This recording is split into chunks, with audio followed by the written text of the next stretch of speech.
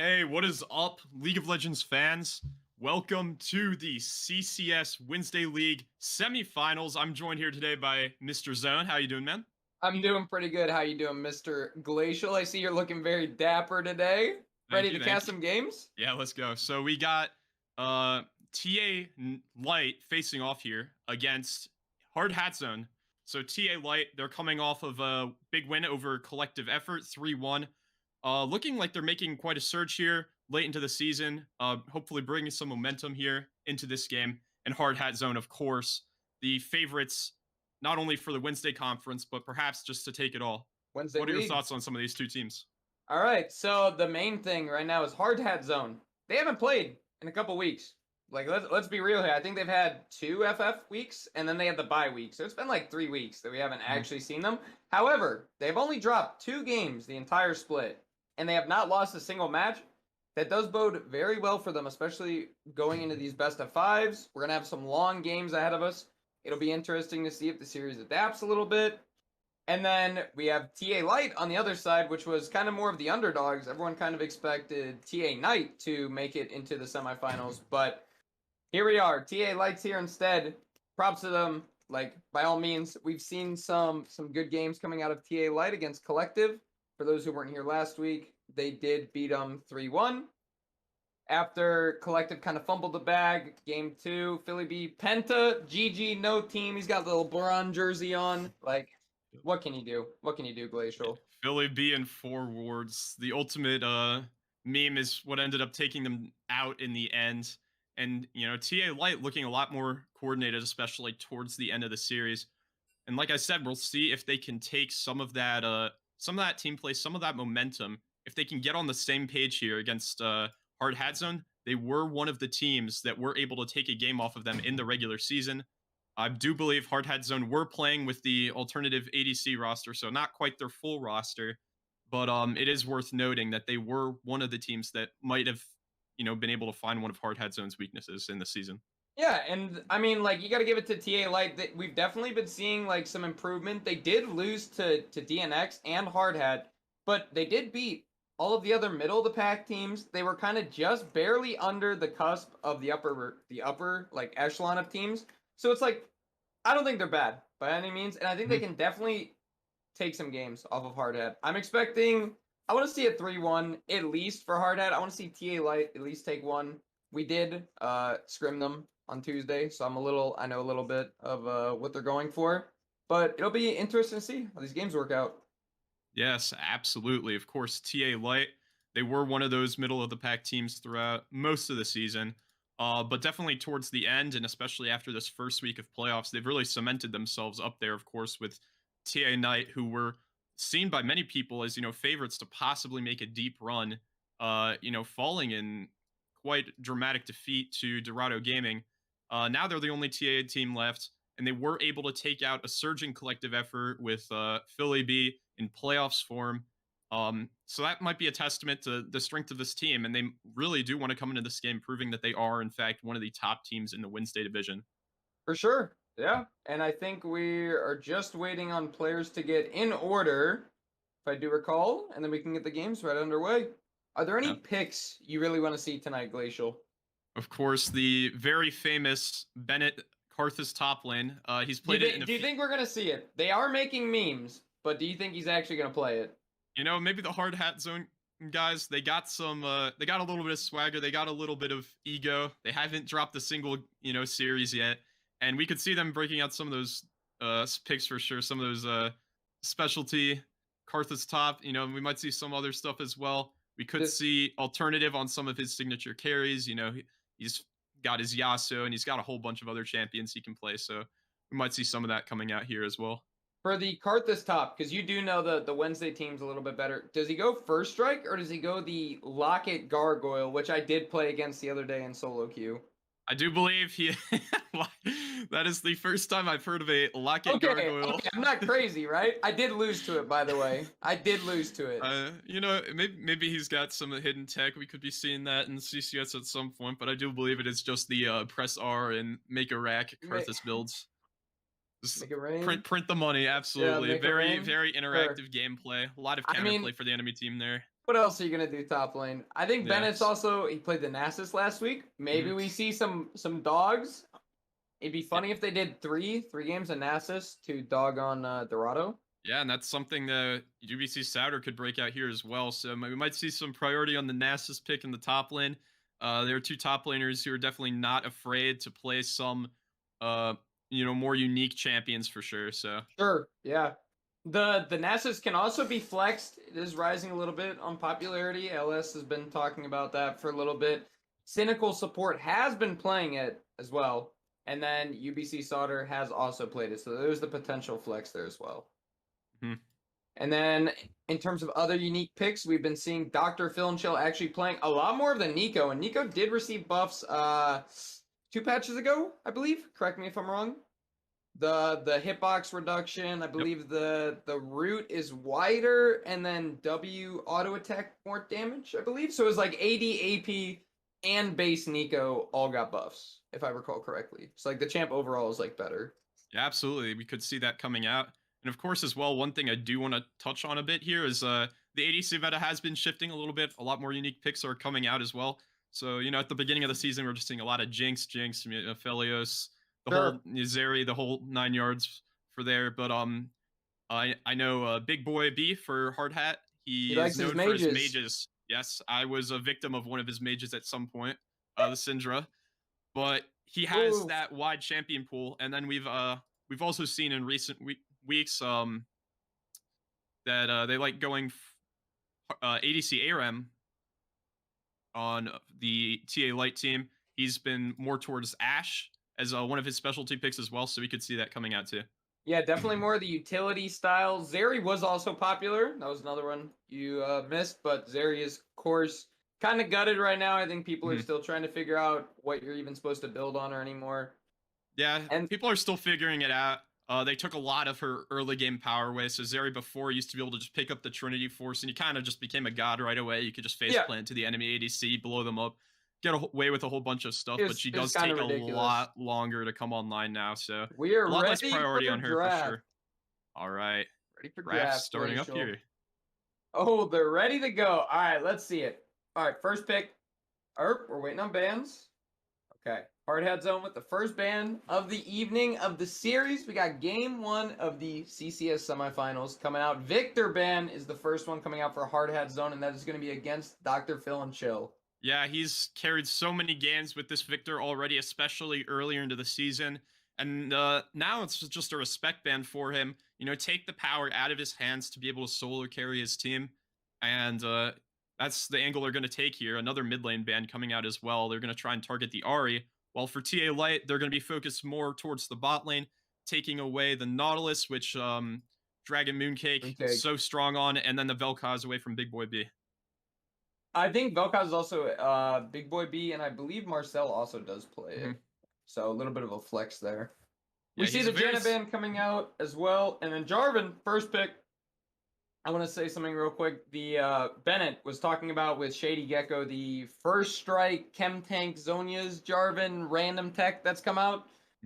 I'm assuming we're going to see some of that today. Yeah, I've print money.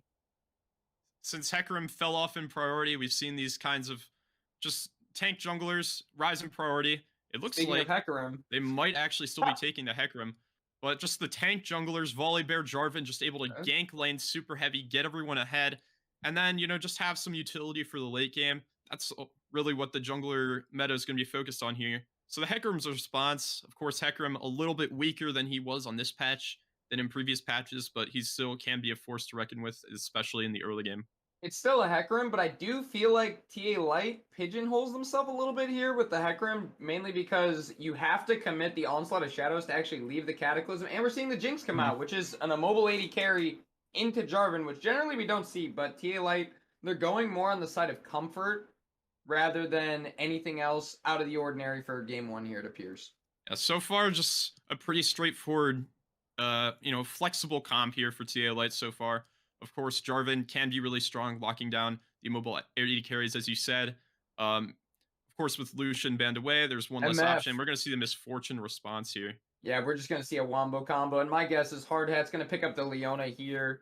Realistically, Dragon Mooncake, he does play it. Leona, MF, Jarvan. This is like season 4, 3. This is tried and true League. Oh, he's going for the Braum. Regardless, it does the same thing. He's going to get the wall. He's going to get the stuns. Helps proc with bullet time coming out of Misfortune. Yeah, Braum has a really strong follow-up engage. If he can get the Glacial Fissure off, it can be really good. Misfortune, I'm a personal fan. I think is a really strong AD carry on this patch. Has a lot more lane presence over the Jinx, and the scaling is still really, really, really good for her. There's a Leona coming out of TA Light. They're going to take that one away right before the bans come out. That seems pretty standard for what TA Light likes to play. They have the option of 2v2 if they do so choose, or the Leona can go and roam. They leave the Jinx down there to scale, run around mid lane. So it'll be interesting to see where the teams are playing, because right now both bot lanes are very volatile, it seems. Like, yes, Jinx can scale, but like it can get deadly pretty quick with MF Braum and Leona Jinx. Like, there's a lot of kill threat down there, so we might see both junglers. Leona with her ultimate as well can be used to cancel Misfortunes, get on top of her. So that's one source of counterplay. Of course, Braum as well, also strong into the melee supports. So we'll see how that bot lane plays out. And then on the side of TA Light, they're going to be taking away the Yasuo from Marcel. And they're going to be taking away Ornn, really just strong, standard team fighting tank top lane on this patch. And on the side of Hard Hat, they're going to take away the Kennen here, away from Sauter. Yep. Mm-hmm. Is it Sauter or Sauter? Might be Sauter, but I like Sauter. See a little bit of the Veigar ban coming out. Veigar ban does make sense. A lot of zone control. TA Light likes to play for the Dragons. Having Cage there to set up ahead of time is very good. Chowder. Absolutely. I like UBC Chowder. Yeah, there you go. All right. Red side, pick one for TA Light. I'm assuming they're safe top lane, and we're going to see the Gangplank come out for UBC Sauter. So just another one of those very standard safe, really strong scaling, really strong team fighting. Broken right now, too. Yeah, busted. So if you can drop the ultimate on top of stuff like Misfortune and just get the Hecarim in, get the Leona in, that can be a really good key to getting some of these team fights up. And of course, the crits you can't forget. And the response, we're going to get a Kale pick coming out here. I believe that's a mid lane Kale as well. Gangplank is technically a flex here. It is technically. I don't think Dr. Phil and Chill plays in mid lane, but it is a flex, and Gangplank does do pretty well into Kale, at least early.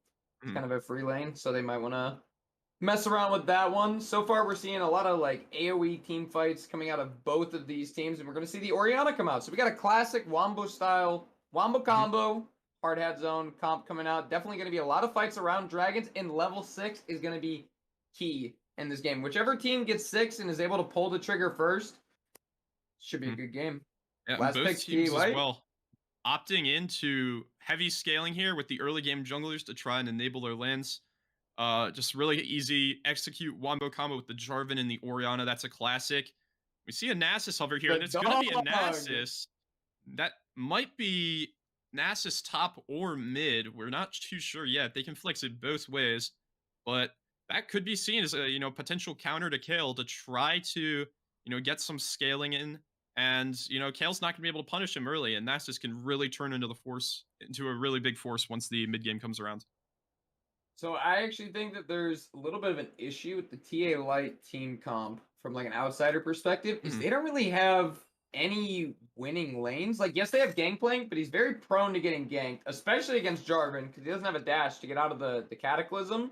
So depending on where Gangplank goes, and Nasus, he also doesn't have a dash. Like, I think Jarvan's gonna have first move, and thus Hard Hat's gonna be able to dictate the pace of the early game. And there's also a lot in the hands of Hard Hat Zone, in the hands of Llama.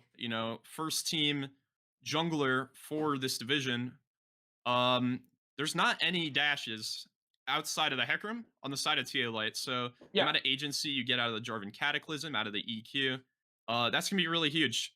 And if he can play through his lanes, if he can get them ahead, that's going to be, Hard Hat Zone's ticket to really snowball this early game.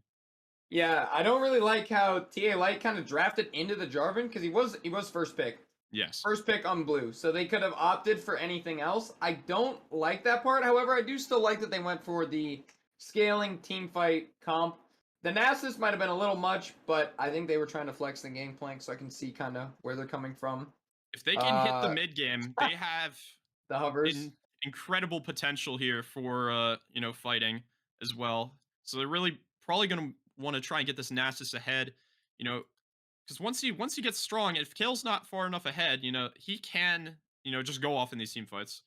And you Yeah, know how Jinx is, currently just get a kill, and the team fight's pretty much a wrap there. So he's they're pop gonna off. just they're just gonna want to try and survive throughout all these early game ganks. Try not to give too much over to the side of Hard Hat Zone. And if they can do that, they'll be able to team fight their way out of this. So we actually do see the GP mid coming out. Very interesting, coming out of Dr. Phil and Chill. So the GP into the Orianna, they still could, however, lane swap, which I'm pretty sure you want to from a lane perspective, because I think Nasus you can go E early and you're fine with Orianna. Should be, right?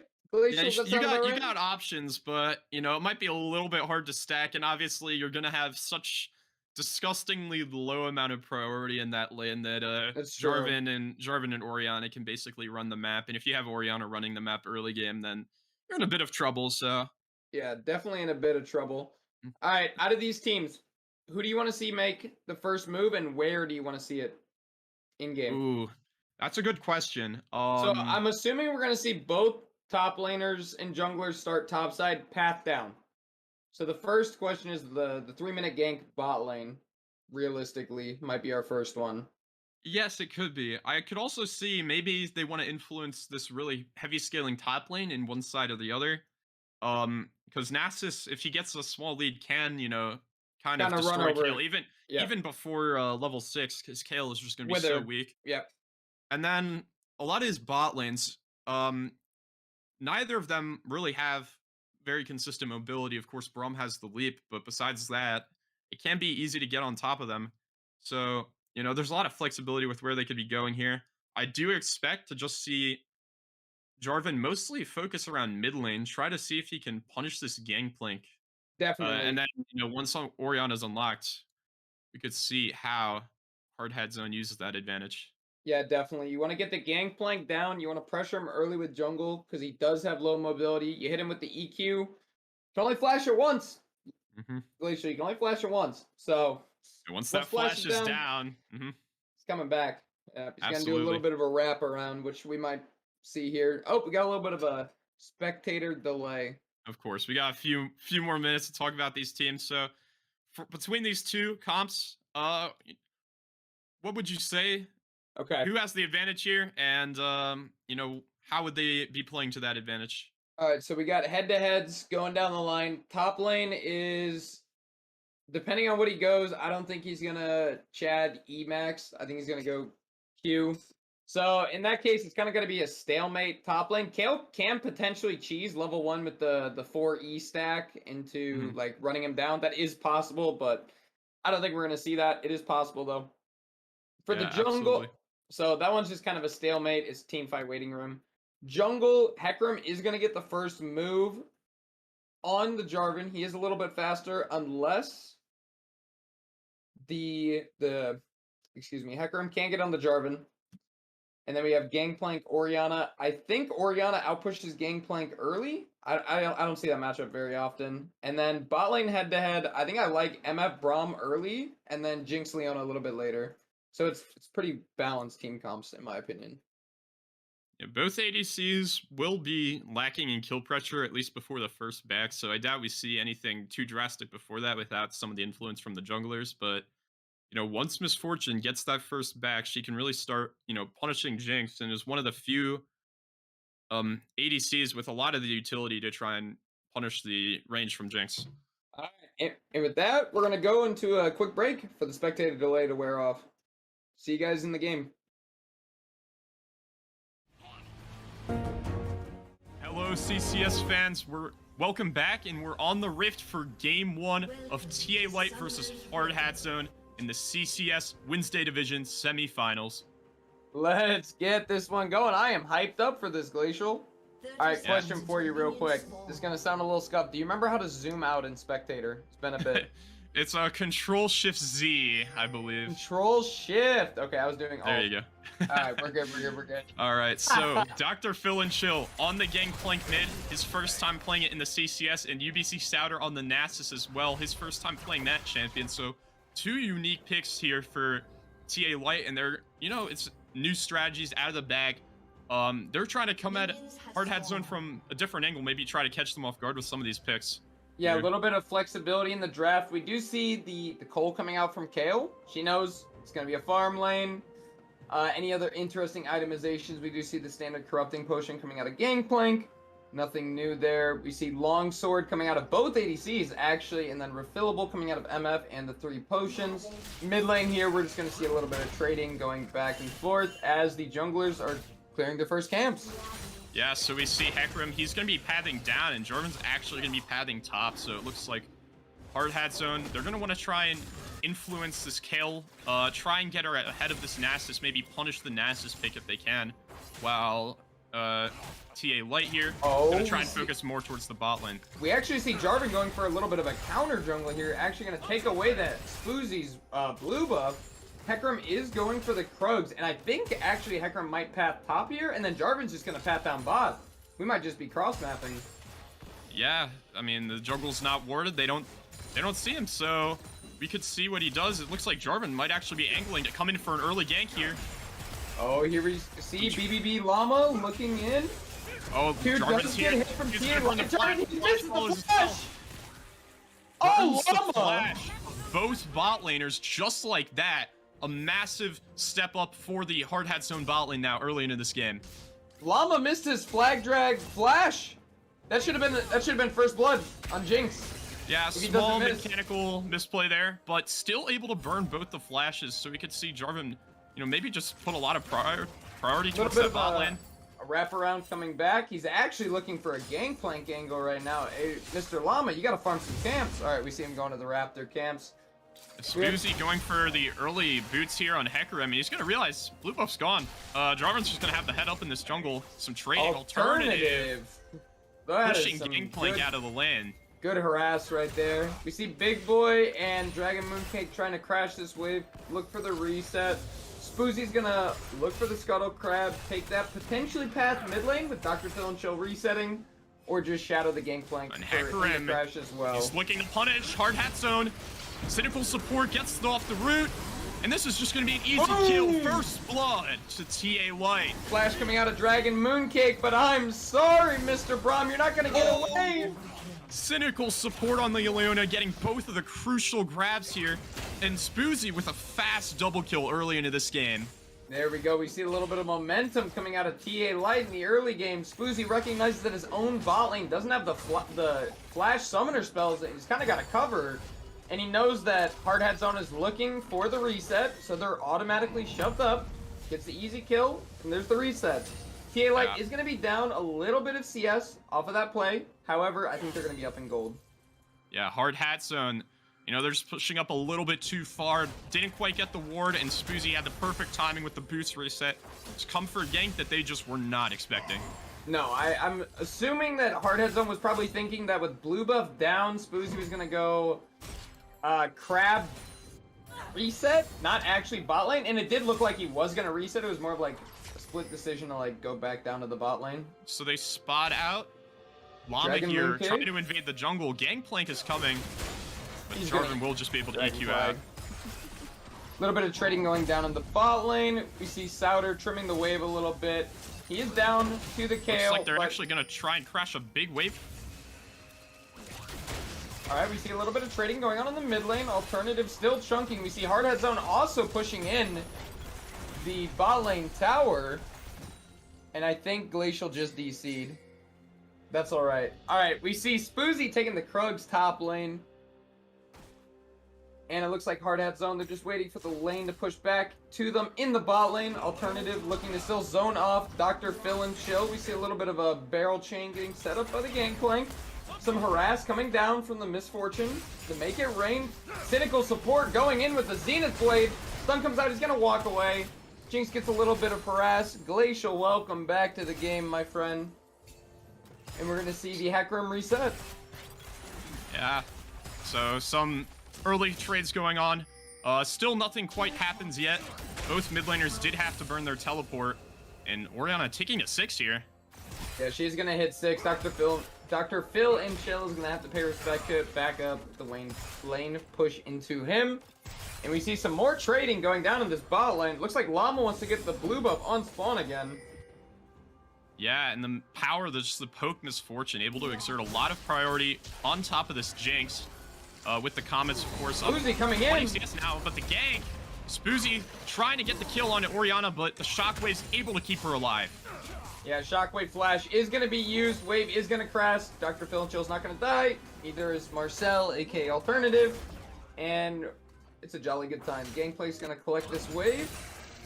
And most likely look for a reset. However, it looks like Hard Hat Zone is potentially going to 3-man. We do see Dragon Mooncake and Llama walking up. They're just going to help crash the wave. And call it a day. Yeah, and Dragon's up here now, so we're going to see them reset. Possibly they might want to be looking for a play towards this Dragon here once they get back. You know, Hard Hat Zone, they're known for their very early leads, just commanding and being able to close out the game fast. They're a very quick team, but with 0 kills on the board, could that, you know, spell some concern here for them? It could potentially, however, it's about less than a 1k. It's nothing too crazy in this early game. It is still being taken a little bit slower. But that is kind of expected as we see the 6s coming out. Llama's still 5. He's about to hit 6. Big Boy is about to hit 6 as well. And then same with Jinx and Spoozy. Yeah, these lands, of course, they're not super volatile. Not a lot of fighting you can do, of course, if you're playing Kaelin and Nasus or Nasus into Kael. Orianna just mostly going to go for clearing the waves. We've seen some aggressive trading onto the Gangplank, but they haven't really been able to convert that into anything yet. And of course, this Poke Misfortune bot lane just going to pressure Jinx every time she goes for one of those CS. Just try and get a small lead through the bot lane here. And, you know, Ghost early. Oh, Hecarim coming in. He's going to get the fear off. That's just a kill. Spoozy on the Hecarim, able to pick up the kill onto Alternative. Take a lot of pressure off of the Gangplank here, and he's going to go up to 3-0. You'd love for the gold to go out on the Gangplank, but sometimes, you know, the Hecarim's just going to take it with his healing from his Siphon. I don't remember what it's called. What's his W called? What we got? Spirit of Dreads, a little bit of the damage over time, ended up taking and securing the kill. But Alternative is going to reset. CS is relatively even in the mid lane. Top lane, it's dead even. And we see a little bit of a CS advantage coming out for Spoozy. Llama taking a big chunk of damage from the Gangplank. Yeah, and Hard Hat Zone, during that time, the Hecarim was mid lane. They were able to use the bot pressure, pick up the first Dragon here, so now they have that win condition available for them. We do see Wither coming out of Solder. Bennett's just going to back up. Nothing's happening. Flash burned here by the Leona. Instant 6, instant Lunar Eclipse comes out. Solar Flare, excuse me. Yeah, just an easy pickup on the Flash, and we could see Hecarim just making a move down towards the bot lane. If they could try to get some kills onto this Jinx, that could be key into transitioning in the mid game here. All right, we see it looks like, oh my gosh, heavy trading. Braum able to land the Q. They're gonna go the Ignites down. Misfortune gonna be chasing her down. Cynical support looks to walk it out. Good Flash coming out. They're able to live, but a lot of heavy trading going out onto Llama the TA. looking for the lane. Here's the gank. Llama on the Jarvan. He's gonna be able to get the ult. Knock up. Can they find the damage? Yes, they do, and that's a kill over the Kael. Oh, that's not what you want to see for TA Light. The bot lane's falling apart a little bit. Top lane goes down. If those kills go over to the Hard Hat Zone bot lane, we could be seeing a little bit of a shift in gold. And right now, TA Light is still going to have the gold advantage. Yeah, Hard Hat Zone. Dragon Mooncake especially showing, you know, why they're so, like, renowned in this Wednesday League. You know, looking for those plays, finding the Braum Qs, and able to put down a lot of pressure onto the TA Light bot lane. Meanwhile, Llama on the other side of the map able to punish Souter, and getting a kill onto Kael this early can be really big in helping her, you know, start being able to level up, especially towards that monster level 16 late game that Kael is so famous for. Yeah, it's definitely a concern when Kael around the 8-9 levels. The Kael EXP is a lot. You do start spiking a lot quicker, and the sooner you get to 11, the sooner Kael's unlocked as a champ. She does have Cole almost completed now. We got 16 stacks left. Then we're going to be basically seeing about a kill's worth of gold coming out for the Kael. She's already up about 400, so we're just going to see that start to balloon as well. See Hard Hat Zone taking the top scuttle, and they are looking for a potential Rift Herald as Cynical support is clearing out a pink ward in the river. Yeah, we're going to see a lot of focus around this Kayle, of course. If she can, you know, she's been able to farm mostly uncontested. Hecarim hasn't really found any opportunities onto the top side here. And, yeah, if they can get this Kayle ahead here. Sorry about that. Really big, but we do see Hecarim trying to go for a play here now. Finds his way into the bushes. So Nasus actually has about 200 stacks at this point in the game, so he is starting to get the stacks up. And once Llama's gonna go flash in onto the game, burns the ultimate, burns the shockwave, and that's just gonna be a kill. Alternative's gonna be able to pick it up. Yeah, good ganks coming out of Llama, but he missed the EQ again. Onslaught of Shadows goes out on the Kayle. Bennett's gonna have to flash. Keep Kayle alive, but the stacks. My. So much damage going out into the Kayle, and that is what they need. 4-0 onto the Hecarim here. Taking over the game. Is putting in work this game. Oh my gosh, that Hecarim is doing tons of damage. Yeah, it looks just for a second like Kayle might have been able to escape it, but you know, as soon as the ulti wears off, she kind of just popped like a balloon there. So yeah, too much burst coming out. Crystallized looking to just clear this wave a little bit. Try not to get dove. Oh no, we see Llama. Dragon Flag is gonna go wide. Jarvan's just gonna stun her up. Big, good punish from Hard Hat Zone. Seeing Leona mid lane, and they know they have the chance to just shove in the wave and go dive. But Hecarim's gonna come in here. Oh, looks like they're gonna go for the engage, but here's the Orianna. They weren't quite ready for this. Get off a little bit more than they can chew, and the Leona's just gonna fall there. Big boy be able to pick up the kill. Coming out of Mooncake, and he's gonna live. This is the Hard Hat Zone that we know. They are making the plays across the map. They drop the Herald mid. Leona's forced to respond, but, you know, they were just able to rotate down bot, get the wave shoved in, and, you know, Jinx can't be under that tier 2. They're able to deny a lot of CS from her, and 2 kills now on the Misfortune. She's starting to power up. The Eclipse coming through now. Yeah, great dive coming out of Hard Hat Zone. TA Light, it looked like they were trying to salvage what they could. Spoozy went in a little too far. Might have been a miscommunication call there, but they also might not have just known. Yeah, Orianna on the way. They're able to make sure that that dive goes the way they want it. You know, they try and look for an opportunity, try to look for a punish, and they really just do take off more than they can chew, and that's going to be a small lead over here for Hard Hat Zone. With the second dragon coming up now as well, we might see a fight. Alternative actually being able to deal a lot of damage to Gangplank and force him out here. Yeah, we do see Gangplank is going to back up a little bit. He's got to respect the Orianna poke, and we see Bennett does complete the Nashor's Tooth. Wither does come out from the Nasus. Ooh, Nasus takes a few tower shots there, getting chunked out. Now Spoozy's going to start up the dragon. They're going to drag it back a little bit. Looks like Hard Hat Zone do want to fight this. Alternative chasing down the Gangplank. The shockwave goes out.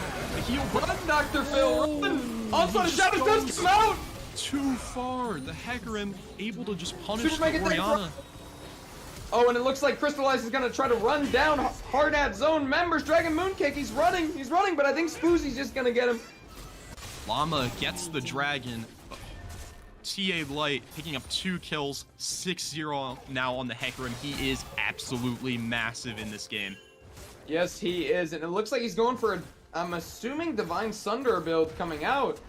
We see a dragon does come in for the Hard Hat Zone members, which is good. They're playing around dragons. We're seeing an Infernal Drake does come out.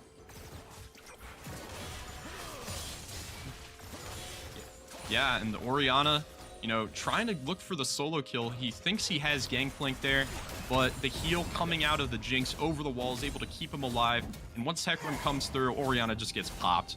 You know, that might be some of the ego. Alternative, you know, has been trading on to Dr. Phil and Shield really heavily in this lane, but he just has not been able to convert any of those into kills.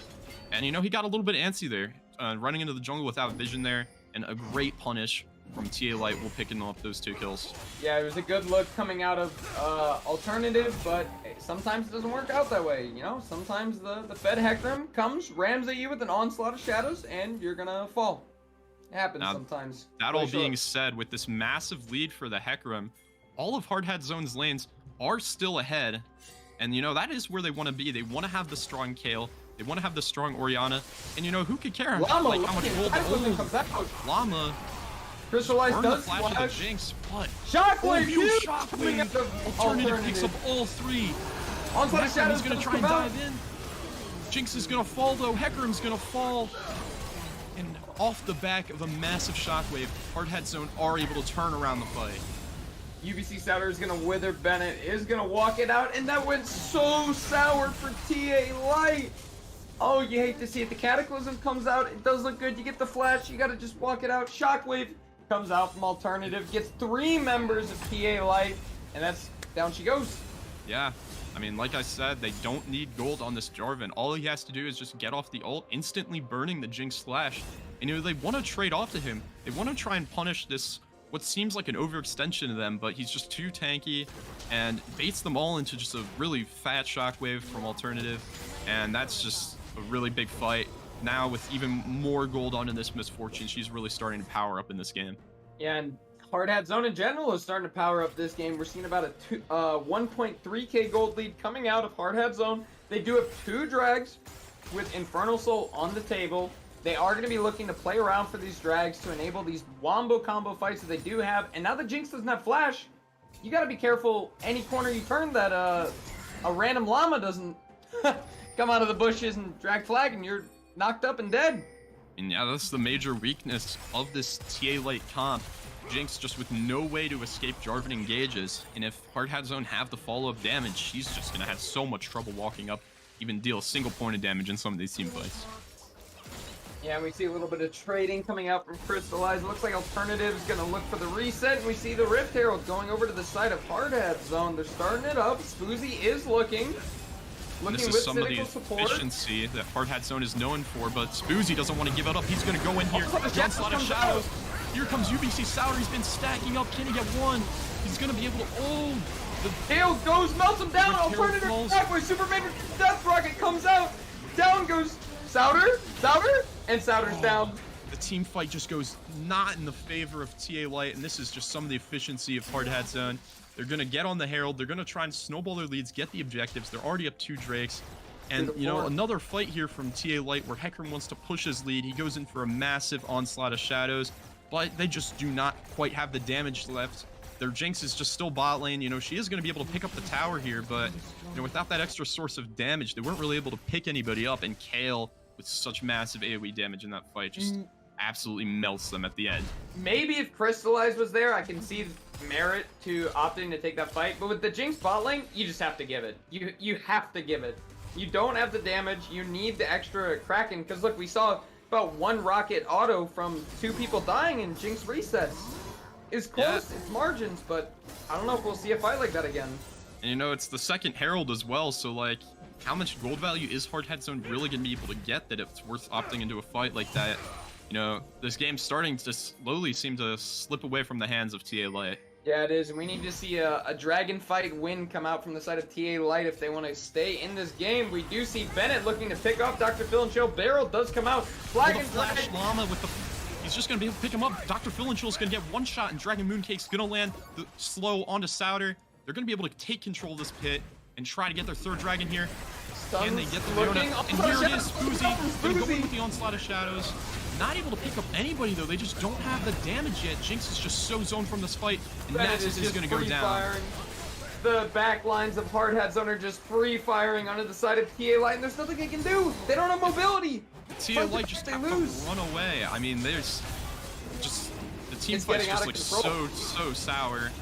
Now we just see, you know, the entire comp of Hardhat Zone coming online here. The Kale with her items, 4 and 2 now. 2 items on the Misfortune. And there's just a lot of damage coming out here that TA Light just have no way of matching. Yeah, we see the Death's Dance being built for Llama over here. We're going to see the Rift Maker come in for Bennett as well. We see Locket. It looks like Dragon Mooncake's opting into the Bramble Vest. And realistically, I don't think he finishes his Thornmail, but we might. And Cynical Support, he doesn't even have his Mythic finished. Like, this is the gold lead we're seeing right now. We're seeing about almost a 4,000 gold lead coming in for Hardhat. They have 3 of the dragons already, with it being an Infernal Soul, and with the AoE damage already coming out of the side of Hardhat Zone. This is looking very grim. It's going to be hard for TA Light to be able to scale this game. Yeah, absolutely. Of course, Llama, you know, making it all happen from the beginning, has found so many ganks, and really these solo lanes are just not in the good position for TA Light. The 1-in-3 Nasus, 1-in-3 Gangplank, and just no kills to the bot lane. And with all of these members on Hard Hat Zone being so strong, you have to imagine it's going to be so hard for them to find a team fight where they're going to be able to come out on top. Yeah, we're going to have to see some kills in the side lane come out. UBC Souter does have his 411 stacks, almost at the young 420. Represent today. All right. So once we see about generally 600 stacks is when you want to start grouping his Nasus for team fights, because that's when you start having enough oomph in your step that you can actually start to slap around some people. But Yeah, we got to see Souter look on Bennett. Otherwise, the Kale's just going to keep scaling. Like, Yeah, there's nothing Nasus he can do. usually just wants to be a force in these bot lanes, but with the Kale being so strong, you have to imagine if he tries to go for any splits, anything like that, all Llama has to do is just, you know, come down. There should be able to easily pick him up. Right So around the side. it doesn't look like split pushing will be, you know, one of the win conditions for TA Light here, like they might have hoped it would be. Yeah, I mean, oh no, looks like Dr. Phil and Chill's about to get run down. I don't know why directed camera's going mid lane, and he's just gonna walk it out. Yeah, Phil and Chill's able to sniff that one out. He will get out, but it's just full control right now of the map from Hard Hat Zone. The gold lead's just going to keep incrementally growing, and with Baron up now, you have to imagine they're just going to want to try and take control around the spot. And if they can get that one pick, this could be, you know, the beginning of the end for TA Light here. Yes, it could. We do see the Wither comes out, Oh, and the Souter can't even get on to Bennett. And we see the counter Baron pick. Nasus, he's just getting absolutely destroyed by the Kale, and now the Baron's going to be started up here for Hard Hat Zone. And they're just going to back off of it. Souter looks like he's bitten up a little bit more than he can chew. Wither does come out. It's going to be a close fight. The Nasus is stacked up, but the damage is massive. The flash, but he's not going to be able to kill him. Bennett, the solo kill in the side lane. The Nasus just gets destroyed in the 1v1. Did he flash in place? Not too sure there. I think he just tried to... He tried to flash Q the Kale, but Kale also able to just quickly react with the flash there. And if she can just keep the distance, I mean, this Nasus is just so useless. Oh, no, you hate to see Baron's just going to start up. Good barrel comes out. The ultimate, they're going to try and opt into the 4v5 here. Dr. Phil and Chill walking all the way up. He's going to have to burn the flash, though. Llama's looking, flash strike comes out, Cataclysm with the 3-man ult. Time. Oh, the bullet time's gonna come out. The Hecarim's gonna try and die, but he's gonna fall. Leonid's going in as well, but they're just not able to do anything. The Jinx isn't able to get the follow-up damage, and this Kale is massive. 7 kills over to Bennett. Rachel, I hate to say it, but I think this game might be over here. Bennett just so strong here on the Kale. They had the counter pick from top lane. There was just no punish, no matter how many kills this Hecarim got. They did not stop this Kale from scaling into the late game. Now as they try to fight, we see Spoozy trying to ult in, Gangplank dropping the ult, but nothing's connecting. Nobody's dying. Jinx can't get the resets, and you know, at that point, what are you really trying to fight for? Trying to fight for a way down the ramp, it seems, and only one member could get down the ramp, Glacial. I hate to tell you. Only one. Yeah. So with Infernal Soul coming up here as well. A lot of extra damage that, I'm going to be honest, Hard Hat Zone don't even need to close out this game. No, no, they do not. And they do so have the Baron. Strong. 10,000 gold on both of their carries. The Misfortune, the Kale just looking so strong here. And the issue is, too, is I don't think TA Light wins a 5v5. Like, they can't win this dragon fight. I don't know how they landed. Like, they're too far behind in gold, I think, at this point. We have to imagine that the only way they could find a way out of these fights is with a pick. And we do see Spoozy trying to look for a flank on the backside, maybe. We need He's found his way in. They don't see him. Come on, Dr. Phil. Give us a barrel. Tries for the barrel's not gonna connect. Spoozy going in. Spoozy's going to try and go in. They just delete Crystallize. Crystal Eyes just dies instantly. The flank does nothing. They're all still full HP. It's just complete destruction for Hard Hat Zone. Directed camera is griefing us watching Spoozy. We got BBB Llama going for the 3-man Dragon Flag into Cataclysm. Crystallize literally got deleted. I think he died instantly. He didn't get the heal or flash. I mean, what do you even do on this Jinx when this Jarvan-Orianna combo is just as strong as it is? They can just slap you with your wallets at this point. You will get deleted. This game's done. It's done. Yeah, they're going to be trying to push for the end here. Of course, the TA Light respawn timers are pretty low, so it looks like Hard Hat Zone are going to just play it safe. They're going to get some of the towers, and you really have to imagine TA Light just doesn't have a way back into this game. We see here Collector coming out of Dr. Phil and Chill. Buddy, you only got 1 kill. I don't think Collector's gonna magically make you start killing these guys. You need the damage collect first. a loss, I'll tell you that much. It's just not really able to scale in. Only at 130 farm, and we're gonna see a Hard Hat Zone recall. And look at these buys; they're just gonna be so fat. Alternative just buying a full Zanya's Hourglass, and we're there seeing it is. Kale with the Magi Soul Stealer, about to get the 4 items here. We got 2 stopwatches. What can you even do? You have Stouter, I mean, he's at 2 items. He's one of the stronger players on the team, but, like, we're nowhere near hitting our power spikes. Gangplank still needs a few more items before he's going to be able to do any damage to this front line, or even the back line for that matter. They can't even get onto the Kale, let alone, we do see they're trying to look for something. trying. The Ghost coming out, the flash burns from Big Boy B, but that's all they're able to get, and I don't know if that's going to be enough. No, it is not. I would like to have seen Spoozy commit to it. You got 3 Dragon there. Moonkick. Just walking up, he doesn't care. Who's going to stop him at this point? He's got Llama behind him. He's got Big Boy B. He's El Macho Brahm, baby. He's got all the balls he needs. Whack Look him at with the the chair, hair beat him on the head. Oh, the ultimate Fisher coming out. Flag and drag. Bullet time as well, the Cataclysm. No one's Not falling gonna quite come yet, out. but there Still it has is. Cataclysm. Kale's here. Bennett's Oh coming my on the god. flank. Bennett. Just gonna get 1, just gonna get 2. He's playing creative mode in this game. What do you even do? Kale's just on fire. And that's going to be the end here. Surely Hard Hat Zone can end right here. Flag and drag Llama. He the finally flash from Llama. 3 times the charm. Dr. Phil and Chill, the carry, the mid lane star here for TA Light. Llama's just going to execute him here, and that's just going to spell the end of this game. A dominant victory here for Hard Hat Zone in game 1. It looked good in the beginning for TA Light, and then it just got out of control so quickly. Just an outstanding display of team play, especially from Hard Hat Zone. Llama on the Jarvan, picking up 25, kill participation, a 26 kill game. He was everywhere. So I'm seeing and Kale in going unpunished. Rachel, I think your mic's muted. Mr. Oh, is it? Are you there? Yeah. Okay. Okay. I lost you there for a second. So I'm getting told in chat that Bennett is actually the number 71 Kale NA. And that's kind of crazy. I mean, we see I'm some of checking that it there. out. I'm checking it out. The power of a completely unpunished Kale in the top lane, just farming up and just showing up to the fights and just being an absolute force. I have not seen that anywhere. Twitch chat's lying to us again. You never know with those stats websites, but yeah, of course, Hard Hat Zone just pick up a big victory here, and TA Light, they're gonna have to change it up going into this next game here. So we'll catch you around for game 2. We'll be back.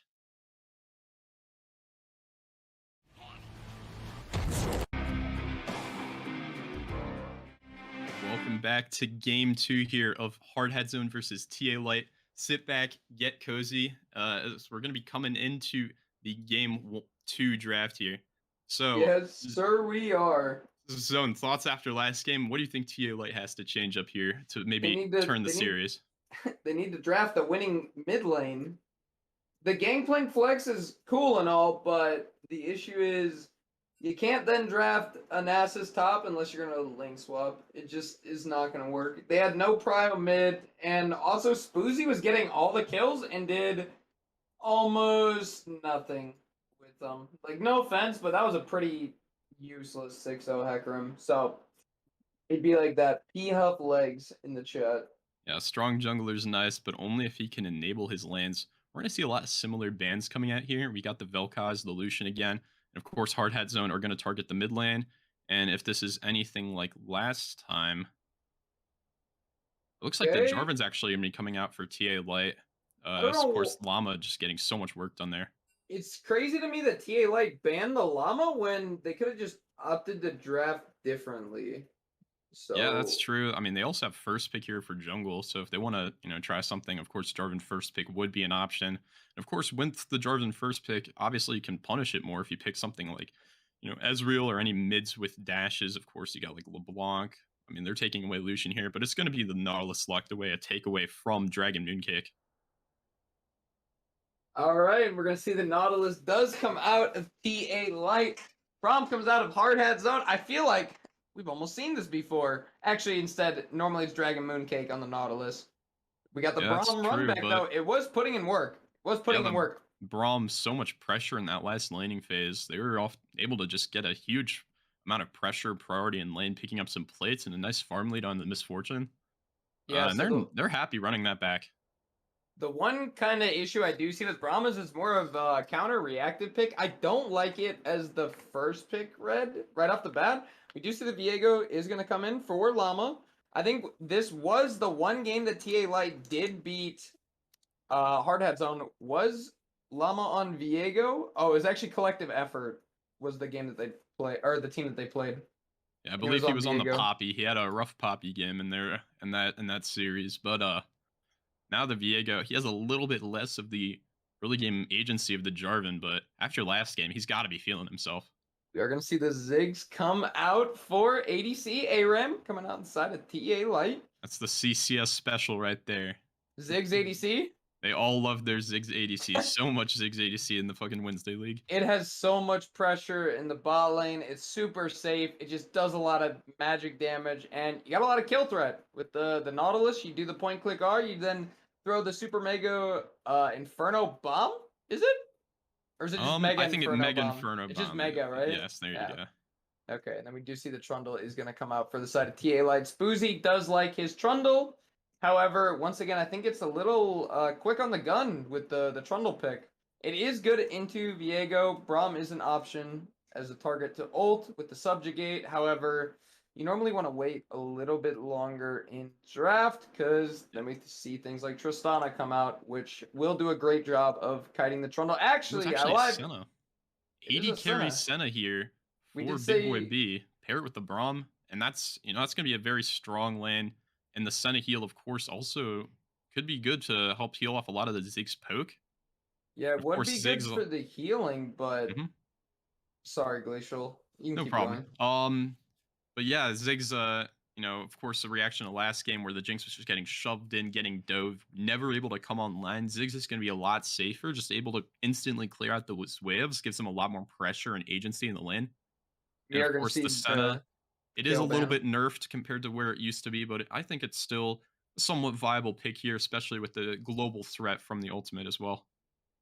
Yeah, the Senate pick in general I think is good. However, I think throwing or slotting it into the bot lane, however, is not as good. I think it's a lot better when you run it support and have something else fasting. So the Braum with it I don't see as like the best. Maybe a Tom would have been a little bit better, but they did first pick the Braum. So Yeah, and of course, yeah, that's some of the downsides of taking the Braum so early. we are going And to there's see going to be the the two bans coming out from both sides here. Kale taken away after Bennett just had an absolutely monster performance on it. And of course, Marcel's Yasuo, one of his pocket picks taken away here as well. Yep, and then we are going to see on the side of Hard Hat Zone banning away the Vagar and the Kennen, and the Kennen is for UBC Souter, and Dr. Phil and Chill likes the Vagar. And once again, it is another good Vagar game with the Cage, and we're actually going to see the Gangplank for the side of Hard Hat Zone. Presumably that is going to Bennett as he is a Gangplank player. Yeah, this doesn't look like it's going to be another mid lane Gangplank. Bennett has been playing some Gangplank in this season. It is one of his preferred champions. Also want to note he is 0-1 on the champion. He did take a loss in that TA Light game on the pick. But looking to sort of redeem it here as well.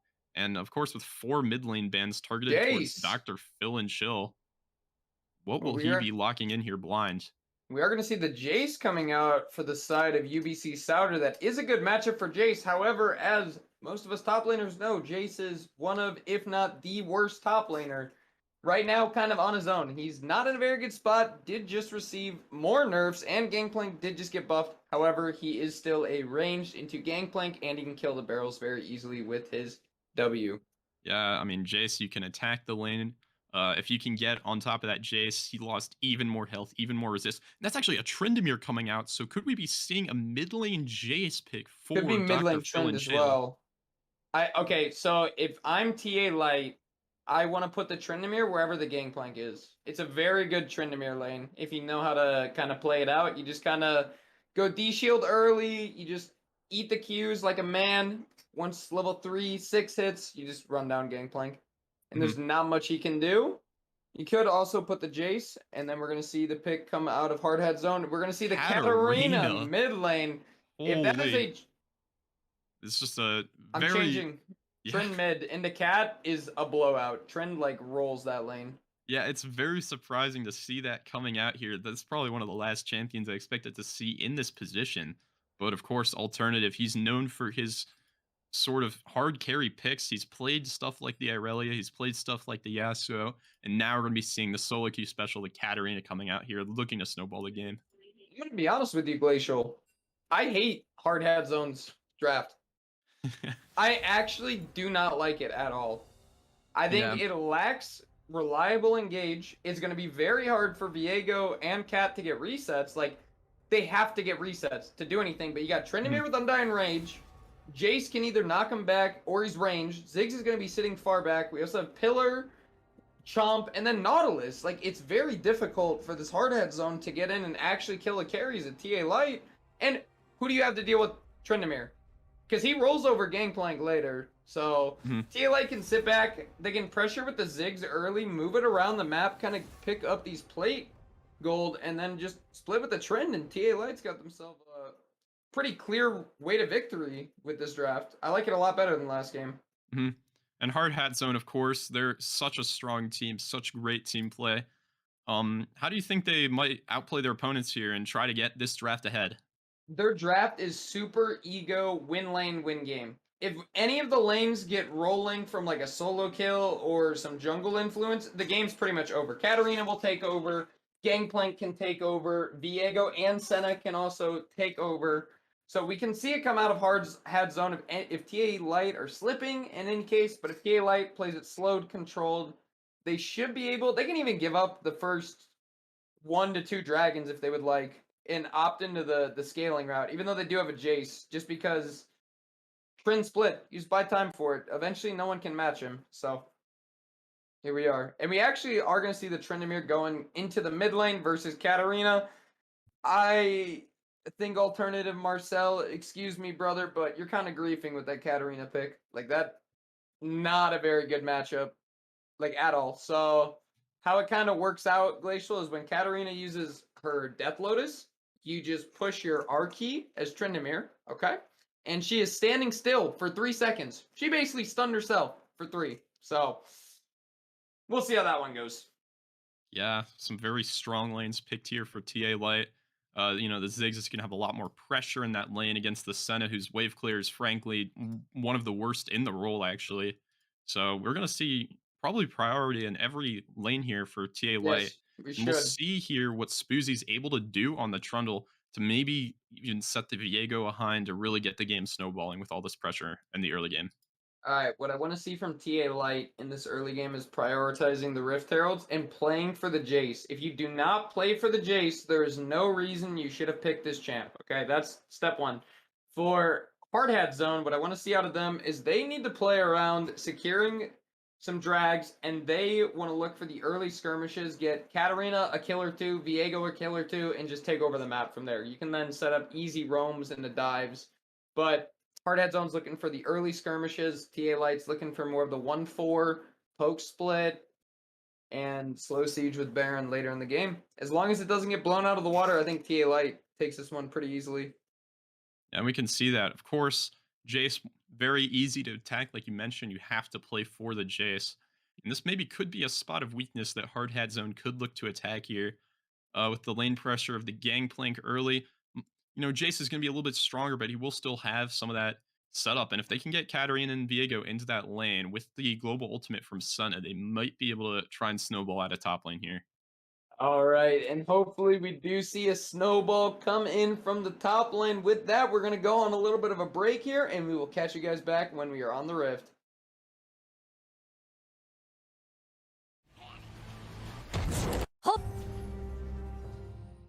Welcome back to CCS Wednesday semifinals. We have TA Light and Hard Hat Zone going at it for game 2 here. And looks like we're going to already be starting with some level 1 cheese. Slama leads them to the bot lane. Oh, they're going to line up on the wall. Oh, is Cynical Support going to see them? Wait, Cynical Support, what are you doing, brother? Oh, it burns the he's- flash. Okay, he's good. He's good. All right. Gonna walk it out. Okay, he was running in circles there. I was a little concerned that he was a little AFK, but Yeah, absolutely. he is taking the Hex Flash rune. Losing Flash is not the end of the world. In some scenarios, you actually do want the Hex Flash for the little bit of push control you can have in the bot lane. So, not the end of the world. If anyone's gonna lose it, it should be Cynical Support. And we do see the Warren Kingdoms Tryndamere coming out of Dr. Phil and Chill. That's one of the B tier skins. You know, you can definitely do better, but you can also do worse. Whatever the one that Panzora uses all the time is terrible. Don't use that one, guys. The one where he has a hood on his head, god awful. But anyways, back to the game. We're gonna see Spoozy starting on the red buff. We see it looks like Bennett's watching his own red buff, and Llama's gonna be starting on his blue. So we're gonna see both junglers pathing up to the top side, and Dr. Phil and Chill looking for a little bit of early pressure. And maybe a little bit less shenanigans than last time, of course. Both junglers starting on the opposite side, with the Llama pulling off the invade early and able to punish the bot lane of TA Light. Looks like they're just going to be trying to focus towards this top lane, towards this Jace and this Gangplank, a really volatile lane for this game. Yeah, very volatile indeed, and he actually did drop a very early ward. Crit does come out of Dr. Phil and Chill, and that's just gonna... It hurts. Trin hurts early. Yeah, for sure. He's famous for the early crits. Cheesing some kills with level 1, level 2. A little bit harder to do. Of course, mid lane a lot short of a lane. Hook is gonna miss from Cynical Support. The root from Senna's also gonna miss. And both bot lanes are gonna go back to their side of the maps. Yeah, I have to imagine this is going to be a bit of a snooze fest bot lane, of course. Just Zig's going to be throwing the bombs. Senna's just going to be clearing the wave a little bit slowly, getting the heals off, but nothing too crazy should happen. Trying to get some damage out, but Zig's able to trade back. Yeah, Cynical Support and Crystallize are pushed very far back, giving a lot of respect to the root out of Big Boy and the stun from Dragon Mooncake. And we actually do see Llama looking for Dr. Phil and Chill. Alternative going to go onto the Tryndamere. The flash coming out early. Gonna burn the flash from Dr. Phil and Chill. That's all that they're gonna be able to get. Yeah, and we do see the flash coming out of Dr. Phil and Chill. Of course, Katarina being not, notoriously the strongest laner. If you can focus towards that lane and ever, attempt to get her kill, that's really good. Alternative's gonna be trading a bit more. Yeah, he is going to trade a bit more, but the beauty of Tryndamere, very high base health regen. He is going to be able to sit under tower, use his Bloodlust to heal up, and of course he has longsword refillable, so when he does go back to base, he is going to have those extra health potions to use. See a few pings come out, and UBC Sauter is going to back up from Bennett with a equal lane state coming out. Yeah, even with his flash burns, you have to imagine that it's going to be a little bit hard for Hardhat Zone to try and get onto him in the mid lane without the flash from Viego. Of course, Katarina with just absolutely no gank setup at all, no CC, only damage on this champion. Viego only with the W. Tryndamere can just spin away from it anytime. He'll be perfectly fine. Yeah, he should be fine indeed. Cynical Support hooks the wall. Oh, they're gonna get the stun out. The Ignite's gonna come out as well from Dragon Mooncake. Can they get a little bit more? Of course, the flash from Nautilus was burned earlier. But it looks like they're just gonna take the trade. They're scary. He's threatening, Crystallizes. Threatening. He's saying, get off, Cynical. Let him walk it out. He might have hooked the terrain. He missed, just like last game. What we saw, third time's the charm. I'm ready. Look, Cynical, he's posturing. He's looking like he wants to get cannon. Maybe look for a hook. Ooh. Alternative and Dr. again. Phil and Chill. Llama's here. Dr. Phil and Chill will ghost. Oh, the stun's gonna connect. Will he be able to actually get out of this one? The ghost, the E from Alternative, and that's gonna be the flash and the first blood picked up for Alternative. Oh, you hate to see that coming out of Dr. Phil and Chill. Same side of the wall, same scenario. He actually ghosted and then walked back into the stun from Viego. Hate to see it. A little bit of a mechanical misplay, but once again, that's very hard to do.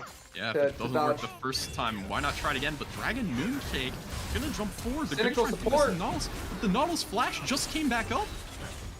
Good delay on the bounce. That's gonna be the cooldown reduction on the summoner spells. Their Cosmic Insight. This flash just comes back up. They're not actually able to find the punish here onto the Nautilus. Exhaust did come out as well, and good chain CC coming out of TA Light, getting with the Nautilus root into the bounce from Ziggs. They both end up living, waiting out the stun, and we're just going to see some resets coming out. Still 0-1. First blood, of course, going over to the side of Hardhat Zone. We see Alternative trying to push the wave, but Dr. Phil and Chill He is getting close to 6 here. He's about 3 waves off, I believe. So we should see that coming in shortly. And we want to watch the mid lane. Once he hits 6, he's either going to instantly roam to one of the side lanes and look for a dive, or just outright dive the Katarina since she doesn't have flash. I mean, Katarina, even with that kill lead, will struggle to find the solo kill pressure on a Tryndamere. I mean, Tryndamere's happy just still sitting here farming up, and of course, like you said, when he hits level 6, it becomes a menace. But it looks like Katarina's going to Ian. The Ignite's going to come out, but the crits from Tryndamere, oh, there aren't enough. Katarina actually just picks up a solo kill in the mid lane. I don't think there were any crits that came out of Dr. Phil and Show. And Alternative's just going to use the level 6 advantage, the level up. He takes the kill with Conk proc. Gets the Ignite down on the Tryndamere, and Tryndamere's not 6, he just falls. Yeah, he finds the window, and Dr. Philhinchel not expecting the aggressive Katarina play, just to Ian that way and just find the kill with the Ignite. We see the Noon Quiver coming out of the Tryndamere, and we see a Sheen coming out of Katarina. My guess is Divine Sunderer build, which I think it's a little grief, but... I mean, I have to say I've seen quite the variety of Katarina builds, but it has been cropping up a lot lately. Of course, the ultimate, applying the on-hit on the Divine Sunder, can give you a lot of value, especially into, if you're going to be hitting the front line. Of course, you have the Nautilus, you have the Trundle as well. It can give you a lot of sustain in fights. And with the Tabbies as well, this isn't your normal assassin Katarina. No, he's going to try and live the Tryndamere damage here. No, of course, and we do see Tryndamere looking for a Demolish proc. He's going to dash away, Dagger comes out. Spins away. The root is going to land on the Cynical support. Gets the Glacial Cynical support's going to hook him in, but Rom just puts up the shield. He says no. Like, Ziggs, what are you going to do to me? Throw the bomb. I don't care. I'll just block it. They're going to be able to heal up. Like I said, the bot lane, a bit of a snooze fest. Even with some of the engaged tools coming out, just not enough damage from either side. A lot of safety. So first Dragon is going to go over to the side of TA Light, and we do actually see the Serrated Dirt coming out of the Senna, so I'm assuming we're going to see an Eclipse Manamute build. It looks like Crystallize is just going to bounce himself on out of there, and good to go. Satchel charge. Eclipse Senna, I think, is one of her best builds, especially for the ADC role, because it does tend to come online pretty fast. Of course, it also buffs up the healing when you get all the attack damage. And they're going to be looking to try and spike on one item there in the bot lane, maybe look for punish onto the Ziggs. Barrel does hit Souter. And we do see Crystallize and Cynical support. It does look like they keep trying to take a reset, but they opt into staying bot lane. I'm assuming they're going to throw one more bouncing bob, clear the wave, yep, and then look for the reset. Llama is doing a little bit of invading onto Spoozy, and we have a little bit of a lull until the next objective is spawned. Yeah, Sun is kind of just forced under a tower for most of this game. Of course, while Ziggs does have to respect the possibility of Llama coming down into his lane. Sun is wave clear, just severely outmatched by Ziggs, and he's fine just sitting back, throwing bombs, and blowing up this minion wave. He actually chooses not to recall. He's going to be catching the wave. Yeah. My guess is that he's waiting for his Lost Chapter to come on through, and he actually is about to have the gold. Oh, did he get the cannon? Oh, he missed the cannon. Oh, and he missed the range. He still can't get his Lost Chapter. I think he might reset and sell the potions. That's what I would do. But he's like, no, he should be, because he does pick up the Amp Tome. He'd probably be looking at, there it is. He's gonna pick up the Lost Chapter on this back, and that's a really nice power spike for the Ziggs to have. A lot more of the mana regen, a lot more of the damage. Just makes the wave clear so obnoxious. Yes, it makes him a lot even more safer. He can just sit back, wave clear, and it looks like Alternative's trying to get a little bit of a freeze going, but very odd to see coming out of a Katarina Trin lane, because ideally you want to just shove in, look to roam, and snowball from there, and just deny Trin getting it's not placed. Their normal Katarina game you've come to expect. Oh, the hook's actually going to be coming out. The satchel charge. Big Boy B is just going to take so much damage, and the Flash is going to have to get burned there. Nice punish by Cynical support on the Nautilus. Big damage coming out of Crystallize. Big Boy B's got to blow his Flash to avoid the Mega Inferno Bomb, and Crystallize and Cynical support. If Nautilus was 6, that's a kill. Yeah, absolutely. Just finding the right moment to land the hook, and with the Ziggs level 6, there's just so much damage coming out. Flash did have to get burned, otherwise that just would have been a dead Senna. Look at that. Plate's going to come in for Crystallize. Good dodge. Concussive blows. Another even though bob hits both. was able to pick up the dragon here. We still have a nice lead for Hard Hat Zone, especially towards the mid side of the map with the 2 kills on the Katarina. We actually see a little bit of a lead coming in for UBC Souter over here. He has about a 16 CS lead. So we're almost cusping about 1 kill in CS, which is good, but I don't know what happened because it was even farmed top lane, so it must have been a trade when one of them came back to lane would be my guess. Eclipse does come in for Souter. I think it's first mythic of the game at 11 minutes. Yeah, Souter's got to be feeling nice up in the top lane. They haven't come to try and punish him yet, and with the Jace 1v1 pressure in the lane against the Gangplank, he's able to pick up a small lead, has a perfect back.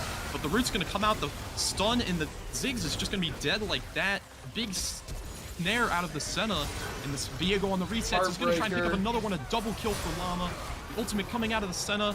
Trinimir's going to try and pick something up. Oh, he's going to... Oh, the stopwatch coming out of Dragon Mooncake. He's going to fall. Everyone's going to fall. That is just an insane number of kills coming out for Hard Hat Zone. The game just looks like a disaster already. You said it yourself, Glacial. This game is a disaster. Katarina's 3-0. We see the Viego get a triple kill as well. And this Tryndamere pick, it's looking great. He didn't hold tab. He didn't see the stopwatch was online. 12 minutes, boy. Yeah, I mean, it's just a really good play from Llama there, coming through the lane, and Big Boy B, a crucial snare onto the Ziggs. He doesn't even have the chance to try and flash out. So much damage just drops right on top of his head. And with the Ziggs out already, you know, TA Light opting into that 3v4, and Katarina and Viego with the resets and the damage just was too much for TA Light, and they're all dropped with nothing in return.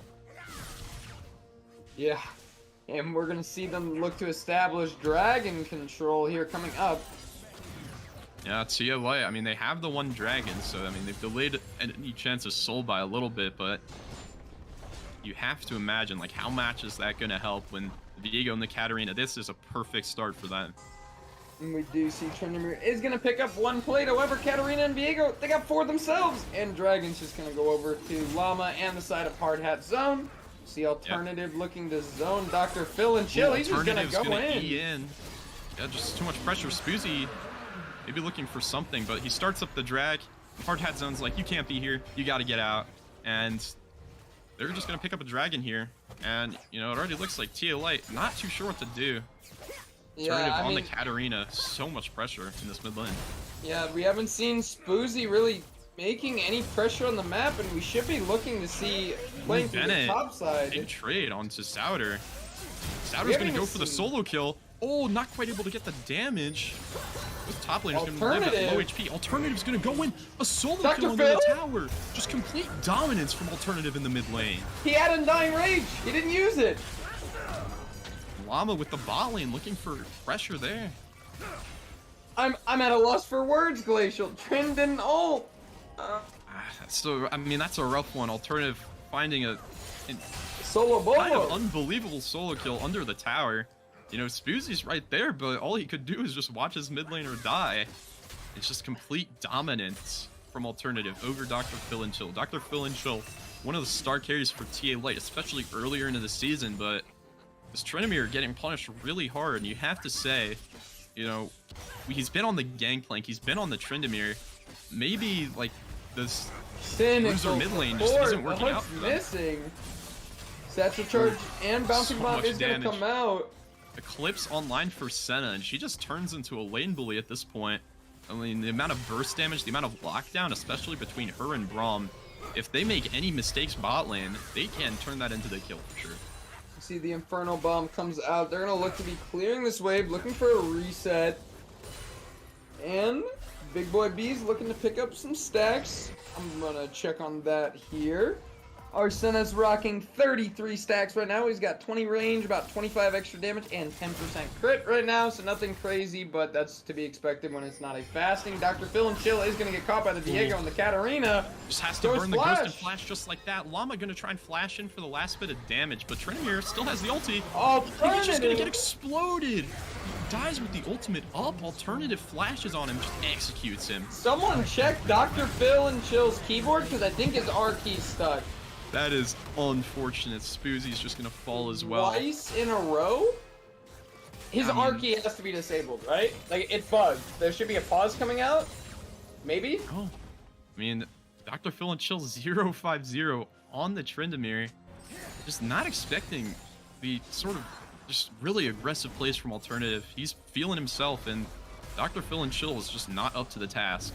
Alternative showing why he should have been the MVP vote over Okami, or over Panzora, excuse me.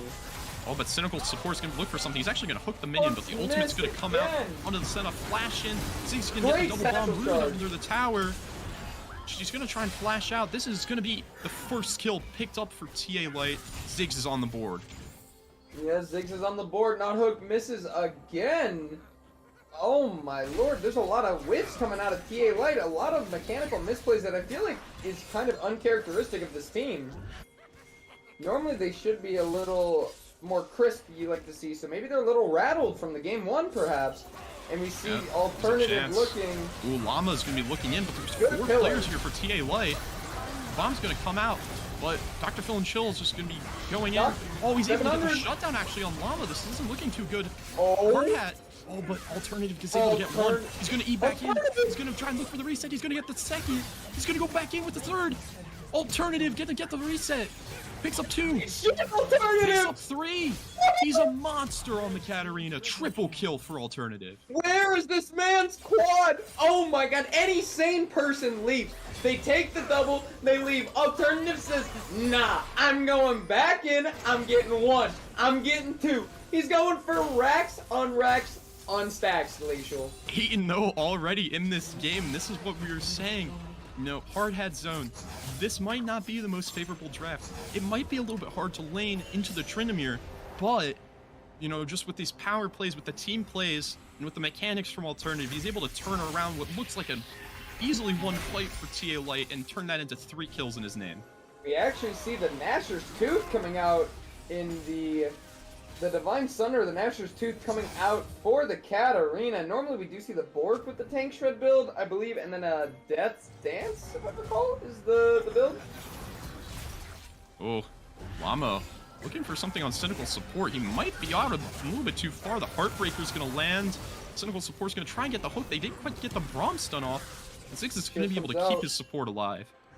Yep, Ziggs is going to walk, sit back, chill. Cynical Support is going to go look for a reset, going to pick up some more wards, get his health, build up, and I mean, yeah, Hard Hat Zone just has full control over the red side jungle of TA Light thanks to the Hex Gates, and they're getting vision set up. We have the drag is up. It's going to go over to the side of Hard Hat Zone. Yeah, I mean, they're just 5k gold behind, and the gold is exactly where you want it for Hard Hat Zone.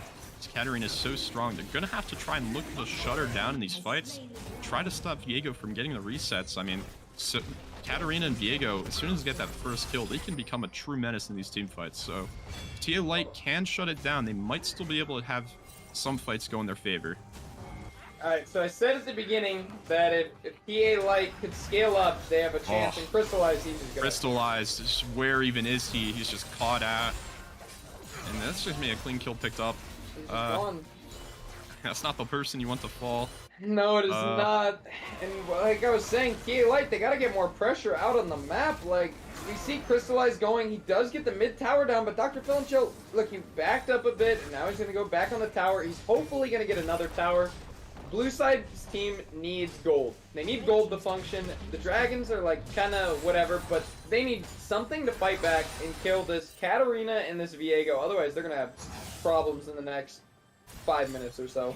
Yeah, Spoozy in the first game, the light in the tunnel for TA Light, but in this game, 0-3-1, he hasn't been able to make the same impact as Llama. You know, Llama's showing why he is, you know, one of the most feared players in the Wednesday division, setting up so many plays for Hard Hat Zone every time. He is the one who makes it all happen. Yeah, and we see Llama putting in work. He does finish the Blade of the Ruined King, but I want to talk about the top laners real quick. We really haven't seen... Oh, speaking of the top lane, it's going to be a little bit of fighting between Souter and Alternative. The Flash is going to be burned out of Chase. The Ignite's going to come out, and Alternative's going to pick it up with the help of the Gangplank ultimate. Souter picking up his first death of the game. Rift Herald is going to get dropped, and I just caster cursed the hell out of UBC Souter. I am sorry, brother, but what I was about to say is I want to see this Jace start to rotate around. He is sitting on 2 items. He is strong. I want to see this man putting in some work. Yeah, I mean, TA Light's trying to make something happen towards the top side, but the mobility of Braum and Katarina, is just, they can get out with ease. And yeah, like you were saying, the Jace with, you know, farming up, he's got the 10 CS a minute, but as soon as the 8-kill Katarina decides to come top lane, it's time to say goodnight for the Jace. I mean, he cannot live that damage. No, he cannot. And I don't think anyone over on the side of TA Light really can. They need to use their chain CC coming out of the Nautilus. And I guess that's kind of really it. All they have to lock down Katarina. They have maybe you can count Pillar and knockback from Jace, but it's not a lot. And we do see Baron is going to get started up by the side of Hardhat Zone. And Dr. Phil and Chill does have the Tryndamere ultimate, but has not been able to make great usage of it this game to try and avoid the damage from Katarina. He's used it twice. They can get the CC down onto the Katarina, and Tryndamere can get some of the more damage, get the crits in. They might be able to kill her, but Hardhat Zone on this Baron, and you know, TA Light really just can't help but watch. Dr. Phil and Chill actually wants to try and go for a play here. He's going to go straight into the pit, cast the ultimate. We see Spoozy going in on the side. Katarina is still at full HP, and she's just going to be able to pick up one. Braum's going to just execute Dr. Phil and Chill with the second. And that's just a disaster. I mean, it looks like just pure desperation coming out of TA Light. Yes, it does. We see the Tryndamere. He's trying to get on the back line. He's rooted into stun. He ghosted early, and he just can't move. And then as soon as he gets on a Dragon Mooncake, he flashes over the wall. I mean, yeah, I mean, it's just such a hard fight to pull off, especially with Jace, like sort of the only real member of this team you're going to be able to rely on for a lot of damage in these fights. He was bot lane. He did get the tier 2 tower, but you know, Tryndamere just isn't really able to do anything if they can just get the exhaust down on him.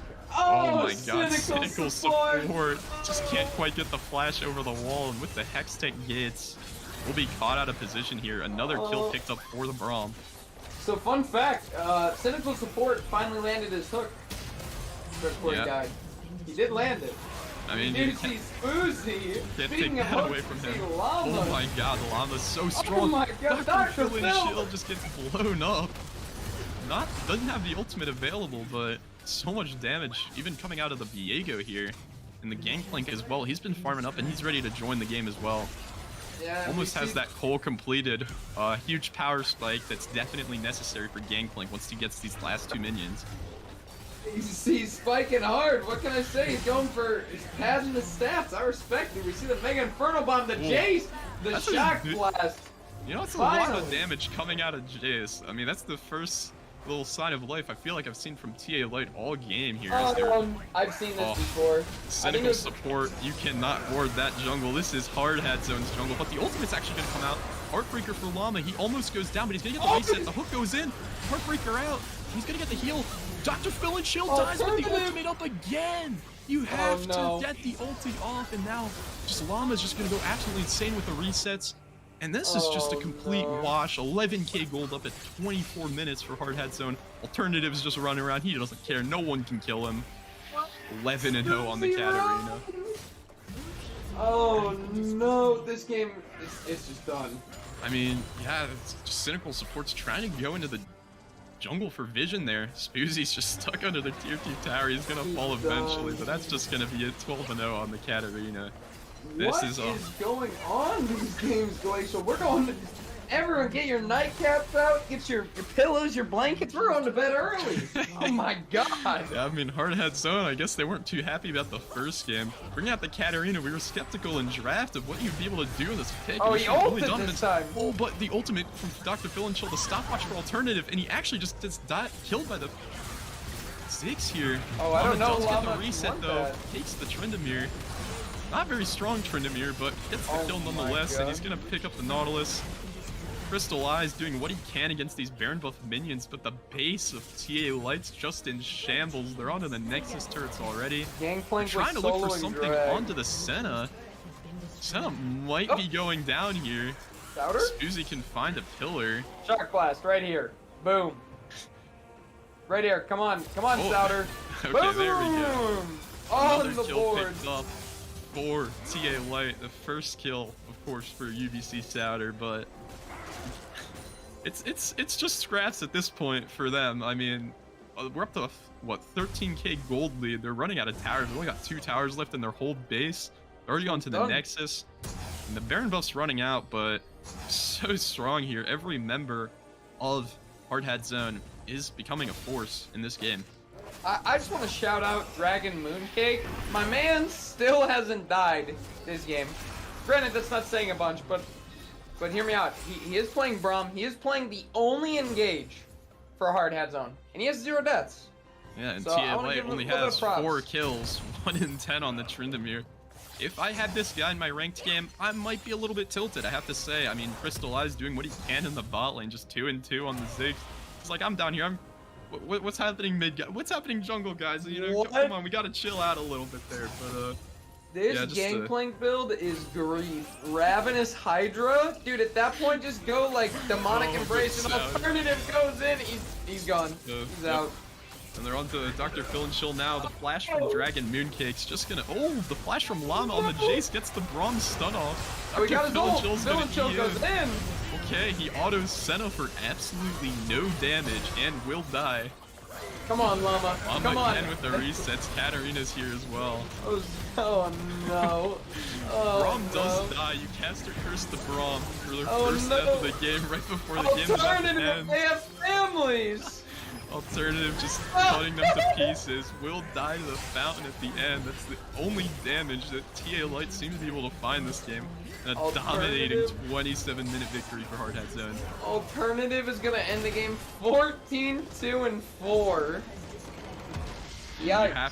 You have to commend Hard Hat Zone. This is why everyone is so scared of this team. This is why they are favorites to take the CCS.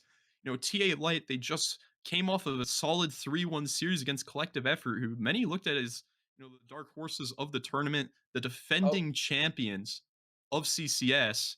And now they're just getting absolutely blasted in this game with a, you know, up 15k gold at the end, 27. And look at all the assists on the side as well of Hard Hat Zone. They play as a unit. They play as a team. And when you're not on the same page, they will punish you. Yes, they will indeed. And I mean, I know why everyone's on CCS 1 right now. This is just a wash on Ocho tonight. I mean, Glacial, what are your plans for the rest of the evening? Because, I mean, you got a lot more to go. I think we got one more game. Yeah, I mean, it's looking tough. This is a draft that we did think was, you know, very sided in the favor of TA Light. They have a lot of, you know, ways to lock down the Katarina, lock down the Viego, stop them from getting these resets. And what we've ended up here with is just, you know, solo kill after solo kill in the mid lane, Llama making it happen everywhere on the map. And it's just, even with the draft in their favor, you know, they're just don't look very comfortable in this position in this game. And I have to imagine for this last one, they're going to just try and go back to what's worked for them throughout the season. And, you know, we'll see what they have cooking for us in game 3. Yeah, hopefully we see a little bit of spice. I did like the draft coming out of TA Light. It was definitely an ego draft out of Hard Hat Zone, but after that, yeah, you can ego draft. Yeah, they have the ego, but they have the talk to back it up. They have the gameplay, just a dominating victory. Anyway, we'll be seeing you around for game 3 right after this. Stay tuned. They have the same scoreline as Goldfish, correct? Yeah. Like undefeated? Okay. 9-0 teams.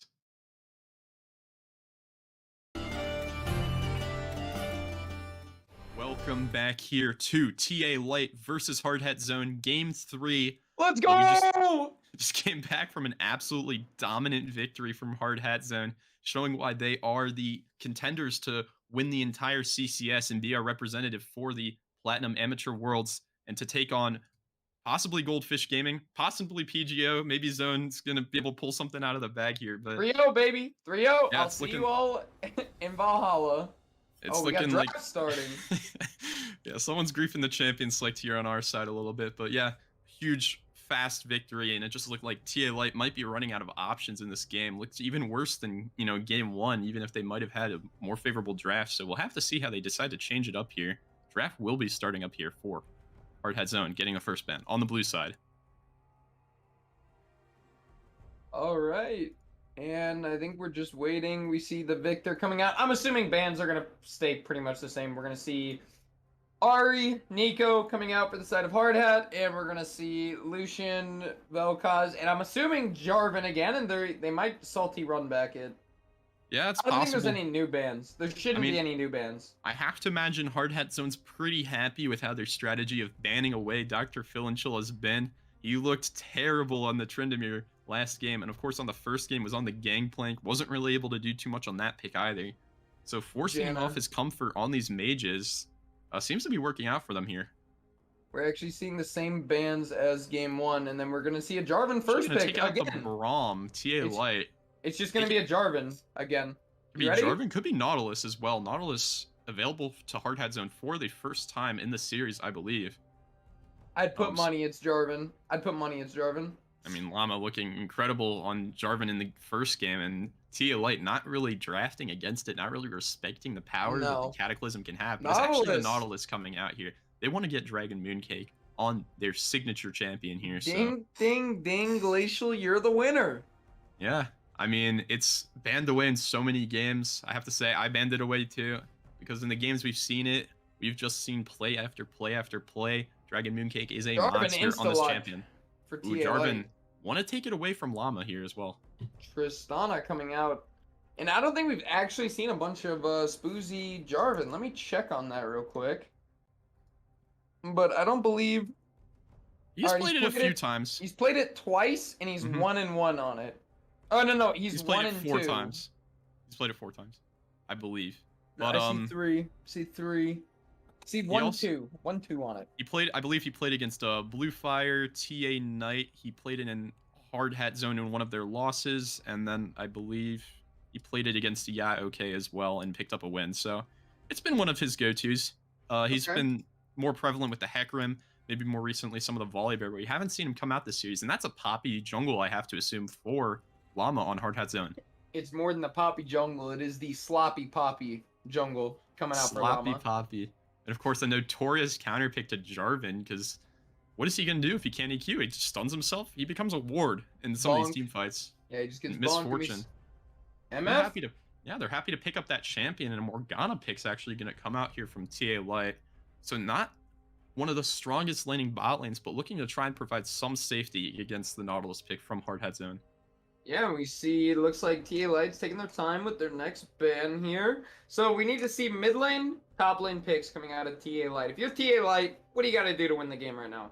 What are we playing through? Because Dr. Phil, when he's banned out, looks terrible. Okay? So do we go to Souter or are we playing bot lane? We haven't played top lane yet. We haven't tried, even though we did pick Jace. I mean, in the bot lane, Misfortune, of course, has so much pressure. We saw the Comet Misfortune in the first game, looking very strong, very dominant in the bot lane. There's a Tristana pickup here for TA Light, which we haven't seen yet. We have to imagine this will be going to ADC ARAM in the bot lane, but of course this can also be flexed to the mid. But it's going to be a weaker lane. Normally you're going to pair Tristana with the all-in engaged support and look for some of those fights in the bot lane. But with Morgana, they're not going to have a lot of pressure. They're going to be getting force back. Misfortune will have a huge rage advantage in that lane as well. The Respect Katarina ban coming out. They do not want a repeat of last game, which is fair enough. Alternative, pretty much put them in a blender and spit out TA Light. And we see the Kale coming out for the side of TA Light this time. That's a TA Light kill, yeah. They're like, all right, we don't want Bennett getting it again. What if we play it? Maybe it's the champion that's broken and not Bennett, so we'll have to see how they do with that. They are blind picking it, and we're going to see Hard Hat Zone. They kind of need damage coming out of the top lane. I'd be really interested to see Bennett play like Jax. It'd be funny if he did the Nasus run back and won. Yeah, maybe Hard Hat Zone could give them a lesson on punishing the Kale. A Yone pickup here. It's probably, I think we see more of them top than mid nowadays, but it is a plat league. I know it's one of Alternative's pocket picks here, so we'll have to see what this last pick is coming in. And we're just kind of waiting intensely. The Kale in the first game looking so OP when you get to farm throughout the whole lane 0-0-0, and then as soon as you start showing up to fights and you're already level 11, feeling so strong. And Nivea It is a Yone top. It is a Yone top. And TA Light, I do want to touch on one thing. Once again, like Glacial, would you say that Tristana is more of a scaling bot lane? Like, yes, she can get ahead early with the bomb, but you're mainly playing to scale, correct?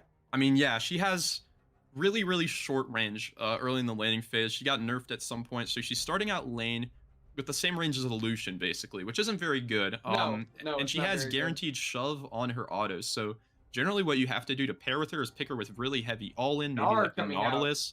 It's a kill Um, mid. and Nautilus can provide a lot of that pressure that Tristana needs because she's lacking the range. And of course, Tristana also has really good follow-up as well. When you pair it with the Morgana, they might be struggling a lot into this Nautilus Misfortune bot lane, which is just such a strong combo. Uh, combining their two ults on top of each other. While Morgana Black Shield will get some advantage here, you're giving away a lot of pressure just by having this champion as opposed to something more standard. For sure, for sure. And then we do see the Gnar gonna come out to round out TA Light's draft. Gnar's alright. They have more of like a pick comp with the Morgana, so seeing the Gnar is a little weird, but it is good follow-up with the Jarvan. I want to see TA Light kind of play around the top side, because you need Gnar to be winning, right? If Gnar's Yeah. behind, it feels bad, especially against Yon. Yon will run him down if he gets like behind. He's got to get like tabbies. I don't even know if you want to go Hull Breaker. You could, but you probably Sunder, and you want to group. You got to try to enable this Kale, play around the mid lane, farm up, and then on the side of Hard Hat Zone, we see MF, not bot, very strong early game, and it's going to be effective late game and drag fights. We see a Nivea, control mage in the mid lane, gonna wave clear, has kill threat on the Kale. Keep that in mind, can definitely Mhm. kill. We see the Poppy come out for the denial, the Triss, the Gnar engage, the Jarvan. All three of the engage forms, I guess if you count Triss, Goomba stomping someone. And then you see Yon, right? To blow up these squishies. I don't know. It looks more like a draft gap, and it's looking rough for TA Light. I want to see him pull through, but I don't know. I got Hard Hat Zone for this one. They've been dominating through this Yeah. series so far, and this draft gives me no reason to think otherwise. Yeah, and you have to imagine TA Light, they might be looking up towards that Yone top lane as a possible point of weakness. But of course, the Kale mid is just so weak early. You have the great scaling, but your team has to play around you. And I don't know if TA Light has that comp built for them. Of course, she's also against the Anivia, who's happy to just sit there and scale. But she is actually able to pressure Kale off a lot of these minions. While Kale's going to have a hard time getting to this late game. And of course, this is also the third top laner in a row for Dr. Phil and Chill. And the last two haven't looked so good. So, what are your thoughts on that? Uh, I'm hoping that Dr. Phil and Chill playing a non-interactive mid laner, they will be able to not lose the game within the first 5 minutes, is my hope for TA Light, to be And if honest. Bot lane's just kind of going even, they're handshaking. Top lane's going even, handshaking. Dr. Phil's losing. It's like, you can't play that way. You gotta switch something up. So I want to see adaptation coming out of TA Light. That's the main thing, because both teams pretty much play the same style. I think we can agree. They like to team fight. They like to fight around the dragons.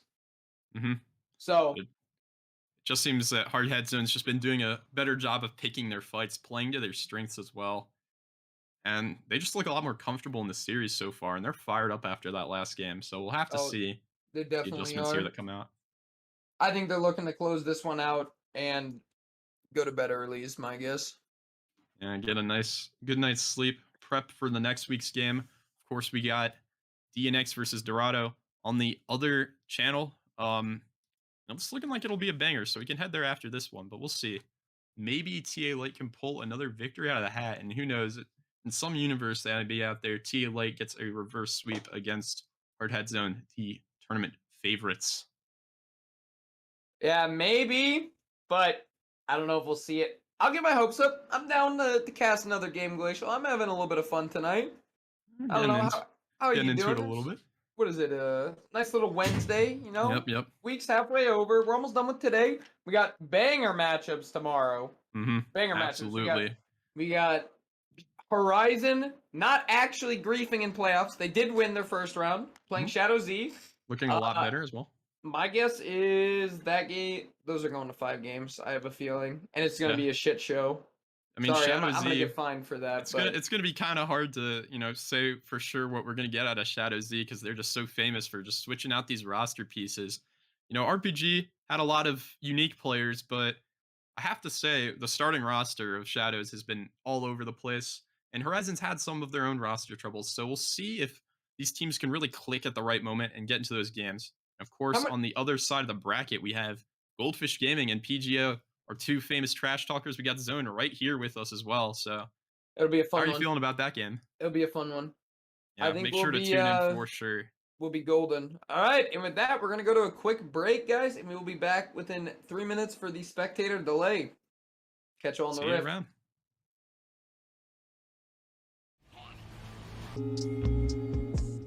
Welcome back, CCS fans, to Game 3 of the CCS Wednesday semifinals matchup between Hard Hat Zone and TA Light. Woo! Let's go! We've had some banger games so far, Glacial, and right now we're seeing Hard Hat Zone stacking Tribush bot lane.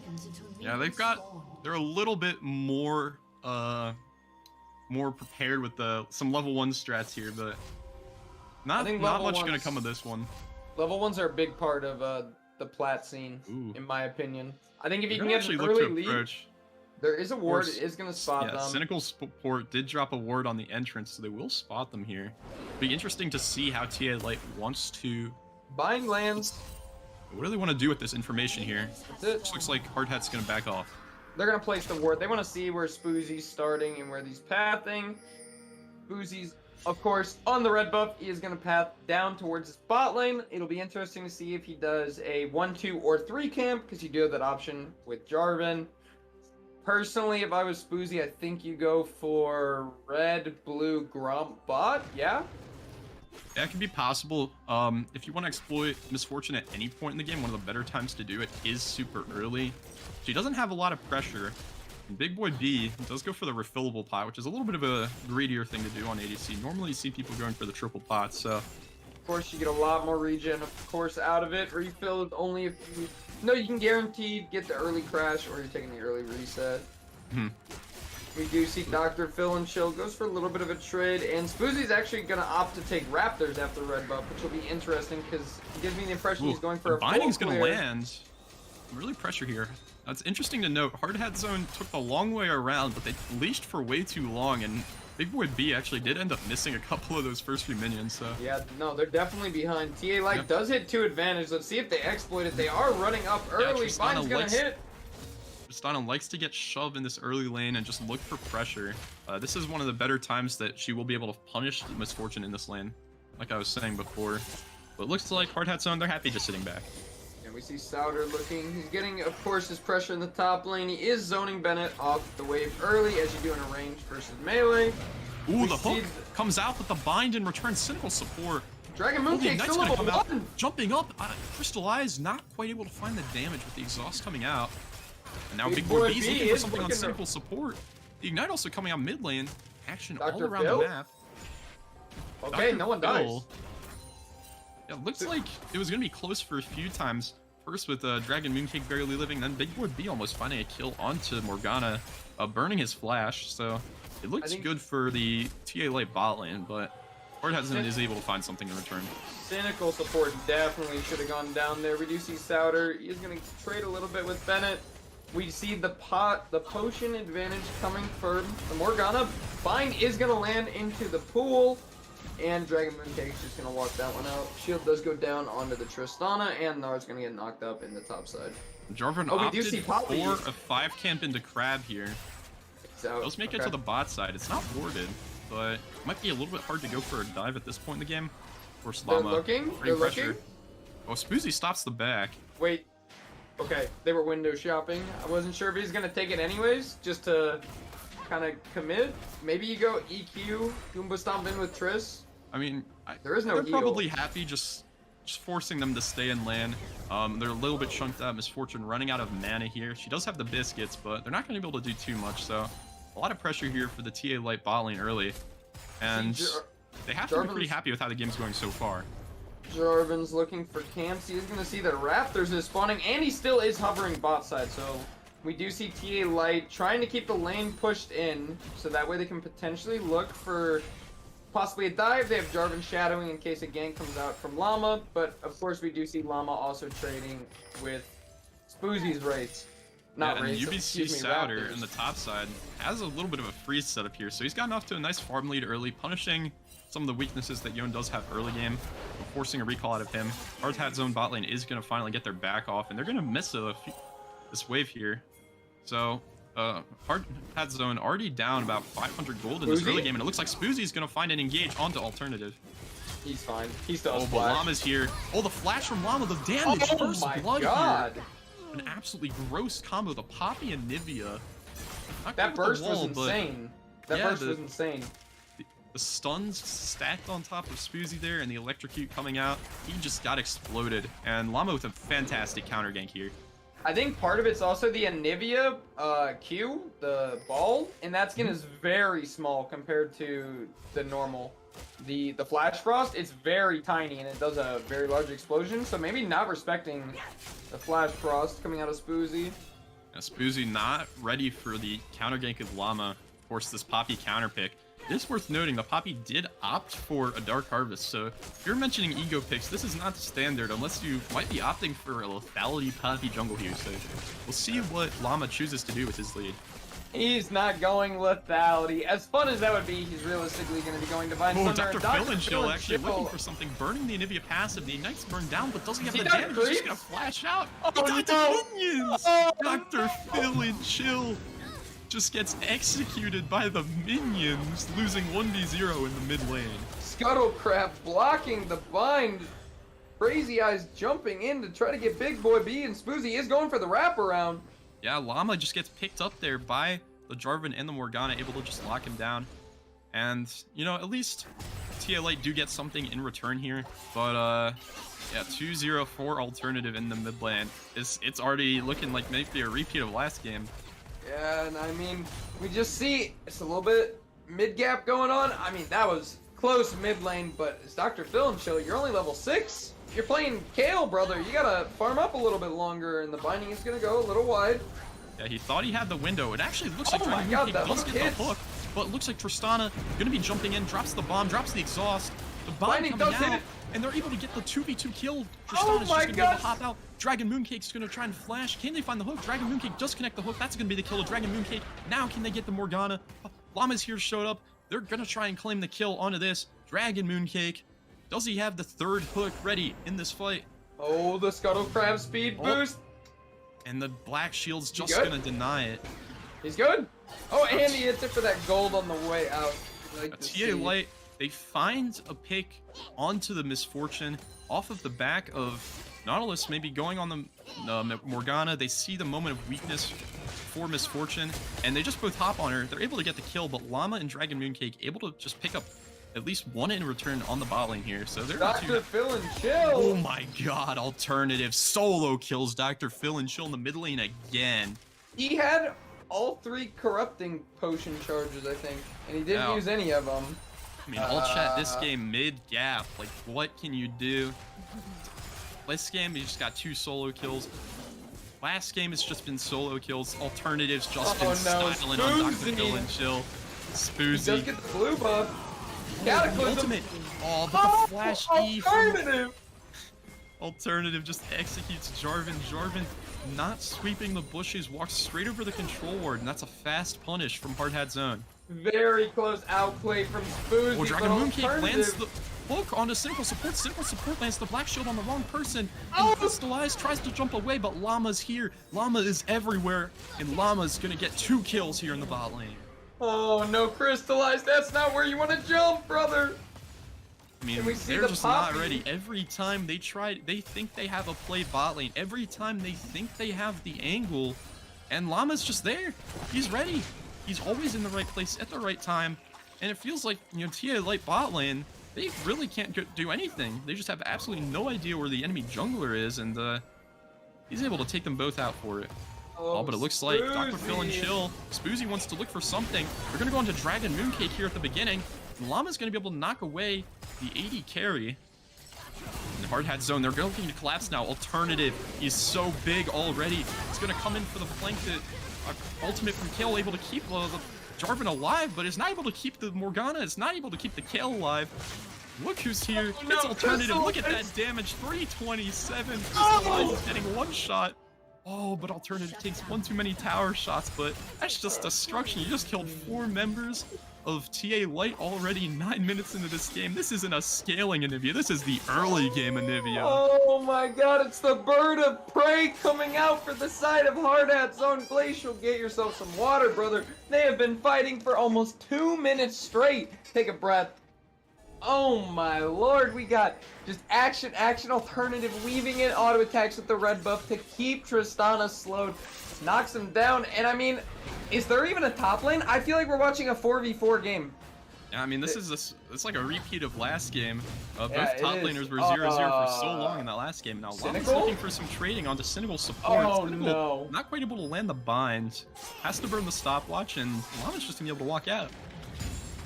Sauder's looking to just clear the wave. Looks like they almost had an opening to try and punish Oh, Morgana, but goodbye, now Dr. Llama's Phil. coming back in on the bot side. Morgana does get out, though. Oh, but they have Jarvan here. Llama's here. She puts up the shield, forces the Jarvan flash. And Well, an alternative looking has does so get the wall much damage, slightly but late. yeah, not quite able to stop the Jarvan there. And we are seeing this build coming out from Poppy. She's going for the classic Sunder build, as we generally see. Yeah, that's true. Oh, Bennett. Ooh, bit of fighting in the top lane. Oh, Maybe Sauder. Sauder might have an opening. Chunking out. Good oh dodge. my god, Alternative walls him into the stun. So much damage from the Anivia. Holy. Almost even have one-shots Dr. Phil and Chill under his tower.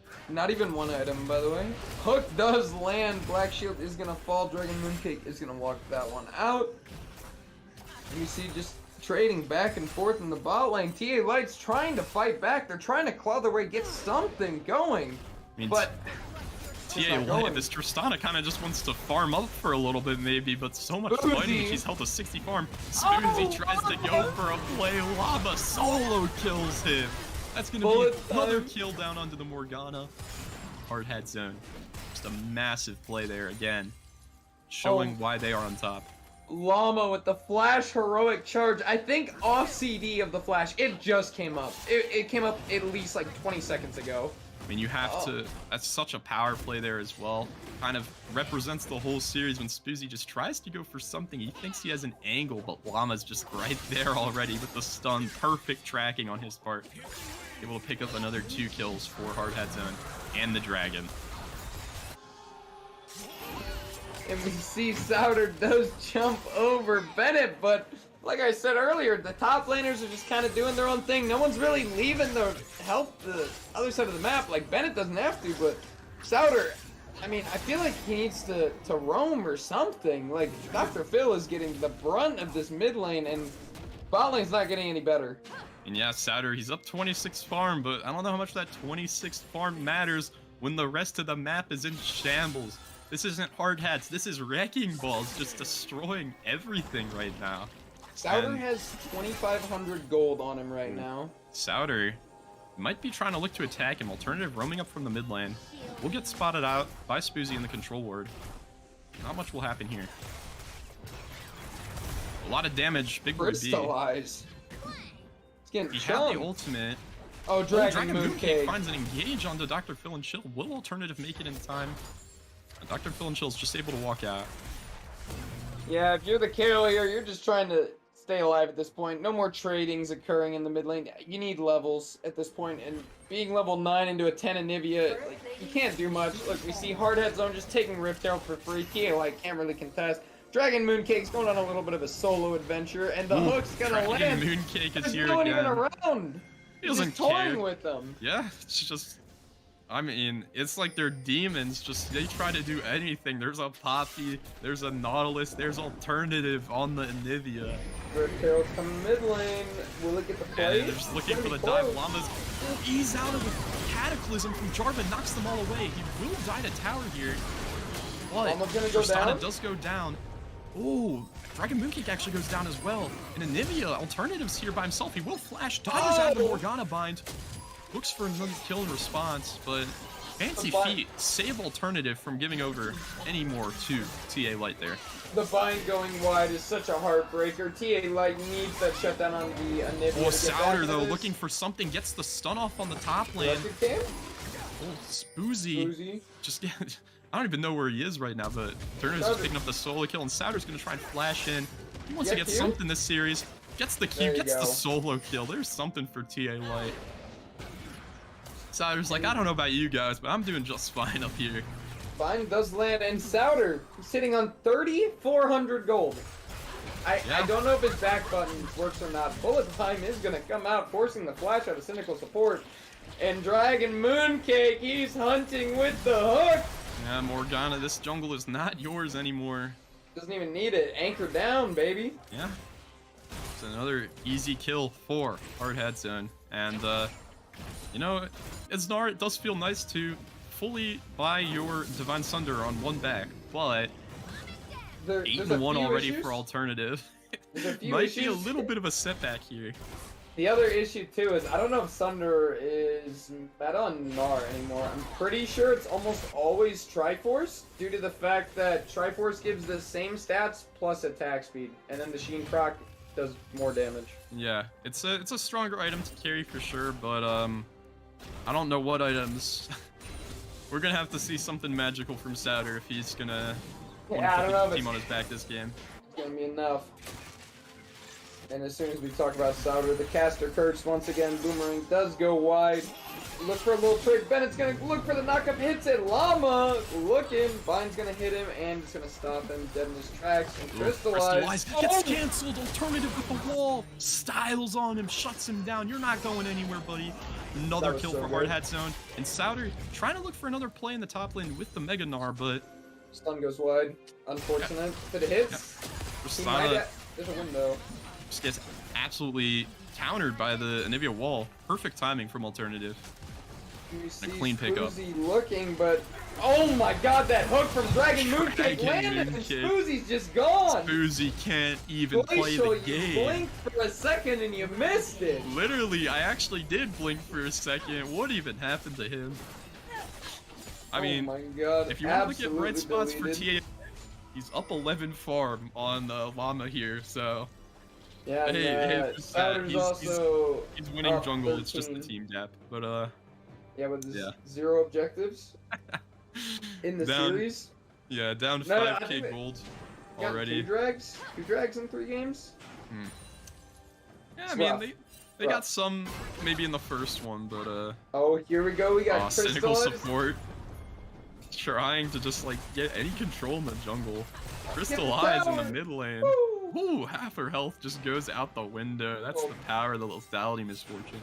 Little Goomba stomp on out. This should be an easy dragon pickup for Hard Hat Zone as they work their way towards the soul and towards the end of this game. Dragon Mooncake looking once again, and Hard Hat Zone's gonna secure yet again another dragon. I mean, TLA at this point, like, you're down 0-2. Maybe it might be time to go home, but you'd like to see some signs of life. You'd like to see them try to play towards one of these sides of the map. Maybe get like something towards the end of this game, but right now this is just Alternative's game and it's Llama's game. And they are ready to take it. Really is. And look, we see Alternative, he's just clearing waves. He's got Llama shadowing him. Dr. Phil and Chill doesn't really have a chance to like get anything done. He's still level 10. Yeah, this is not Bennett's kill. You know, the farm a little bit down on farm, very far down on XP. Every time he's walking up in mid lane, it seems like Alternative was just getting the best of him, punishing the early kill pick in the mid lane. Yeah, a little bit of inaction, a little bit of a lull in game. We probably won't see much happening until Baron spawns, but hey, Hard Hat Zone has this. Oh, the Spoozies actually, they're looking for their chance. This is it. Big Boy B's just gonna flash out the stopwatch from Dragon Mooncake. This is TA Light. They've shown up to play. And they're able to pick up Dragon Mooncake. Yeah, just a little bit of a overreach from Hard Hat Zone. They get caught with their hands in the cookie jar. You know what happens a little bit. Yep, they're on their back, and TA Lights see the opportunity to find the pick. They're not quite able to pick up Misfortune, which would have been really nice. She does have that large shutdown, but the flash is down, so that could be an opening with the next Jarvan Cataclysm. Maybe get on top of her, try to burst her with something. See Laman and Anivia trying to get through. They're trying to get this tower down. One more Alternative. Step on up. Hit it one more time for me. He's gonna leave it. Mid lane tier 2 is at 1 hit. Anything that breathes on it will fall over. All good. Alternative. Alternative. Oh my god. Through the man, black he shield. doesn't care. Just walks up and pops, and Crystal Eyes tries to get the kill. He actually does. Llama does go down, but the stun comes out. And Bennett here finally joins the team for the first time this game. Souter actually gets the shutdown on Misfortune. But at what cost? The rest of his team is falling. Mid tower is gonna fall here as well. We finally see the Gnar coming from the side of TA Light. He does get a two-man Gnar, and Crystal Ice does pick up Llama, but Bennett and Alternative are still up, and that's a lot of damage coming out of the side of Hard Hat Zone. I mean, TA Light, they're feeling happy. You Oh, know, they're, oh my, Alternative. Alternative. He actually steps up a little bit too far. Crystal Eyes. Someone gonna hit the Anivia? Anivia's gonna fall here. Anivia does go down. Shutdown goes over to Jarvan. I would have liked to see that given over to the Tristana, but Tristana actually did ult and it didn't go to her, so I don't know what happened there. Maybe J4 red smite or red buff potentially, because it looked like they were trying to give it over to the Tristana. yeah, but TA Light actually with a big play, getting something back, punishing Hard Hat Zone's, you know, sort of overextension. And, you know, once both top laners joining the game, UBC Souter, even though despite, you know, Yon hitting the two-man ultimate, Souter's just so much stronger. He's able to punish this Misfortune with no flash, gets the shutdown there. And an Alternative, he's been feeling himself this game, but that might have cost him there just a little bit. Steps up a little bit far for the Morgana. Morgana just blows the stopwatch and says, go get him, team. And they do. They do, yes sir. What is your thoughts? Okay, when is Tristana actually online? Is it going to be the third item here or the fourth? Because it looks like she's delaying Infinity Edge, most likely because she can't afford it and can only get components, is my guess. We do see the Kraken and the Phantom Dancer, and I'm assuming she's going Storm Razor? I believe that'll still be a LDR coming out for Tristana just to burst LDR, through the Nautilus and the... Oh, it looks like we actually have a fight here. Souter's gonna be able to hop away. They hit the bind. Llama's gonna knock one away. And Crystal Eyes is stepping up, dodges out of the Yon ultimate. Now Bennett stepped up a little bit too far. Bennett's gonna be falling to Crystal Eyes here. Cynical support's gonna be going down to the hook, but Crystal Eyes. And on the other side of the fight, Dr. Phil and Chill actually picks up the kill on Alternative. We're seeing signs of life from TA Light. They just get two kills just like that, and they only lose their support. They could be looking to Baron now. Hard Hat Zone just keeps overextending a little bit too much, and TA Light's pouncing on it. Crystal Eyes is putting in some damage now. Oh, but that is just a mistake. Spoozy, what are you doing? They just, you know, as soon as they get the right play, the jungler goes down, and now TA Light can't really get anything for that. They're going to try and get the mid tower here, but Dr. Phil and Chill with no vision doesn't feel safe enough to walk up and get it. Little overzealous coming out of Spoozy. I kind of can see what he's going for. I think he was looking to stop backs and then blast cone over. I don't think he didn't. Well, obviously he didn't know that MF was in the Tribush, but I'm assuming he didn't expect that one either. Hopefully we can see TA Light try to contest this dragon, otherwise it will be the Ocean Soul going over to the side of Hard Hat Zone. I mean, as strong as Anivia is, if they can get on top of her, if they can get the CC down, she will die. She's not one of those, you know, bruisery, brawlery style champions that's just going to be always burn you down from any situation. This champion does have counterplay, and they were able to find it in that last fight. Good flash. Ooh. Yell getting caught a little bit by Alternative there, has to flash away. Dragon's just down, that's Ocean Soul. Oh no! Spoozy just getting screwed over in this game, 1-8 on the Jarvan. Just absolutely nothing he can do. Anytime he tries to go for something, Hard Hat Zone is so fast to punish. Yeah, Llama on the sloppy poppy. Man, that steadfast presence puts in work against the Jarvan. It's so hard for him to actually move around these fights and engage onto them. Yeah, for sure. Now Tristana is going to be nearing her third item here. Of course, the Infinity Edge is a huge power spike. She will be delaying it a bit. So she's opting into slightly more damage towards Poppy and Nautilus. Doesn't quite have the same burst to deal with someone like Misfortune or especially Anivia, but between her and Gnar and the Kale starting to come online here, TA Light does have a bit of damage, so I have to see how they play these team fights out. There's still a chance. They're only 3k gold behind, but with Soul over to Hard Hat Zone, they are in control of the game. Hard Hat Zone keeps tanking the tower, but it doesn't matter because they have Ocean Soul. Like, they keep swapping aggro. Alternative and Big Boy B ate a tower shot apiece, and they're still full health.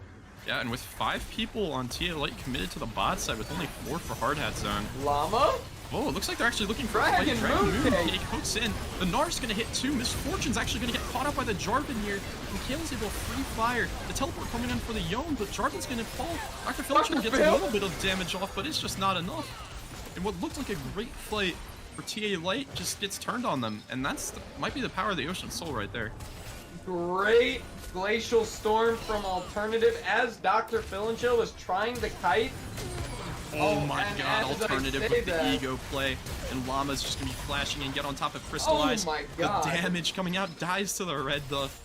And, you know, that might be the last vestige for TA Light. Just UBC Souter watching its kingdom crumble. And Hard Hat Zone just swinging in, dominating this third game as well. Yeah, Hard Hat Zone, they had a little bit of some slip-ups here in Game 3, you know, overextending a little bit, but can you really blame them for having, like, a little bit of fun? I mean, these have been, like, 25-minute games. They're just trying to fight a little more. It's limit testing. It's limit testing. And here, It's fine. I mean, it's Suzy, fine. it was down for the 10th time. The magic number here for TA Light. Sauter's just watching the world burn around. There's not Oh, much Souter he can with do. a Huge massive Gnar. ultimate. It's 2 right off the bat, but the Dr. Misfortune was able to keep Phillips them up. Dr. Phillips going in for the 1v3, but Bennett's online. He's here to play. And Dr. Phillips again, just not able to have the impact we've seen him had in some of their wins earlier this season. Poor 10 deaths for Souter. Spoozy. Well, Souter, 3-1 on the Gnar, but they're just gonna hit the Nexus. Crystallize goes for something. Buffers the jump, actually able to live. Oh, Bennett Bennett. goes down to the fountain, but just like that, Hard Hat Zone take the series 3-0 in dominant fashion. That was actually, what, hour and a half game time? Maybe. I mean, well, we started here at about 8 o'clock. We've had Quick some games? time for dress, some time for intermission, but yeah, I think that's 3 sub 30-minute games for Hard Hat Zone. They looked in control the whole time.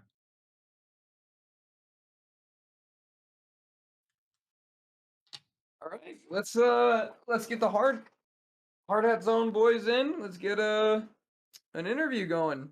I mean, just incredible performance all throughout. Alternative and Llama in this series. TA Light's Demons for sure. It didn't feel like they could go for a single fight, and yeah, just pure dominance all the way through. And this is Hard Hat Zone showing what they can do, showing what they might have been working on for the past couple weeks. Hiccup, And can you? They're going to be going into this last game with a vengeance for sure next week when they face the winner of DNX versus Dorado Gaming. So we'll see if we can get an interview here for one of the Hard Hat Zone members.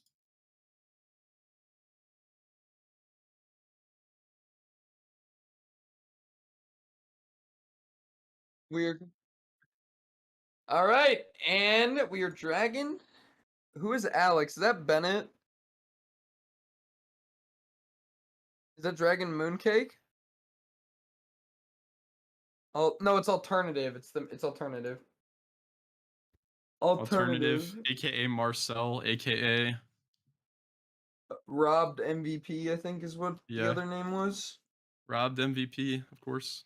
Hello, Mr. Marcel / alternative / BBB Alex. What is up, boys? Yo, how are What you is- feeling after that massive win? Feeling pretty good. I don't know. I didn't expect that, but yeah. Feeling What pretty were good. you expecting? I don't know. Close? Like, we're pretty confident going into the matchup. We definitely prefer the TA Light over Dorado matchup, just based on how the teams have been playing. So yeah, I mean, I wasn't expecting I don't know. I just thought I was gonna be awake longer. That's all. Yeah, I did too. I mean, this is an early bedtime for me as well, Marcel, so I'm with you there. I mean, Dr. Phil and Chill, he was, up to this point known as one of the stronger mids in the CCS Wednesday division, and he has been the star carry in a lot of TA Light's victories, but Yep. in this series, you made mincemeat of him. It's solo kill after solo kill in matchups that didn't even seem like they should be in your favor even. What was your thought process like going into these games and like how you're going to play the laning phase? Yeah, I was really excited to play against Phil and Chill. He looked really good all season. I did watch parts of their games versus Collective, and Okay. I was just kind of not super impressed with his laning specifically. Okay. So I kind of went into it with the mindset of like I could just kind of probably win lane. That's all. Which was your favorite game of this series? uh, favorite game.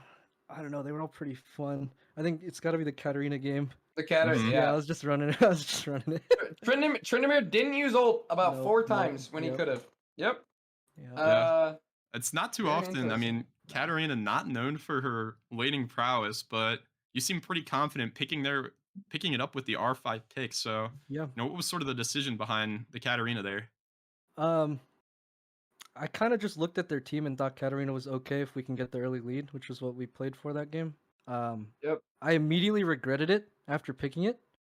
Yep. I'll be honest, Sure. because I kind of thought about my decisions in life, and I was like, how am I gonna do It's pretty anything? bad. Yep. It's pretty bad if you fall Uh, behind, but you didn't. Yeah, no. So I just kind of, bolstered my Steamrolled. mental.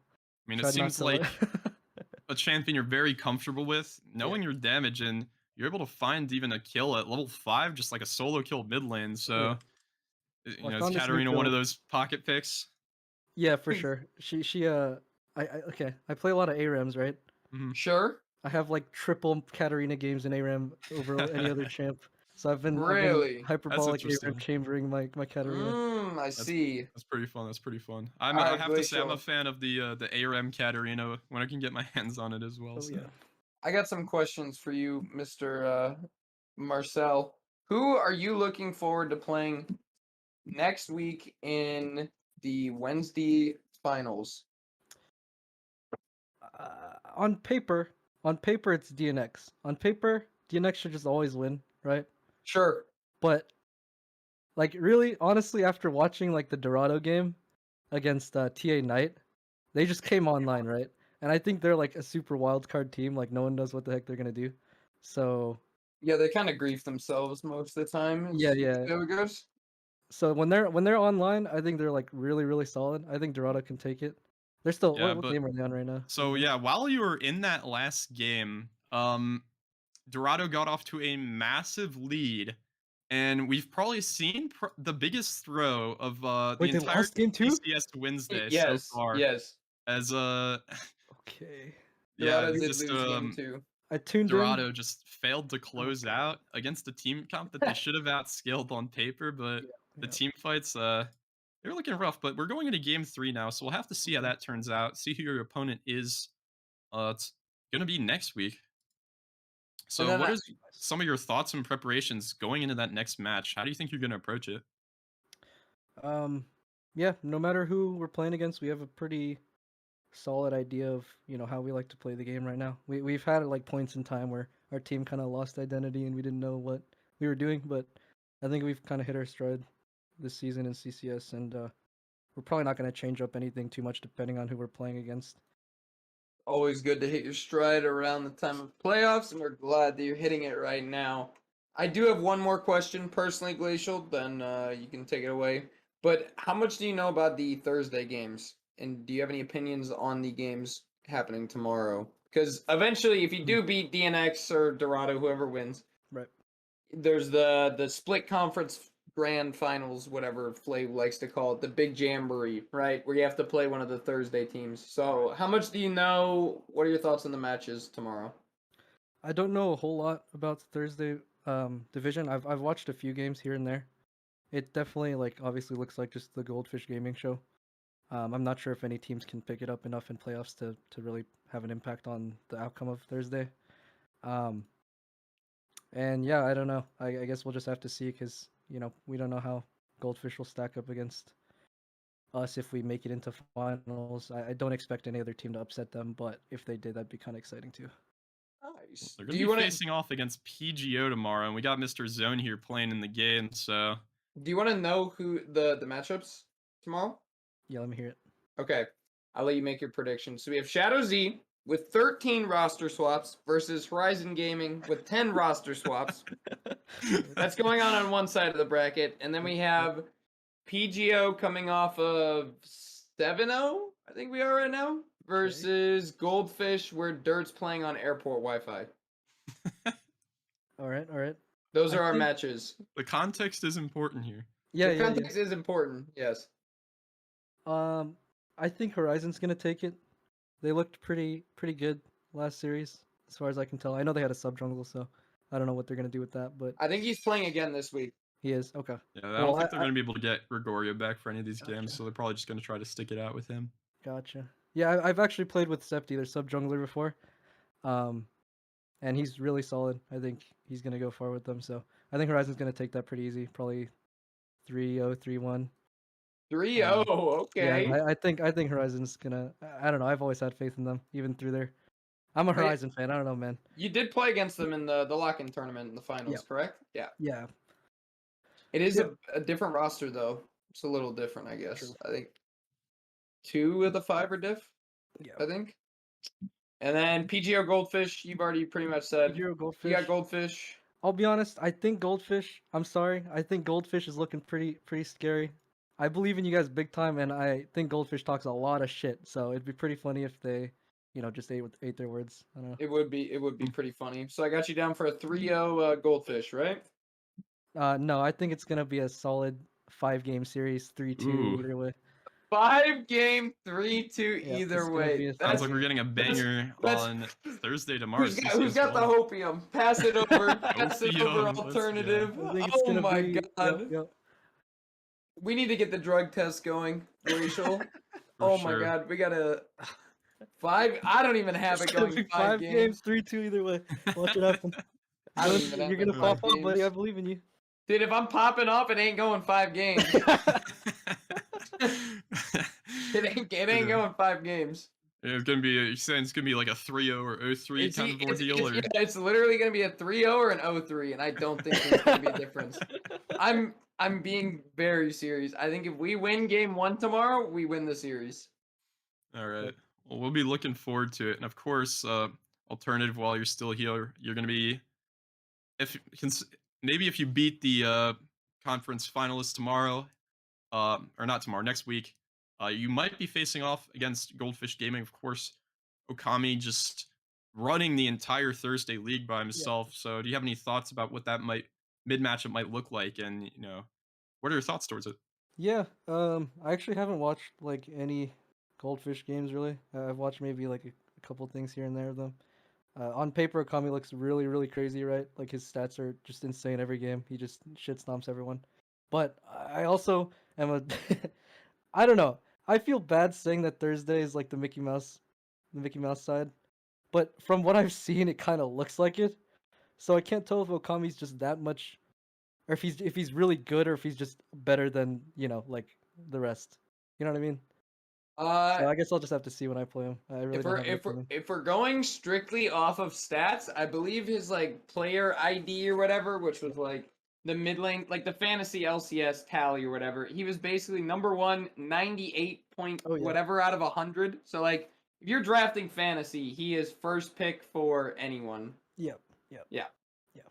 I believe it. He looks super solid. His I don't know, his gameplay overall is just like really nice. But once again, I think they've only been playing against people that don't know what they're doing. Say the trash. Say it. I don't like it. All right, yeah, Thursday's kind of shit. I think Goldfish looks really good because Thursday's really shit. But we'll see. I might eat my words there. How do you think so we actually lost Glacial, so it's just me. Okay, so mid jungle synergy is definitely a big thing on how Goldfish plays, and definitely how you guys play. Definitely Llama's like your second hand man, or maybe you're his second hand man. I don't know, but you guys are coordinating roams together and whatnot. How do you think that's going to affect your guys' chances of winning in future matches?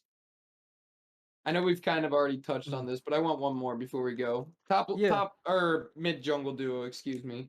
Yeah, we actually, Lam and I always laugh when people say we're like the mid jungle synergy gods, because we we don't really like play together that much, right? Like in games too, we don't coordinate our comms very well. We're not like talking about what we're gonna do together. I think we're on the same like frame of mind, so a lot of our plays end up working really well together, but it's not super conscious like effort from us. I don't know. I think I could say that we're the best in our roles, at least in Wednesday.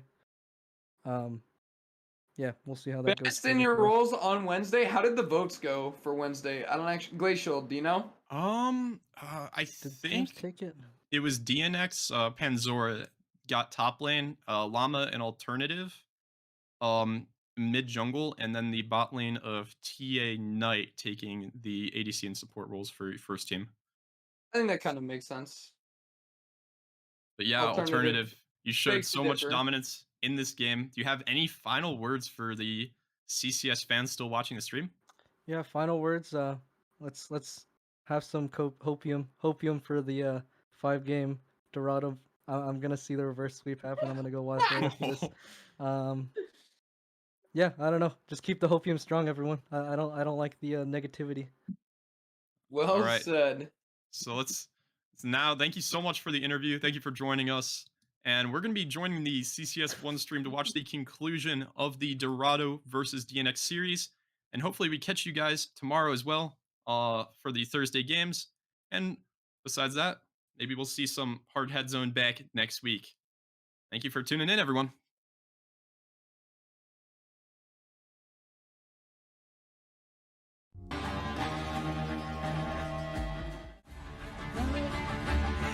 Hello, everyone, and welcome to our semifinals match of the week. We have ShadowZ versus Horizon Gaming, and it's gonna be quite the battle of I guess you could say ever-changing rosters. As we were kind of mentioning offline, we just have some very hot news. ShadowZ will have an emergency sub in their top lane. Not the Jax main. And with that being said, every time this player is used, ShadowZ will forfeit all bans for every game. So once again, if you see any weird or just interesting bans coming out from the side of ShadowZ, that's because they have none. Horizon Gaming, on the other hand, they actually have their whole roster, their full roster. So you know, it's all kosher for them. And Daydream, how are you doing tonight? I didn't even ask Yeah, you you about didn't any say of this stuff. anything. I'm I'm just so here. sorry. I am I so feel hurt sorry. to create another synonyms of those words right now. That's how I'm feeling.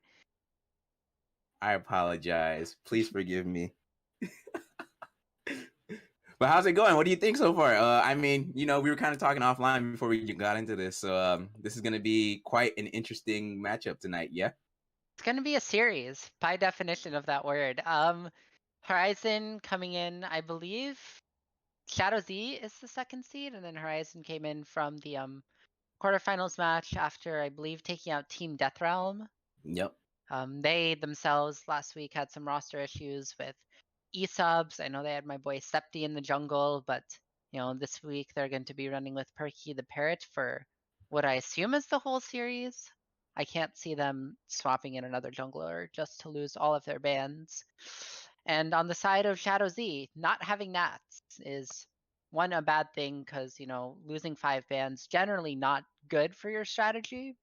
That's some high level advice right there. Don't lose your bans. And 2, Nats just being a very consistent player for Yeah. ShadowZ throughout the entire split. I feel like with all of the roster flips and flops and everything that ShadowZ did, Nats was sort of the consistent force, behind that roster. And I feel like losing him as opposed to losing another player on that roster definitely hurts a lot more. So Horizon Gaming definitely already with a bit of a tempo advantage to start, but we'll see if maybe, the 5 players on ShadowZ are just better. I mean, I know not a Jackson, definitely a very capable top laner in his own right. It's not like there's not like a skill discrepancy at all. It's more just going to be a synergy thing, and the whole losing all your bans thing is going to hurt ShadowZ. Yeah, absolutely. And I wanted to ask you, do you think with the recent patch that's been out for about almost 2 weeks now, I would say, do you think that might have any effect on how these teams play with each other? Essentially, like Archon is usually known as more of the weak side for Horizon Gaming, and now he has this unknown variable that is not a Jax main. So do you think this might adjust Horizon's draft a bit, where they might want to abuse the top side, or they might want to, put focus or pressure elsewhere on the map? I think one thing I just realized that the draft has been going on for about like 5 minutes or Oh, they started and didn't tell us? Wow. Yeah, they did not in fact tell us. So instead of answering your question, I'm just gonna do a quick run through of what the heck Yeah. has happened so far. So Horizon Gaming on the blue side with all 5 of their bans intact. They've Hmm. they went with the B1 Jinx. All right. This is this is a standard late game comp at Horizon Gaming. We got the Jinx, we got the Vygar, we got the Sona, any Enchanter enjoyers in the chat. And talking about weak side top laners for Horizon Gaming, they got the Ornn, and Ornn, if you've been following LCS, has been tearing through sort of the prio in top lane picks, just being that weak side, allowing players like Impact and Someday to sort of grapple with some of these, higher tempo top laners. And, if Archon being a weak side player is willing to pick up this Ornn, it's definitely going to be a very good pick for the late game carriers of Horizon Gaming. On the other side, bit of a higher tempo comp with ShadowZ going with the poke Xayah as the answer to the Jinx. Definitely favorable lane matchup. Xayah Karma should be able to get the shove into Is that a Jinx Camille Sona. jungle then? That was my question. There are 2 top leaders locked in for ShadowZ. So that's either a Scion jungle or a Camille jungle. Which one do you think would be the better option? Would be the better option Scion. I think Camille jungle is what I would refer to as bad. Okay. And other synonyms of those words I don't think I'm allowed to say on stream. But Scion jungle, I mean, okay. But if you're playing, okay, you lock a top laner, right? Uh-huh. And you're like, yeah, we're gonna go with the flex. I assume that it's gonna be Scion jungle because they sort of B2'd it, and then Horizon Gaming said, yeah, we're gonna answer this tank Scion in the top lane because that's what a normal human would pick, and we're gonna answer it with the Ornn. And I assume ShadowZ is like, yeah, we got you with our trap card. It's Scion jungle, and we'll counterpick you with the Camille. Oh my I goodness. don't know how I feel about it. I definitely know I don't feel good about it, especially because you can just hold the Scion Flex until R5, and then you have like a, way better options in the draft. I don't. Oh, Yeah, you Shadows could. definitely get outscaled with Yeah, you this. could have like even sent the Scion support and put the Karma mid, because I mean we've seen Kaiser last week pilot the Karma with the damage comp, and we've also seen the supportive comp builds of Karma mid and whatnot. So it's very interesting that they chose to throw the Scion in the jungle, probably make this Camille go top, and then still pick an Ari to round out their composition there. So I mean, hey, it's game 1, right? Game 1 of the semifinals. Game If you're gonna 1. go crazy, you might as well do it in game 1, see if it works out, and then go from there. I do remember also last week in that quarterfinals matchup between Horizon Gaming and Team Death Realm, no side won on red. Like, these teams are not that great at counterpicking, Yeah, or clearly. Holy cow. or drafting their counter picks on the red side. Like, it's, I don't know. I don't want to say I don't know why it's a hard thing to do, but it is.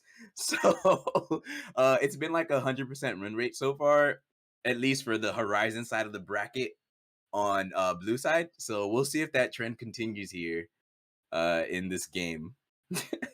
Yeah, I mean, the thing about Horizon, these 2 comps, is that Horizon Gaming's comp is just infinitely easier to play. Because all Yep. you have to do is like not lose, and then you win.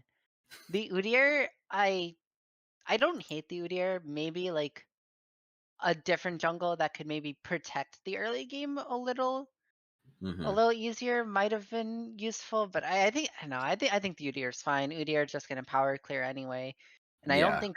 And the main thing is I don't think Scion can really punish an Udyr because you're playing Scion. I don't know. Maybe he's gonna like start their blue buff and just execute and use the passive. I don't know what's gonna happen. I'm excited. I get to cast Scion jungle. It's not my semifinal that's being thrown. I'm chilling, right? Yep. So Yep. definitely going to see if ShadowZ can pull something with this bag of tricks that they have. And yeah, that's going to be a Scion locked in the jungle. So I'm glad we're not putting Camille jungle. That's definitely like a start. No. Definitely a start indeed, but and it's just Yeah, like you, I honestly, I feel like there's not much else to say about this composition or the compositions. So I guess we could talk about, the laning matchups and how everything will look. As we know, obviously, Camille will have the early game advantage over the Ornn. Just with maybe actually, I'm at this I point. Can I even is that? Can I even say that? Because Ornn is okay. just Okay. So Camille Ornn, how it works is Ornn can like as a champion, Ornn the mage fighter, tank assassin, the whole yeah, copy pasta. That yeah, Ornn is always going to be like scary base damage wise, right? If not a Jax main manages to mess up some early trades, he is in danger of dying. However, the reason you pick Camille into Ornn is that come mid game especially, Ornn can't side lane against Camille. Camille is going to be the split push threat, Cho'Gath ulting your towers, and she's going to be able to create pressure that way. And hmm given the fact that ShadowZ doesn't really want to team fight, they have Ahri Xayah who are more sort of poke in, poke out, anti-engage champions. They have the Karma, who's good at like speeding people out. They don't want to be playing for this 5-5 team fight, so I like the Camille pick there into the Ornn to sort of really get that side lane threat. yeah, However, Ornn is still, it's not like a Darius where this Ornn is in major danger of dying, hmm I think this Ornn will be able to at least get some level of scaling, unless Scion Jungle is able to like dive Ornn or something, or able to punish. Obviously, it comes down to individual, how the waves are played and stuff like that. Mid lane, we have Ahri into Veigar. I think that is Ahri favored. Veigar generally wants to sit and farm and is very vulnerable to being charmed and ulted in the face, especially since it's going to be hard for Kaiser to get these cages onto Ahri. It's not impossible. know, it still can be a bit of a hands gap if Kaiser's able to, lock down this Ahri, put the dark matter into the primordial burst. yeah, That'll be, scary. Still can never disrespect Veigar. Bot lane, Xayah Karma should push into Jinx Sona, especially if Xayah is, yeah, doing the right build, going that poke Ares Xayah lethality, going to really spike around 2 items with the Mirror Mana upgrade and at 3 items with Cyrilda's. After that breakpoint though, Jinx Sona will just hard outscale you. yeah. Sona being one of the quintessential late game enchanters, going to be able to heal and shield her whole team's not really that hard to do. It's Mhm. Horizon definitely has a very unified game plan, which is don't lose the game, because if you don't lose, then you're winning. And the onus is definitely Really? on. I mean, the onus is on ShadowZ to win this game before Horizon Gaming's comp comes online. I Uh-huh. don't know if you have anything else before we go into a bit of a break. One last thing I actually have for you, Daydream, is predictions, of course. Now, we gotta give it out for the fans and let them know Oh, what we Lord. think of this series. Absolutely. So that way you can either tell them that you were right, or they can obviously say bad casters, you don't know anything, you're wrong. Don't So flame me, please. I'll cry. so predictions. Let's start with you. Uh, Who do you think? What do you think? Series I, wise, we won't go game by game. oh, Series. series wise. Yeah, series. I don't know. I think Horizon is gonna take it 3-0 or 3-1. I I need you to commit. I need All you to right. commit. I'll commit to the 3-0. I'll commit to 3-0 Horizon. Right here, right now. All right. I you know, with the E-sub and no bans and seeing how this draft has now Wait, been okay. played Wait, out. wait. My Oh, 3-0 is conditional on Nats not coming back. I think if Nats comes back, it'll be 3-1 or 3-2. But with no Nats, I think it's just a 3-0. okay. That's a fine condition there. Because I was about to say basically the same thing. I was gonna also go Horizon 3-0 just with the E-sub. It's just too Horizon pulled it off spectacularly last week. I don't know if that's replicable. Oh my god, that's a word. For ShadowZ, but we will find out here shortly as we're gonna take a break and we'll be right back for game 1 of Horizon Gaming vs ShadowZ. Don't go anywhere. Welcome back, everyone, and we are here for game 1 of Horizon Gaming versus ShadowZ. And as of right now, it looks like we have ourselves just a standard 5-man lineup here. But that thought though. Yeah, we got a standard 5-point fan. I always get excited when I'm casting, especially with there's a Scion jungle. I feel like there's so much potential to do some cheese with the passive, you know, do something crazy. But no, we're just chilling. Battle lines have been drawn. I think in game 1 of the semifinals, you should be invading just for. I mean, does either team have a good invade comp? No, not really. But that's how you use the element of surprise. I mean, they actually, like, you know, Horizon have a lot of. They would have a lot of CC at level 1. If you know, obviously, if Kaiser went E, Jinx went E, Udyr went the bear stand. Yeah, and then all of your lanes lose super hard because you've started E on Vigar and Jinx, and you're. But you get the respect of your enemy. I don't think there's much respect, as we see. Gonna be a red buff start from Usain on the Scion jungle. The ward was spotted out, so both teams have full awareness of where that red side Scion is starting. On the other side, just going to be Udyr doing Udyr things. I assume he's going to full clear into full clear into full clear. Maybe counter gank. You know, Udyr's gonna do Udyr things. It's gonna be a very, very standard execution from the side of Horizon Gaming.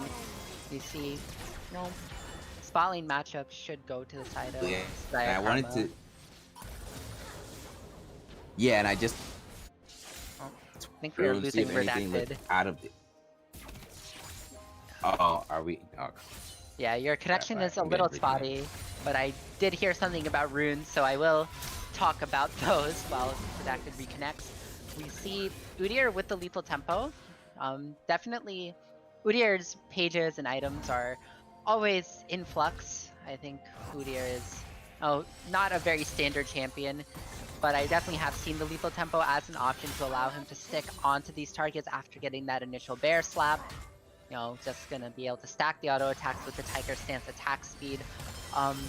Just looking down the line, Kaiser Wu with the Predator on the Vigar, going to be good in order to try and catch some of these more slippery targets like the Ahri, like the Xayah, like the Karma.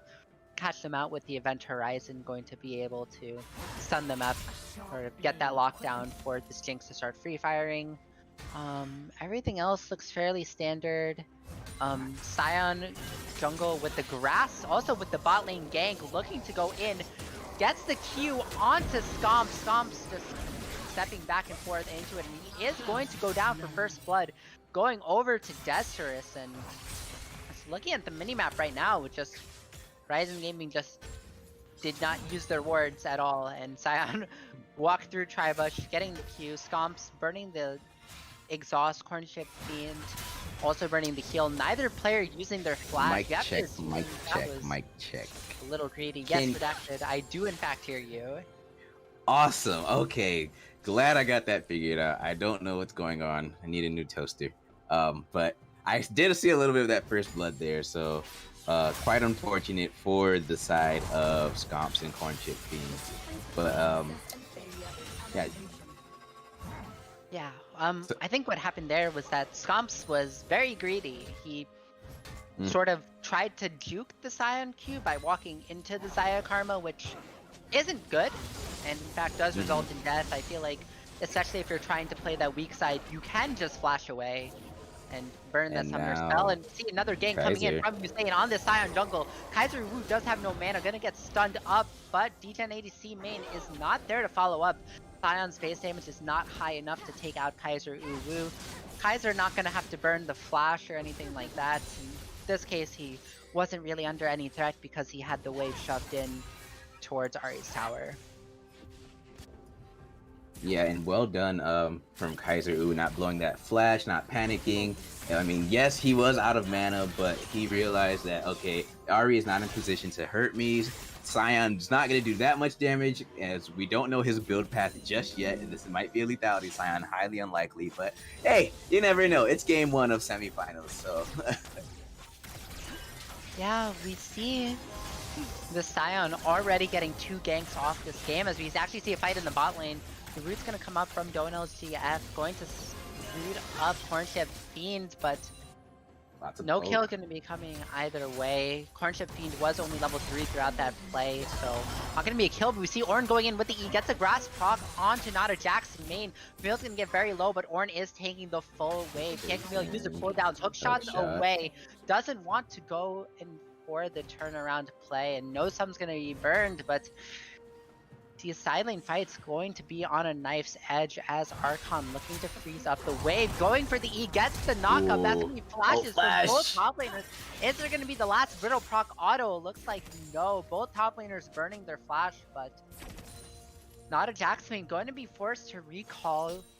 Also doesn't have the teleport up, so he is going to be, you know, at the mercy of what Archon wants to do with the wave. Meanwhile, though, in the bot lane, Scomps and Cornchip Fiend have this wave in a very, very bad spot. Have to back away as they see Usain walking in for the gank. He is spotted out by that control ward in the tri-bush. Good to see Horizon spot lane finally investing in some vision, but we see this wave can be completely stacked up from Desterus and Doan LCF, looking to maybe get that crash in.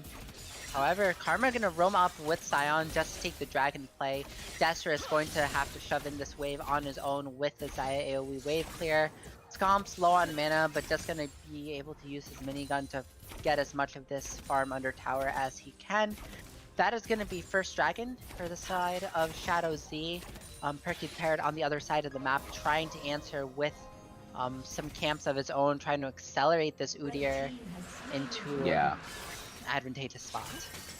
Yeah, definitely. And I just wanted to, you know, comment like Desterus there using the push there to ensure that, you know, they have priority over that Drake pit and make sure that the side of Horizon Gaming couldn't really rotate up or contest that. But yeah, we have a fight in the top lane here. Perky prepared after taking the red buff, just going to run it straight at Nada Jack's main. Neither top laner having the flash from their earlier 1v1 allows Archon to just pop the Ornn Horn and secure that kill. Perky the parrot ghosting in with the bear stance. It's possible for Nada Jack's main to get it out of that, and that just goes back to the wave play that Archon was able to get. I mentioned it earlier. Archon able to crash the wave and have it bounce out to the point where Perky the Parrot was then able to come in and pick up the free kill. Yeah, for sure. And Nada Jack's main played that a bit disrespectfully. Like, if you're going to push up that much, you should at least have some type of vision. You knew you blew your flash earlier already in the previous engage, so you know that the enemy jungler might come look for you, so you need to be a bit more aware and conscious of your positioning and the wave state, and unfortunately he was just punished for that. As we see now, the Udyr backing, and I just want to take a look at the gold as well between all our lanes here. We see that the Xayah, as you said, in this early game right now, about 500, 600 up on the Jinx, you know, so definitely getting that early game advantage as they should be for the side of the ShadowZ bot lane. And then the mid lane is about pretty even, I would say. Jungle, though, that gold discrepancy is pretty big, and it will only get bigger over time, of course. So we really need to see this Camille try to get an advantage for ShadowZ. Nada Jack's main try to punish this Ornn, or at least we see the ShadowZ jungler enable his other lanes across the map here, because that deficit is not going to help them. But we have ourselves another engage here. Yeah, we do see Perky the Parrot not able to get the lockdown, but instead Kaiser roaming down with the Predator, able to get the kill onto Donald ZF. You see Perky the Parrot able to pick up this Xayah, who ran in with the ultimate to deliver gold to Horizon Gaming, and that was off the back of the proactive roam by Kaiser Uwu, able to shove the wave out and use this early. I believe he has Predator boots already, right? Yeah, popping the Predator, able to make it to the river first, and ShadowZ just not respecting the fact that they did not have the agency to make a play there. Definitely not. No agency at all, as the ShadowZ support there. Karma was just out of position, and you know, she was just trapped between a rock and a hard place. What are you gonna do when there's a Vygar right behind you? What? Just a little bit of skirmishing there. Finish And Hurricane never on mind, the though. top side though. This time Usain here to try and punish Archon on the Ornn. The Ornn Horn interrupted. Usain able to get the knock up. We see Archon's E not going to be able to get the knock he up. wants And it. not a Ooh. Jack throat kicks Archon, getting the kill on the what? That's what Keel does. Throat kicks. I've never heard anyone describe it like that. Hey, Oh, well, hold we're on. gonna have to go back to the fighting as Kirky the Parrot looks to make the cross map play. Ooh, rocket. The Super Mega Death Rocket not gonna Shadow. connect onto Doan LTF, but the Flash Zap will see the Jinx get excited, not gonna be able to reset onto a second kill, and that is going to be overall a 1-for-1 on the map. Nada Jackson getting the kill in the top side, but it's traded for Scomps getting some well-needed gold. Kaiser looking to get the Predator onto DGen ADC main, but his advances are stopped with a well-placed charm. And yeah, both junglers have sort of been playing opposite sides of the map, except for obviously that one bot play where both junglers did run bot, but every play that Usain's been making, as we see another fight though, Oh. Primordial first to the throat, as Kaiser Uwu gets the solo kill onto DGen ADC main. DGen ADC main dying with Flash, Ignite, and Spirit Rush up, just not prepared for Kaiser. That is definitely an advantage already being built. However, Nada Jackson looking to get this kill onto Just keeps Archon. going. He decided, oh, the Pain Train gets the knockup, forces the Flash Flash. away. Donel's GF is here for moral support, but that's not going to be a kill picked up. And that's so many resources put to the top side, and you're not going to get plates off that. You're not going to get a tower off that. And on the other side, Horizon Gaming looking to even out the Dragon stacking. Scomp's able to crash a wave bot as the rest of Horizon Gaming able to get the play. They're looking for this dive. Traps go behind the tower, forces Desperate to ult over. The Flash doesn't dodge the bear slap. Kaiser with the Predator, with the Everfrost, neither gonna connect, but the Vigard Q is going to pick Desirus up, getting the stacks. That's some +2 AP if I've ever seen it. And Kaiser Uwu already 4-0 on this Vigard pick. Donel CF looking to make something happen in the top lane, pushing this Ornn off the tower. They did use the Rift Herald, so that is going to be first tower for the side of ShadowZ.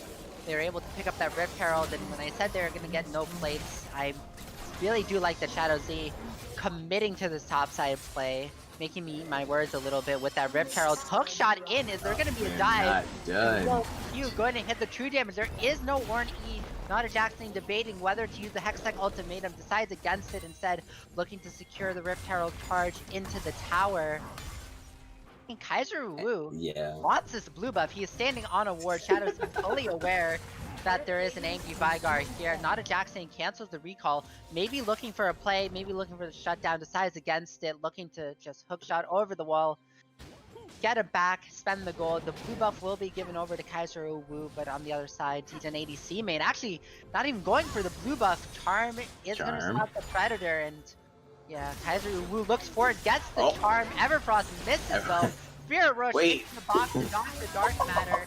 But we see DGen ADC main. Meanwhile, on the other side, the top side fight, there are two soul lane fights happening. Ignite, burst. A primordial burst is going to get the kill. Kaiser Wu unstoppable with a sliver of health, and on the other side, Archon winning the fight too. This at least directed cam panning either way. And now Usain is here. He is not taking much damage. Kirky the Parrot. Actually, oh, this is a lot of damage. Is. The Tiger slams the dot. He's gonna have to But that is going to be another kill. That is pretty much 3 solo kills. The entire top side of Horizon Gaming striking fierce.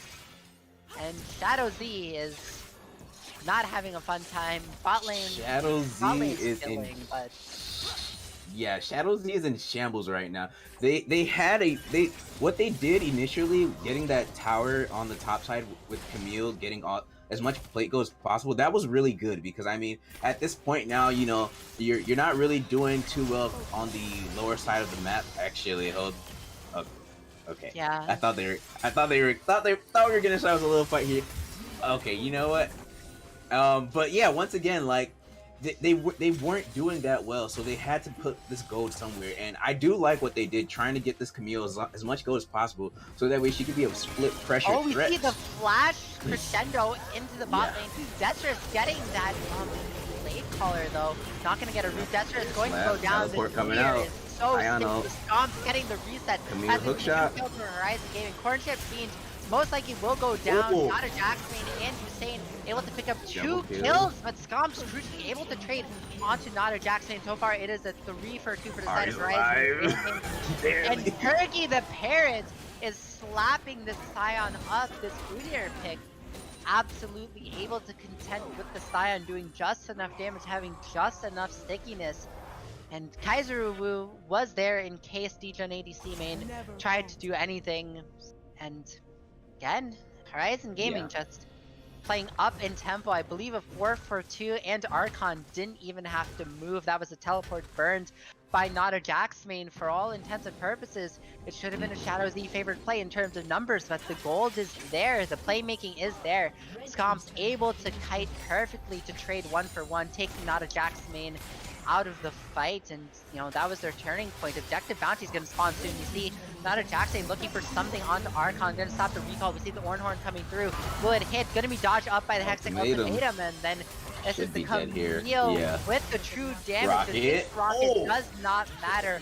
Not a Jackson main getting the solo kill onto Archon. On the other side, ShadowZ looking for a play as well, trying to contest for this dragon priority. ShadowZ drawing the battle lines, getting priority over the river. There is a scuttle crab for Horizon Gaming. They do know about where ShadowZ is standing, and Kaiser Wu popping the Predator, looking to walk in this very fast Veigar and Udyr, looking to take back control. Degen ADC main on this Ahri, looking to get maybe a flank angle. We see the cage come down. Scion Q does not get the stun, and that is Destrus being destroyed. Turkey the Parrot going on a rampage, looking to DPS the Scion as he's done so many times before. Charm onto Veigar does not matter. Stomp's gonna be picking up the kill. Archon has teleported down to this fight.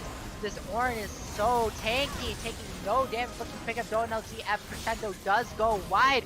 The Zap not gonna kill, but the Smite will, dominating for Turkey the Parrot. And that is going to be Stomps on a killing spree. 17-5 is the kill score for Horizon Gaming versus ShadowZ, and it's just going from bad to worse. The scaling comp having a lead at 17 minutes into this game, picking up their second dragon of the game. Stomps looking, he is bloodthirsty on this Jinx, looking to right-click ShadowZ to death, as that is a very big team fight advantage for Horizon Gaming.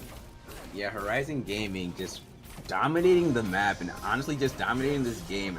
And you know, once again, we kind of said this as we were coming into draft. The Issa buff is not for everyone, so beware and be careful if you are placed in such a position. And right now, ShadowZ just look like they're in complete shambles.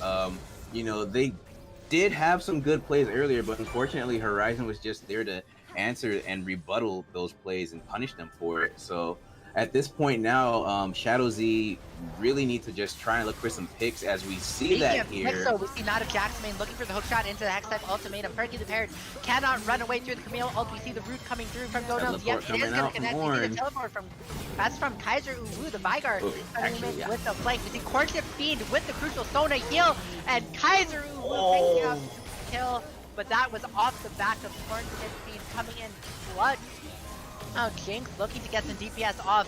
Turkey the Parrot running as Udyr does best into the faces of ShadowZ. Destrus not able to get a root with the Blade Caller. That is a two-man Crescendo. We see the Veigar cage forcing Hussein to ult in, but that is going to be a kill donated. Bombs getting another kill, 6-2 and 6 on this game. Had a rough early game from that Scion gank, but he is getting his revenge and more. You see the Ornhorn. No, Archon, what are you doing? It doesn't matter. Though redeems himself with a good E onto Dono ZF, going to get the kill. Degen ADC slipping away with a sliver of health. And that's the Rift Herald. That's your pretty second Rift Herald here. Yeah, more gold, second Rift Herald. Baron's not even up yet, and Horizon Gaming are just on a tear. And honestly, I have to commend Perky the Parry here. He's playing way better than we saw him playing in the last week, obviously, the quarterfinal series. So they're doing really well, enabling their team play and whatnot, and just punishing ShadowZ whenever they try to make a play here. So it's been quite unfortunate for the side of ShadowZ, of course, you know, whenever they try to look for something, but Horizon Gaming is just able to respond and punish them every single time. So at this rate here, I don't know, like, this is a hard game to try and come back from at this point. Don't you think so, Daydream? This is going to be tough, but ShadowZ have no choice but to try. We'll see where their late game insurance comes through. Zaya's gonna get her Manamune upgraded in about 2 hitting things, 357 stacks right now. Yeah. And we see that Manamune is upgraded, so that is a spike. I don't think it's a relative spike because Jinx is still about half an item up. I believe Scomps actually is not that far up, only has a crit cloak up, and you know, with that Miramana upgrade, you know, this Zaya could be a power point. Does have a 40 farm lead as you know, Zaya would into Jinx, but we see Perky the Parrot getting charged up under tower. The Everfrost not going to land though. Udyr is a very, very fast man, bear, turtle, phoenix, tiger thing, and we see looking for advantages. Karma does have the Chemtech Putrefy. Udyr gonna run in though. Karma cannot Chemtech Putrefy that as Kaiser Uwu with the Dark Matter going to absolutely destroy Karma's health bar, although Kaiser Uwu getting stunned up. Does Sion do any damage? The answer is no, as what are you doing, you're saying? That Yusei going to have to sprint it away through the cage. However, Destrus was able to get that objective bounty in the mid lane. Destrus definitely the power pick. We see though, he is not on the right side of the map. Has to pop the Blade Caller before the Ornn ult is going on here. As this Ornn is dealing so much damage to this Zaya. Zaya not a champion. Ornn solo killing a tank. Deal with Ornn solo kill. Not a Jax main, barely making it out with the hook shot. You know, able to escape from Perky the Parrot and Kaiser Uwu. And it's good to get that objective bounty. Dying is less good, but you know, you take what you can get. I think with timers coming up, this third dragon should be coming up soon. I believe Horizon Gaming, you know, should be able to get this relatively for free. Yeah, they should. And even if ShadowZ contest it, like, they're gonna need a miracle and a prayer to even just obliterate Horizon Gaming off of this Drake. Honestly, at this point, I don't think ShadowZ should look to contest this Drake. I think you should just look to farm. Yeah, especially if your jungler is dead, is going to be a lot harder to contest this dragon. I think ShadowZ have their hands full with this Rift Herald siege that Kaiser Uwu is putting on. The Blade Caller does stop any advances from this Vygar. Yeah, and like I was saying, ShadowZ should just look to farm right now. I mean, as hard as that is possible, but you should still look to get as much gold into your Jinx and Ahri and the Camille, you know. But at this rate here, it's so tough. Camille doesn't even have Hullbreaker yet, so I don't even know if she's gonna be looking for that split push build anymore. Maybe she's just gonna go full damage here, but we see her on the top lane there as the rest of Horizon Gaming are just tearing through the blue side quadrant of the ShadowZ map, and just she's trying to get as much ground as possible. After a certain point, you're gonna probably have to switch lanes here and start working on the bot lane. That's if the game hasn't ended by that point, though. So we just gotta, ShadowZ's gotta try and hang on and hope the split push play can come out for them. But I don't know. It's definitely gonna be a tough one.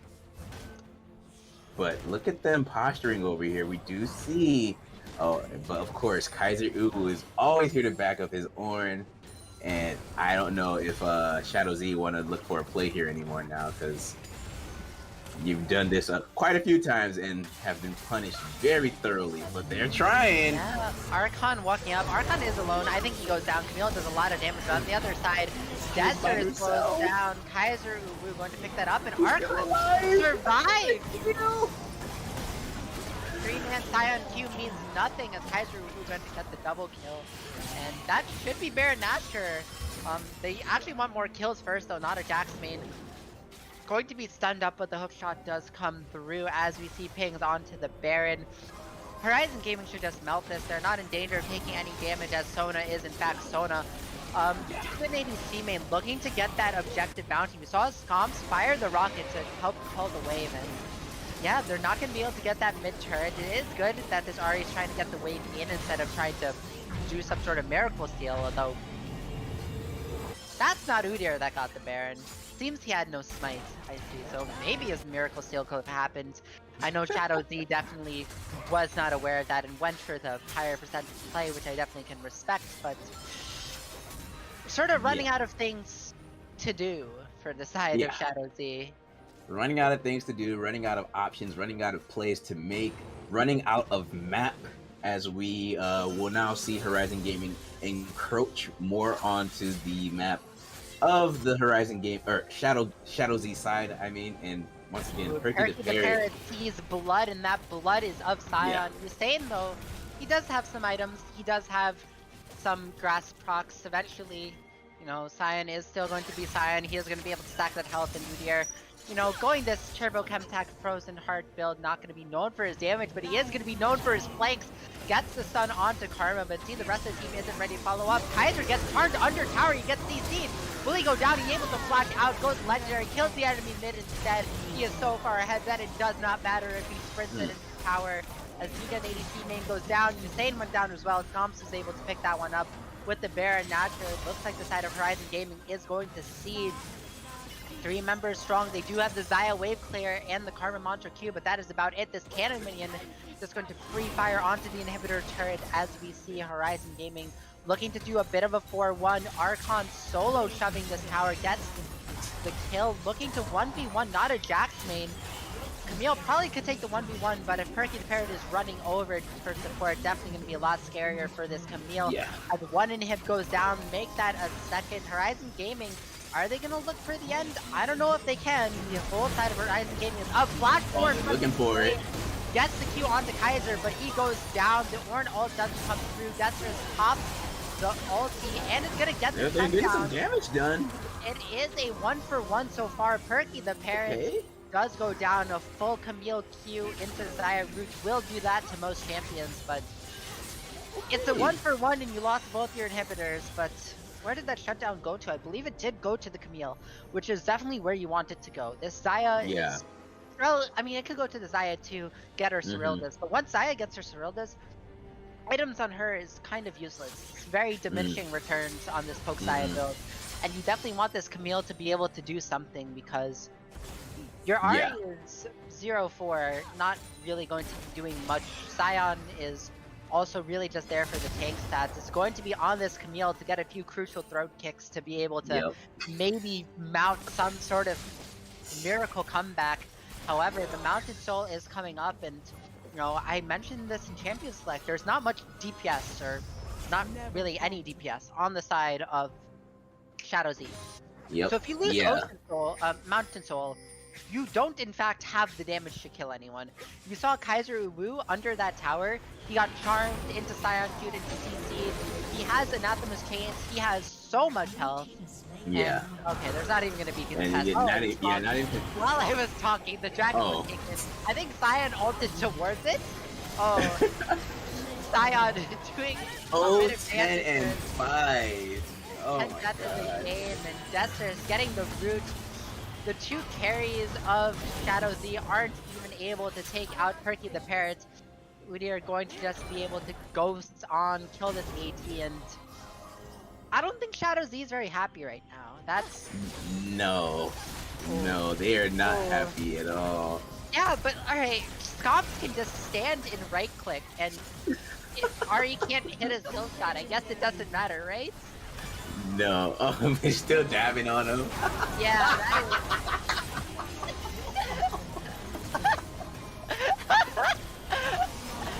oh my god. Oh my god. That, by all definitions of the word, was a game of League of Legends, as Horizon Gaming take this series 1-0 so far over ShadowZ, and that was a rough one. I think I can say that, right? No, absolutely. I was about to say something else, but yes, that was definitely a rough one, and I shouldn't be this speechless, but like, I, how do you come back from this? You don't draft I, Sion Jungle, I think is how you come back from it. I you know think that's what? like You're right. okay. So if you're losing 5 bans, I think as ShadowZ, you really just have to go to the drawing board. And you don't have bans, so you can't really control what they're gonna play, right? You Yep. have absolutely, zero say in what Horizon Gaming wants to play, and it showed. Horizon Gaming got a very easy to execute comp. They were like, yeah, we're gonna pick scaling. We're gonna win earlier than we probably should have, but we're gonna pick scaling so the late game win is guaranteed. Yeah. And as ShadowZ, I think you just have to pick a comp that is good on its own. Don't try Mhm. and react to what they're picking. Don't try and pull a bag of tricks on them. Just play standard Yeah. League of Legends, Yep. please. Because Especially if this Nats was isn't coming back. yeah. If Nats comes back, you get your 5 bans back. Then that's a different story.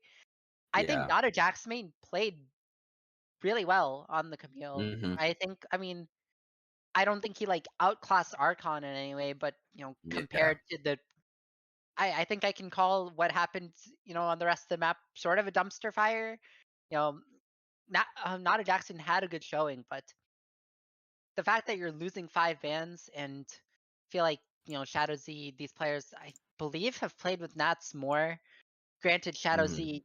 ShadowZ, does more roster changes than I can literally count, so I can't confirm that fact, but I definitely think that having your rock back in the top lane might be what ShadowZ need. You know, Yeah. we'll have to see. I For don't sure. know if Nats will be back for game 2.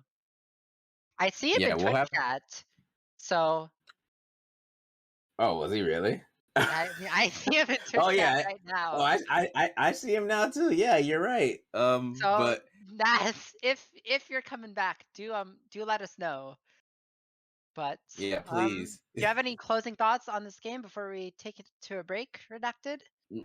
No, I think you said everything really well. Just back to the drawing board. Draft needs to be a better, easier to composition of execution, and yeah, hopefully they can do better in game 2. But I yeah, I think we think I think we axed the Scion Jungle. I think that was definitely like a game 1 experiment, and we don't do that yeah, anymore.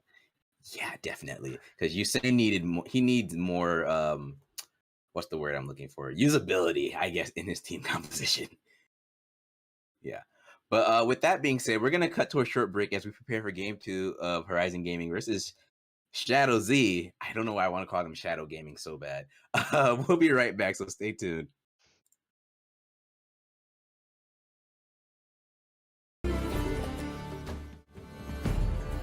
Welcome back, everyone, as we prepare ourselves for the game 2 draft of Horizon Z.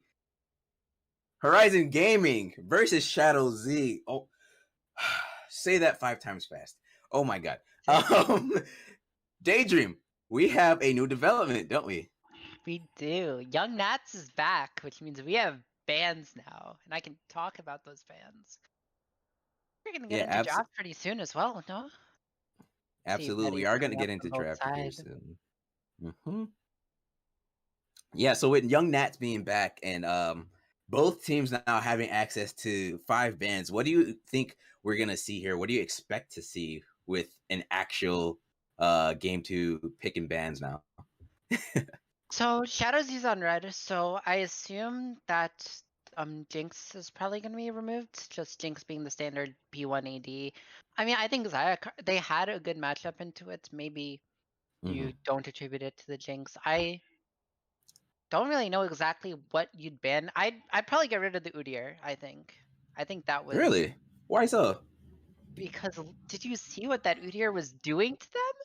That was Yeah, but I mean, he was perky. He's an AD main, you know. He's not typically a jungle main, so do you really need to ban? Does Udyr really warrant a ban? As we're yes. actually I in think it draft now. does. I think it does. Yes, we're in draft. See Horizon Gaming still getting rid of that Graves as we see the Vigar being banned from Kaiser Uwu. That's a So good ban. Yeah. yeah, that was a good ban. Kaiser, kind of destroyed the health bars of Yeah, of everybody.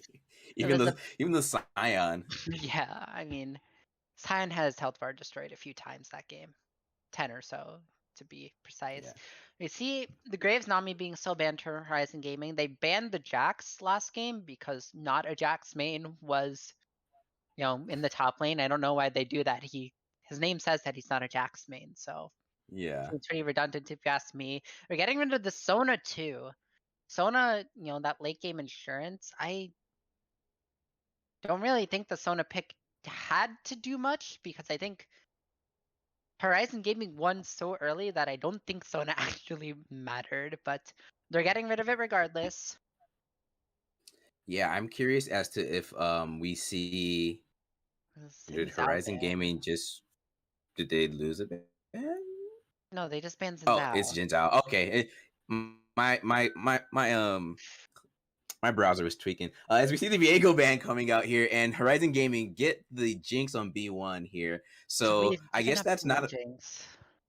yeah. So it's I guess ShadowZ didn't think it was too much of a problem. So that has me curious now, and I'm wondering how they will draft here. And we see the They Senna. answer with the Okay, Senna. Okay, so they go Senna is and it something else.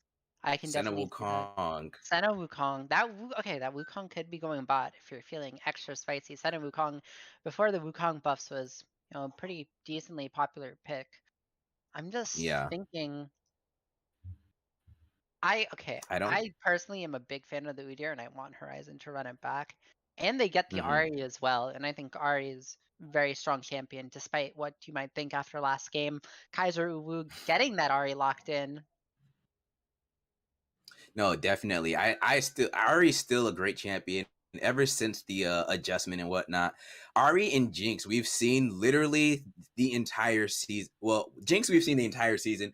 Ari, we've seen the entire rest of the season after the adjustment and whatnot. I don't think we won't see them like disappear off the meta until probably season 13. Who knows at this rate? But J4 definitely being locked in Horizon Gaming there. And we have heard quite a few things in the Discord about J4. I've heard some first strike J4. So interested and curious to see if that might be a thing. But LeBlanc being rounded out for ShadowZ there. Well, not rounded out there. So seeing Degen on that pick was actually way better, I think, for this poke composition that they kind of have going right now. Yeah, LeBlanc definitely gives a lot more early agency. Into this Ahri, it's definitely a bit of a skill matchup. I want to see Yeah. if LeBlanc being paired with a jungler that can match the early tempo of J4. Like you see in pro a lot of the time is like Lee Sin LeBlanc. I don't think plat players can pull off Lee Sin in that same way. We'll have to see. This Wukong could also be going to the jungle. It is a triple flex. It either can be put top lane, it can be put with the Senna in the bot lane, or it can be put in the jungle. I definitely like this red side drafting from ShadowZ more, really utilizing their flex picks.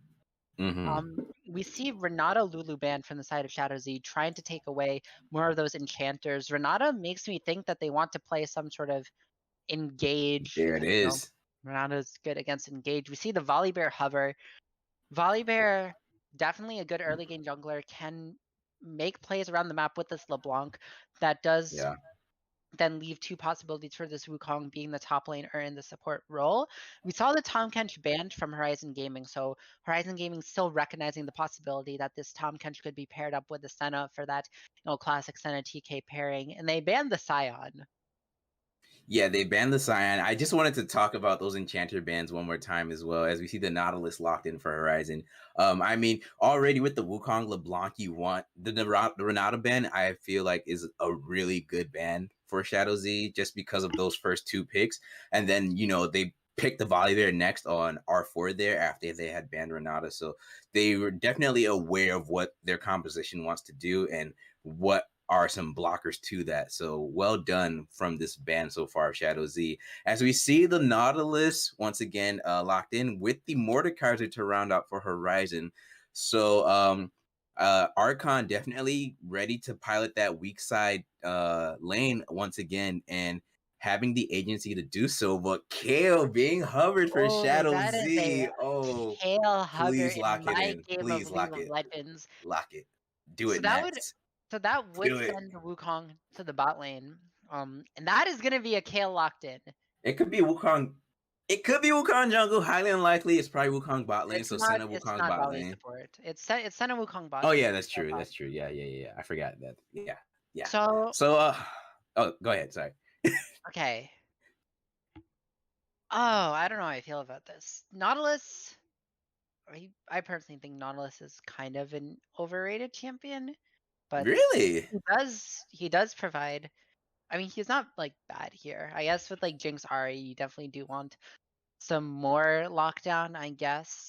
Mm-hmm. I don't know. I just think zero enchanter comps are kind of cringe because I think enchanters are OP, so why aren't we playing them?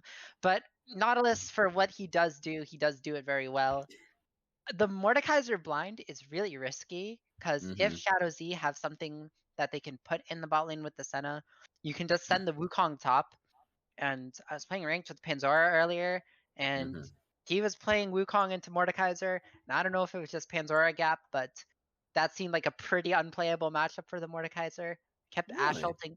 I kept Ash ulting top, and then the Mordekaiser left mid game, so he wasn't very happy with it. That's a bit anecdotal. My top lane knowledge is less than my bot lane knowledge, so I'm not gonna Mm-hmm. guarantee with 100%.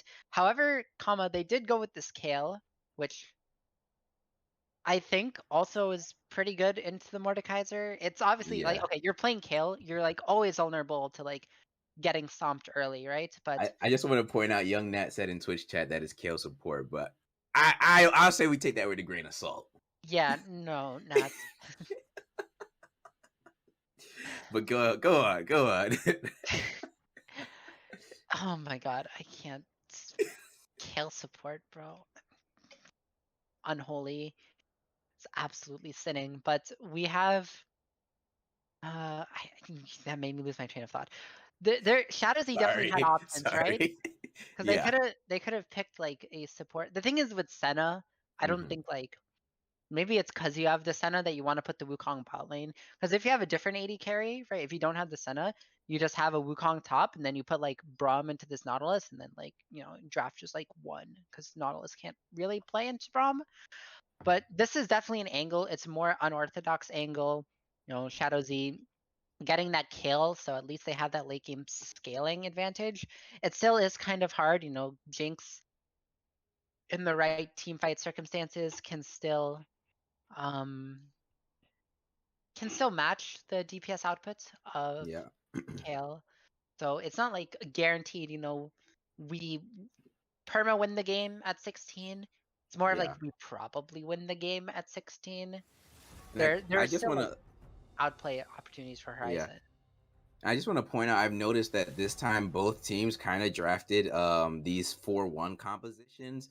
Kale obviously, once she gets up there in levels, will be in the side lane. Mordekaiser, as we all know, will also be in the side lane. So I definitely see this going to be a lot more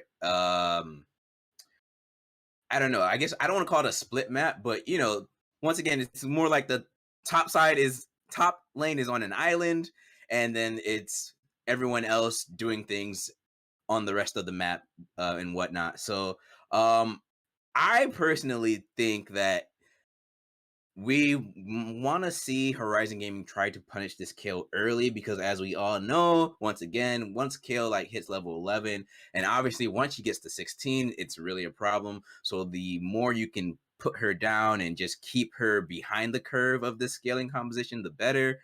But we'll have to see how Horizon Gaming play into that, because once again, then you got to watch out for the LeBlanc here, the Wukong, lots of stealth and whatnot. And Volibear is still a really good champion. Oh wait, that's a Volibear top. What? That's a Volibear top locked in for Nats. You wasn't lying. Wait, I don't No, think they. I guess they're not okay, joking. You're allowed to trade. There's Oh yeah, true. You're right. allowed to Sorry, trade. I forgot about that. I feel like either I'm being griefed or someone's getting PayPal'd. Those are the two options. We'll have to see when client draft is over, because right now, I swear, if Z really put this kill in the support, oh my Where's god. Flay? Flay somewhere here, right? Flay, tell us when's the trade deadline? I believe it's 20 seconds in most leagues, but I believe it is 20 seconds, but as of right now, let's just play with it, right, Daydream? Let's play with it. Let's say this kill is support, Volibear top Wukong jungle, play LeBlanc. with it. I don't want to play with it. I don't want to consider You know, that. why not? I want to operate under the assumption that we're drafting like humans. Well, okay, tell me why it is bad then. Let's just talk about it. Okay, Come on, tell me why it's bad. Why Kale support sucks? Yes. Alright. So Kale theoretically would be farming, right? But in a duo lane, and this is why Orange support sucks, and people unironically play Orange support sometimes. It's bad because Orange and Kale have the same thing where they're reliant on getting levels. Kale, obviously directly, we talked about that level 16 win condition. If you're playing Kale bot lane, it's a lot harder to get to level 16. Whereas if you're playing Kale in a solo lane and getting solo XP all game, you are going to actually be able to get your levels at a reasonable time. These champions are balanced around the fact that they are going to be getting solo lane XP. And if they're getting dual lane XP, they are going to be worse. Yeah. And Okay, people unironically play Orange support and then they get 0 ult upgrade mythics and they wonder why they have a 30% win rate over like 20 games or something. And Because there's the trades is coming bad. in. There's the trades, yeah. That's what I figured. Is it Donnell on the Senna though, and Decerys on Wukong instead, or do we expect to see another trade I'm coming sorry, out how did between you those pronounce two? that? Donnell's? Did I say that wrong? It's Donell. He's a popular Twitch streamer. Donnell? Oh, I apologize. This is my first look. This is my first time casting ShadowZ, so my bad. And I didn't get the opportunity to know who the roster was because it literally came right before the stream started. So that's his fault. I'm just gonna flame them. Yeah. Tell them you hate them too, Redacted. Tell them you hate them. Oh yeah, absolutely. You gotta help your casters out, man. And y'all did not help me. All right. So you're getting whatever pronunciation I can figure out with, and that's what it's gonna be. Donnell. You're so toxic for what? That's my job. I'm supposed to be the toxic one. Hey, I got Decerys on the Wukong. I mean, I believe Decerys is no attacks friend, I think, and I believe that he's also played mid lane before, so he's competent on non-ADC champions. So I guess it would make sense, Senna generally being able to be piloted by a lot of ADs and supports. Also, Senna going to be the one with the support item, so yeah. just having more experience with getting wards and doing ward control, it makes sense that they line up the Senna Wukong that way. Seeing Nats on the Kale, that's gonna be spicy. I like to watch Kale. Let's watch Kale just run through a team fight, and we'll see if Usain and D10 ADC main can get that lead. I've talked so much about ShadowZ's comp. I just want to touch quickly before we go to a break on Horizon's comp. Go ahead. They play for Jinx resets. That's really it. I sort of just looked at it, and it's like Horizon played super standard last game. This is like less standard because we're getting like early game agency with this Ari Jarvan, but no, it's pretty standard, tried and true. So and there we have it. Play for Jinx resets, and we will see if Horizon Gaming can just repeat what they did in game 1 here. But we will find out shortly as we cut to a short break, and we'll be back for game 2. Stay tuned.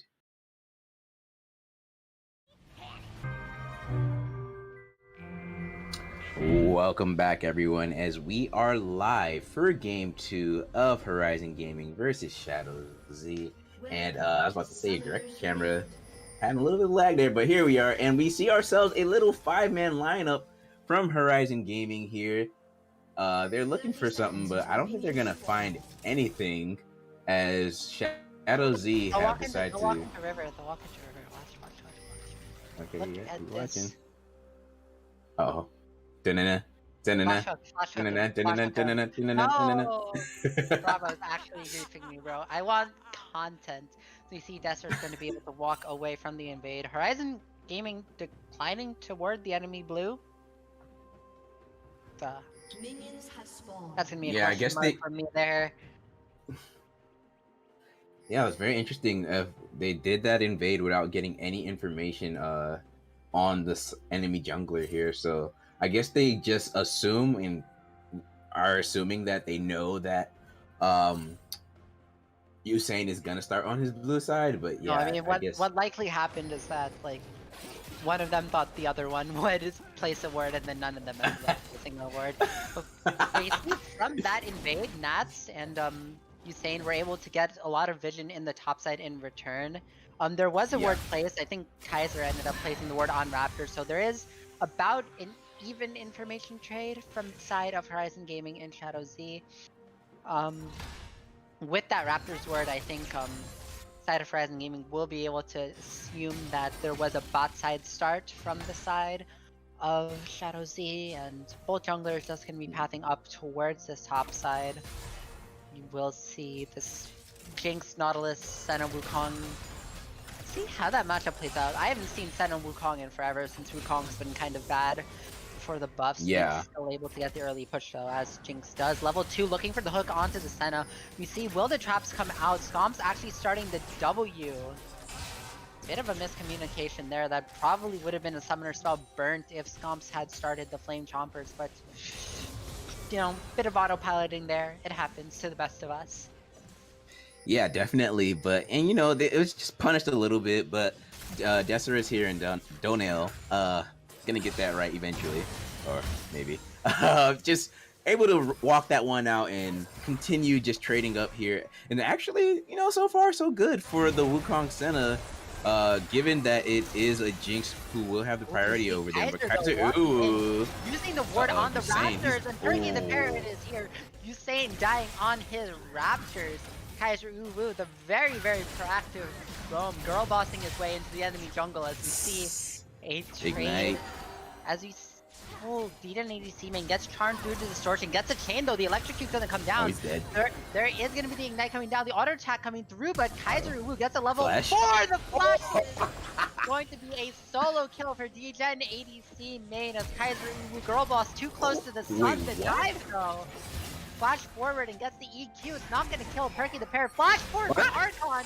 Going to be a 1-for-1. Young Nats going down, and you are going to be very happy as this Kale to get a 1-for-1 in that scenario. As Horizon Gaming playing a bit too high tempo for themselves to handle. Definitely a lot of high tempo as Perky flashed over the wall there. I am going to assume his flag and drag combo was on cooldown, or he just didn't want to use it then to get the jump on to Young Nats there. Get out the flash. Yeah, more than likely, because that was very interesting, and he didn't hold aggro. I think he could have had 1 or 2 more tower shots, probably at least 1 for Archon there to get that kill. Just a little bit of miscommunication coming out from the side of them. And we see a really good usage of the clone to block that Nautilus hook. We see the root coming down onto Scomps. Will there be an extended trade going forward? Both junglers are here. We see the EQ onto Usain, but Usain does have a level advantage. However, he is just running away, not going for the fight.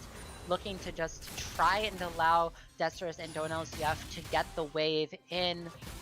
Yeah, as he walks down, Desterus calling for Usain to crash this massive wave into Scomps and Cornchip Fiend. So we see Archon looking to trade onto this Kale. Is at a level disadvantage though. Level 4 to level 5, but level 6 is the number that Kale needs to get her auto attack range. So Archon still probably the stronger champion. And Daedra, I wanted to ask you here because I've only heard fights in both solo lanes before we get to that point. Mini and DMAC going over, D10 ADC main really exerting full wave control after getting that solo kill onto Kaiser earlier in the game.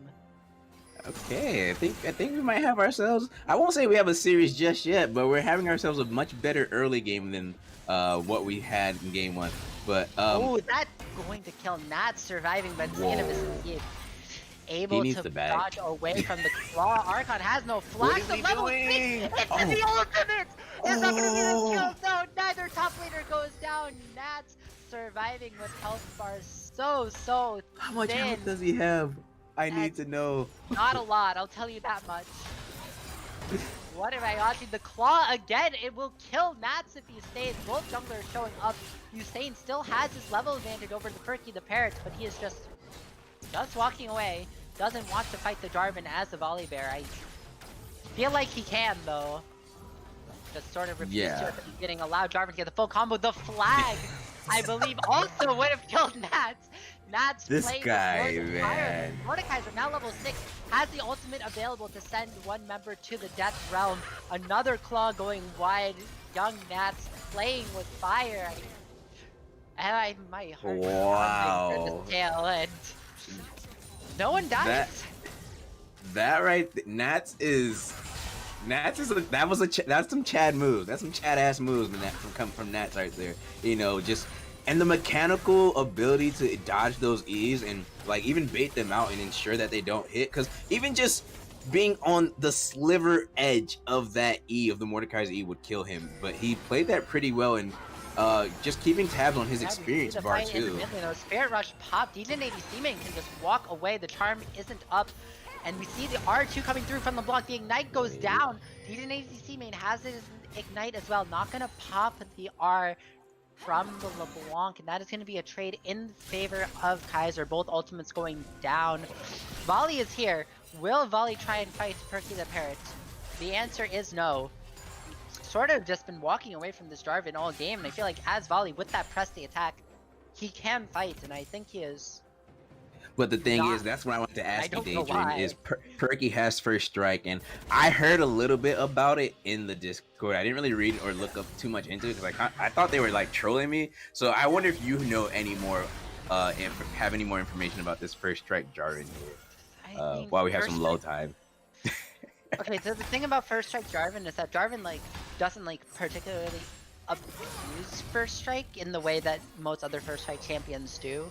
It's just that first strike is a burst rune. It's also overtuned to all heck, but we see a fight coming through. Death Realm going down onto the Volley Bear, gets the shield. He's gonna be beaten up. He ults before he is out of the Death Realm though, and has to burn the flash. Don't really get that one. I am in a state of confusion as what is happening between the two junglers this game. I don't really know how to reckon with it, but no one died, so I guess I can. Just carry on. Just carry on. Smiling waves. First strike as a rune. A lot of people incorrectly think of it as just a gold generation rune, but we see Archon fighting before any time I try and talk. Archon just starts speeding someone up. This time it's going to be Young Naz getting a really favorable trade. Again, this level 7 Kale does have range, so she can farm, but she's not going to be very happy while doing so, as Mordekaiser able to get these Qs beating down onto Young Naz. Does miss the combo. Insane is here. Flash. The Jinx Rocket did mid as well, and Archon finally is punished for his crimes in the top lane. Usain picking up that kill. Okay, that would have been too harsh, because I get what Archon's going for. I think he was too greedy. There's been a lot of griefing in this series, and I think that wasn't hard griefing or anything. So he was just a bit overzealous. He was a bit overextended. I don't think it deserves such harsh language. But first strike Jarvan, first strike gives you that damage increase, and if you're playing a bursty early game jungler that wants to gank in short bursts, I said burst twice because that's really what it's for.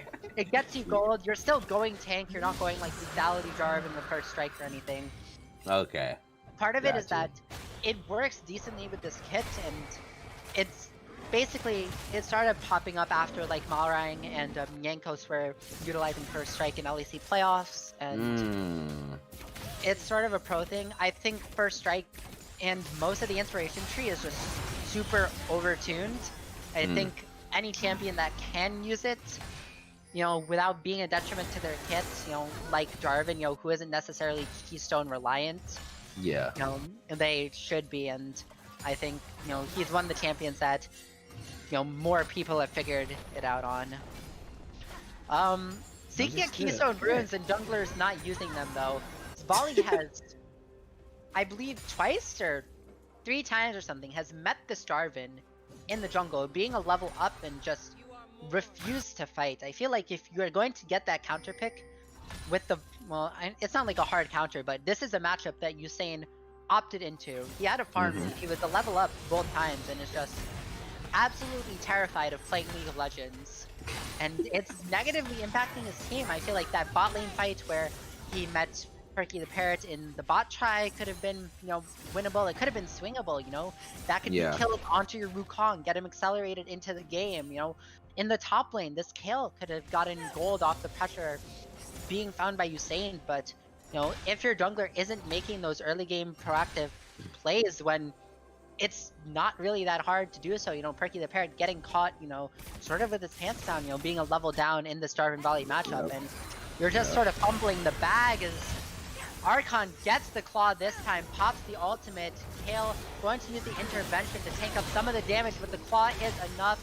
Both junglers have shown up, but Usain just going to be here to catch the wave that is eventually shoved in. Jinx Rocket was sent, Jinx Rocket was not needed, and that's, you know, what I expected to see out of Mordekaiser Kale, at least in the early game. Obviously, that's doing his best to make sure that he stems the bleeding, but already going to be almost a 30 farm lead in the top lane.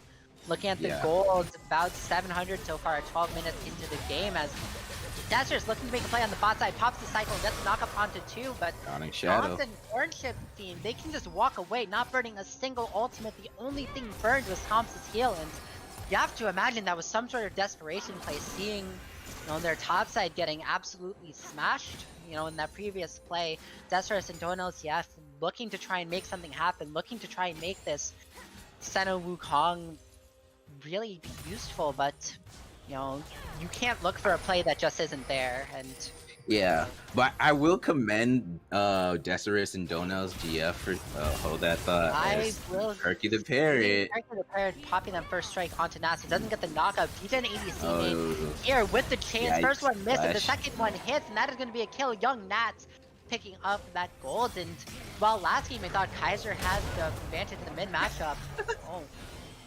This LeBlanc going for more, gets the chance, gets pulled in though. A little too close for comfort, gonna take that distortion back, and as I was saying, I thought Kaiser had the advantage. Actually, we see Kaiser looking for roam in the bot play.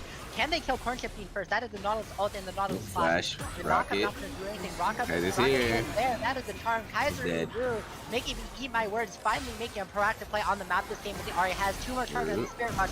Got the second one through. That's gonna be exhaust and the flash away for no LGF, but the R3 into the charm is going to be enough. That is going to be passive, healing Kaiser through.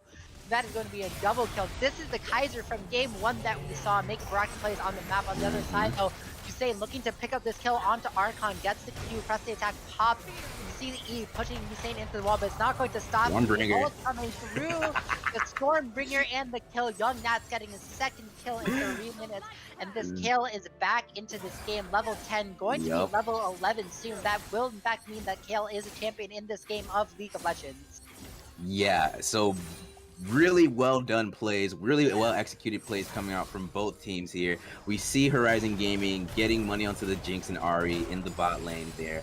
But likewise, ShadowZ making a play on the top side as well. And there, like you said, getting Kale back in this game here. Yeah, we see D10 ADC main able to use the distortion away, and I think it was good play by Usain, and especially by D10 ADC main on the top side. However, there wasn't that cross-map respect that came out from Desirous and Doan LGF. Instead, they looked aggressively onto the Nautilus while the team was making a play on the other side, but D10 ADC main walking forward to try and get the Rift Herald charge does get chunked out by Kaiser. We see Doan LGF and Desirous though looking to try and contest the Scuttle Crab. Perky the Parrot able to EQ away, getting out of dodge, and we see 5 members strong for ShadowZ. Now we have ourselves a Drake. Kaiser with the Leandri's burn picks up D10 ADC. They gotta burn it. That is the steal! And you see the fight coming through the Cataclysm on 2-3. He's going to go down though. That is the kill being picked up. Perky the Parrot could have just left. That is going to be the Dragon picked up for the side of Horizon Gaming Scomps with the crucial Jinx Rocket here. Kaiser looking for more, looking to try and get the blue buff. It is going to be smited away. On the top side though, Archon able to take that first tower. This Mordekaiser is still absolutely accelerated, and a little Yeah, it- sloppy, but yeah. it's looking still good for the side of Horizon. We see the flash E into the Mordekaiser ult, forces the flash away from Young Nats, able to walk back to the Ooh. edge, but he doesn't have the intervention and goes down to the Mordekaiser Q. And that's, yeah, Archon so absolutely accelerated. Young Nats need to try and hold on. We see the Everfrost though. Kaiser charming up Kaiser's- and that's W1. Is there going to be a charm? Kaiser does have no mana, dipping and dodging away, looking to dodge that second chain. However, DJ ADC main just didn't have the Mimic on the ultimate, so there's nothing really to avoid, but Kaiser nonetheless making it out. Yeah, Kaiser making it out. There was so much that happened. Like, let's go back to Jinx stealing the Drake at first with the rocket there. You know, that was quite unfortunate for the side of ShadowZ. And then Archon punishing Young Nats in the top lane there. This Mordekaiser is slowly becoming a menace. Look at the gold difference between the top laners here. 120 CS to 87 for the kill here. Also, you know, we see Archon with his...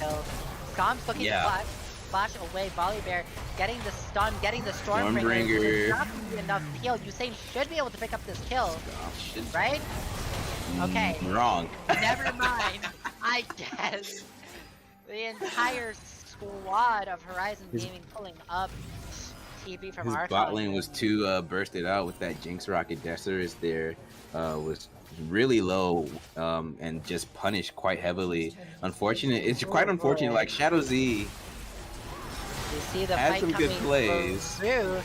Will D-Gen ADC main be able to double distortion his way out of this one? Kaiser walking forward, able to Leandra's Ahri is a problem. Like this burn damage, and you know, I honestly I like the Leandra's coming out from Ahri here because there's quite a lot of heal. Yeah, there's quite a lot of heal. You have the Senna, Wukong's gonna naturally heal. Volibear, Kale. Leandra's is the anti-heal item. Oh, I know it's not the. I know it's the burn item, correct. I'm just saying, like the burn. I like the burn coming out from it as well to, you know, just ensure that damage over time. I know Morella's is the anti-heal item. Yeah. I got it. We see a fight coming in through the top lane. We see Archon getting the pull onto Nats, finally making those connect. However, Nats. What am I watching, bro? We see Nats making around the rosy. Here, it seems Archon has executed his master plan, fading in members of ShadowZ only to get cut down by the 5-man squad of Horizon Gaming. That was bad. Yeah. That was very bad. I don't know what's going on with ShadowZ's communication right now. It's just a lot of breakdown, a lot of miscommunication. They know they want to make a play. That is going to be another kill coming through.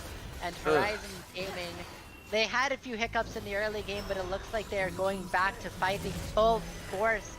Absolutely out team fighting, out rotating the side of ShadowZ, and that gold lead is slowly but surely climbing. Yeah, objective bounties on the map now as well.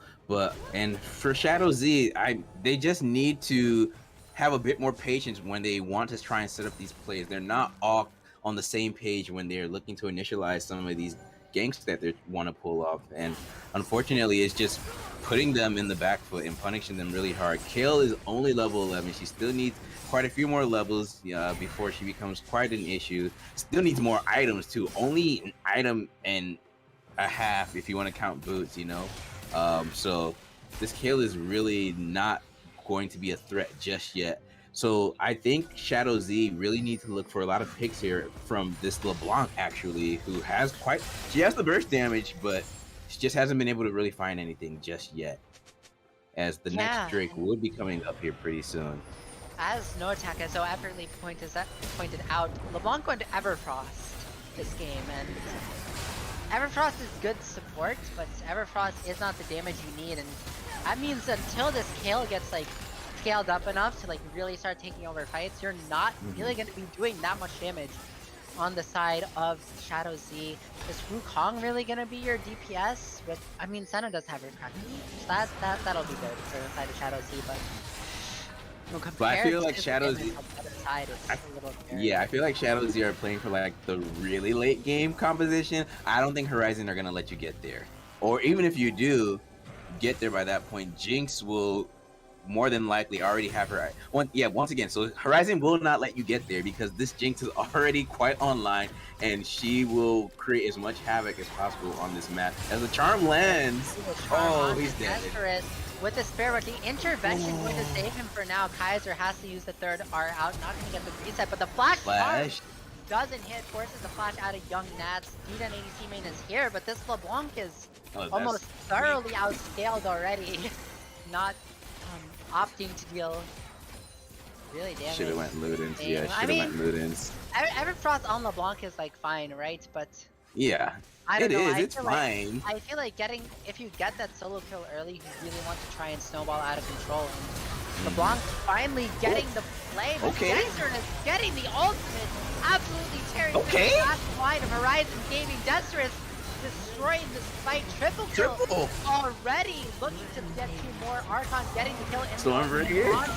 That is the Stormbringer down, and then we see that is going to be the ace for ShadowZ. Desirous putting the entire team on his back, solo destroying both backline carries from the side of Horizon Gaming. And Desirous has decided that ShadowZ is not going to go down without a fight. Yeah, definitely. Desirous getting the clone Cyclone there onto the backline of Horizon Gaming, destroying the Jinx and finishing off Kaiser and the rest of the Horizon backline, and then Usain and everyone else just coming into the front, ensuring that their AD carry on this Wukong was able to live and just cleaning up the rest of that fight. So really well played from ShadowZ here as Quantum Fiend. Oh no. Not like this. I guess you can't win them all, right? Not At least like it was the support. I mean, you lose Senna. That's an unlucky. That's a retake those from Horizon Gaming. But yeah, all in all, Desirous popping off. There's not really, getting that Baron, getting the objective bounties as well. It's only really a 1k gold deficit now. As we see the charm though onto D10 ADC main, not going to be able to do much. Desirous going to be able to get, this mid lane shoved out. Well, actually, wait, it's Wukong. I'm just thinking like a normal AD carry that shoved in. But I don't think Wukong can solo shove into Jinx Ari, but he's gonna try getting down by the red buff. He's still Desirous. level 12 Wukong is the thing. Yeah, but he's also, he's a melee champion into a 2.5 items Jinx here, so you want to be careful. Those Kraken Slayer true damage rockets will put the hurt on you, and he needs to be just a little bit aware of his positioning here. But D-Gen ADC main, with the Everfrost Zion, so quite a defensive build right now from this LeBlanc. So, why did Jinx finish Mortal Reminder? I don't. That is actually a great question. Why did she finish that? Okay.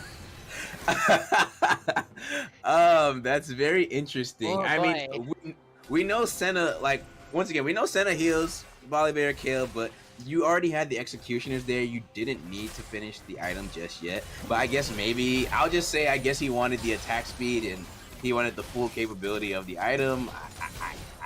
I wish I could tell you, but I hope you're not tilting off the face of the rift just yet, Daydream. I know you are an AD main. Oh, you know what? Maybe he was looking for that crit percentage before he gets IE. But he's going LDR, and also you can build any good crit item instead of finishing Mortal Reminder.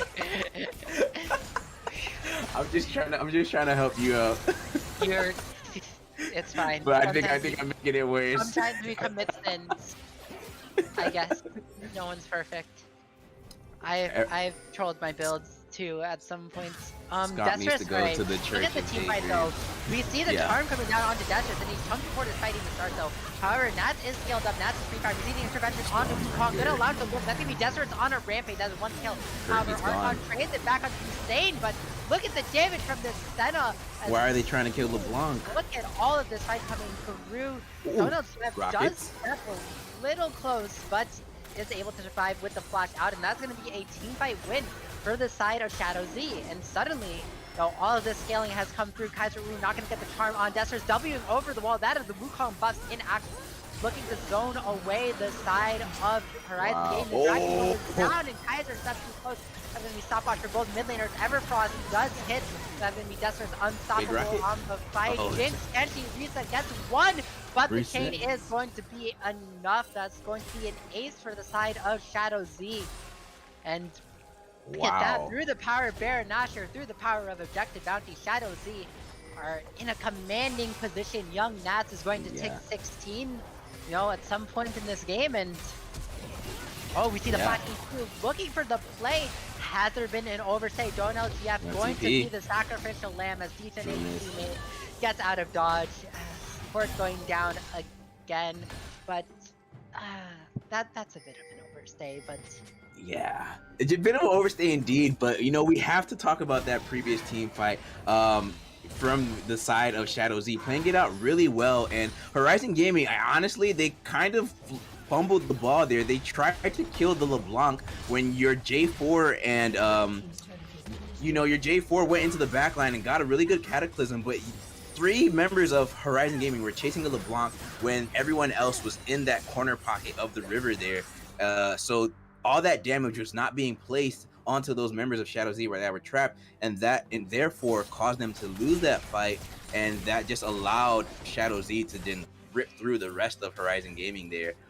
So quite unfortunate, as they also stopped Horizon Gaming from getting the Infernal Soul. Still have 2 more Drakes to go before they're on Soul Point themselves, as Desirus here is looking. Yeah, Desirus uses the clone. Desirus is pretty safe. He does have the flash up. You see the Cataclysm onto you though. DJ ADC main can get out, but don't know if you have can't. However, she is going to survive for a little longer, getting the kill onto Perky the Parrot. You see Archon did get the ultimate, I believe. What is going on here? DJ ADC main. However, LeBlanc is a very, very slippery champion, and Archon not able to get the kill, not able to get the stats. Going to go down. The strap. Young Nats level 14. 2 more levels till Exodia has been reached, and at this point right now, Horizon need to try to go back to what they were doing before. Team fight is not really working out for you. Put Mordekaiser back in the side lane where Kale will have to respond to him and try and win through some of this 4v4 composition. Your Jinx is still pretty strong. I'm sorry?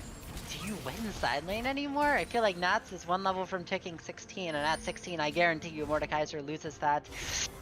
Yeah, I'm not saying he needs to try and win the side lane now. He needs to ensure that there's not as much pressure. Armed up, though, doing a bit of BM, looking forward, gets rooted and dies. Okay. And there, that's what I was saying before. Remember I told you, you said he was on that move. I was like, Desirus need to be careful. He's not on an AD. He's on a melee champion, and he got a bit too big for his britches there and was punished accordingly. Desirus was taunting Horizon Gaming into going in on him. He did have like teammates around him, but you know, Horizon Gaming layering the CC well, and you have given up Baron. Yeah.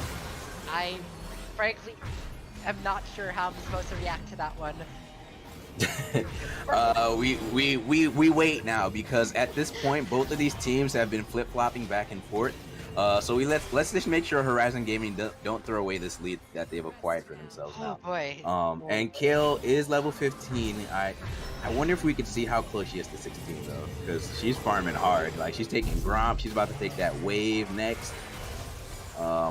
And she did. Oh yeah, she also has her mythic, by the way, now too. I don't know if, how long she's had that for, but she is definitely going to be an issue here.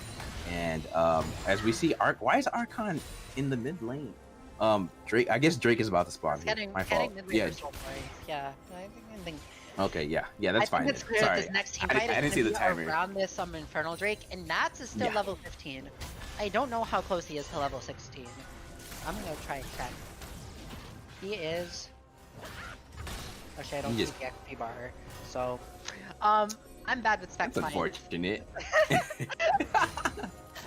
I'm gonna assume he's like vaguely close at least. I mean, he's farming on mid waves. Okay, he hits we see the fight going through. We see the flat forward from Casino. That's a Dawn and Shadow coming down. Now to meet the target. However, Desirus was pulled into the death realm. You see, can Regen ADC main get the kill onto Stomps? Stomps No, is still that is alive. going to make ADC main going down as well. And the fight was a wash for Horizon Gaming. Archon, the MVP, putting Desterus into Brazil with that Death Realm. And Scomp survives, gets the Jinx reset, This and might that be is going game? to be the game. That has to be game, right? What's the death timer looking like? 29 seconds on Usain. About 20. This might be an inhib. Might be Nexus turrets here. Fair. You end the game here. Please tell me we're ending the game here, right? Okay, yeah, you're right. It's game. We're ending the My game fault. here. It's fine. And Yeah, it you're was right, just you're right. such a small margin, you know. Jinx barely surviving with her mortal reminder and LDR for whatever reason. Yeah, Desterus, you know, was not able to do any damage in the fight because he got Mordekaiser ulted and the LeBlanc went Everfrost Anya, so she doesn't deal damage. Yep. No, absolutely. And Decerys, he just had really terrible positioning in some of these team fights. It's quite unfortunate. Like, if you're gonna play the Senna Wukong, as the Wukong, you kind of need to look for flank angles after a certain point in these team fights because they know you're gonna try to obviously get into their backline and create as much chaos and havoc as possible.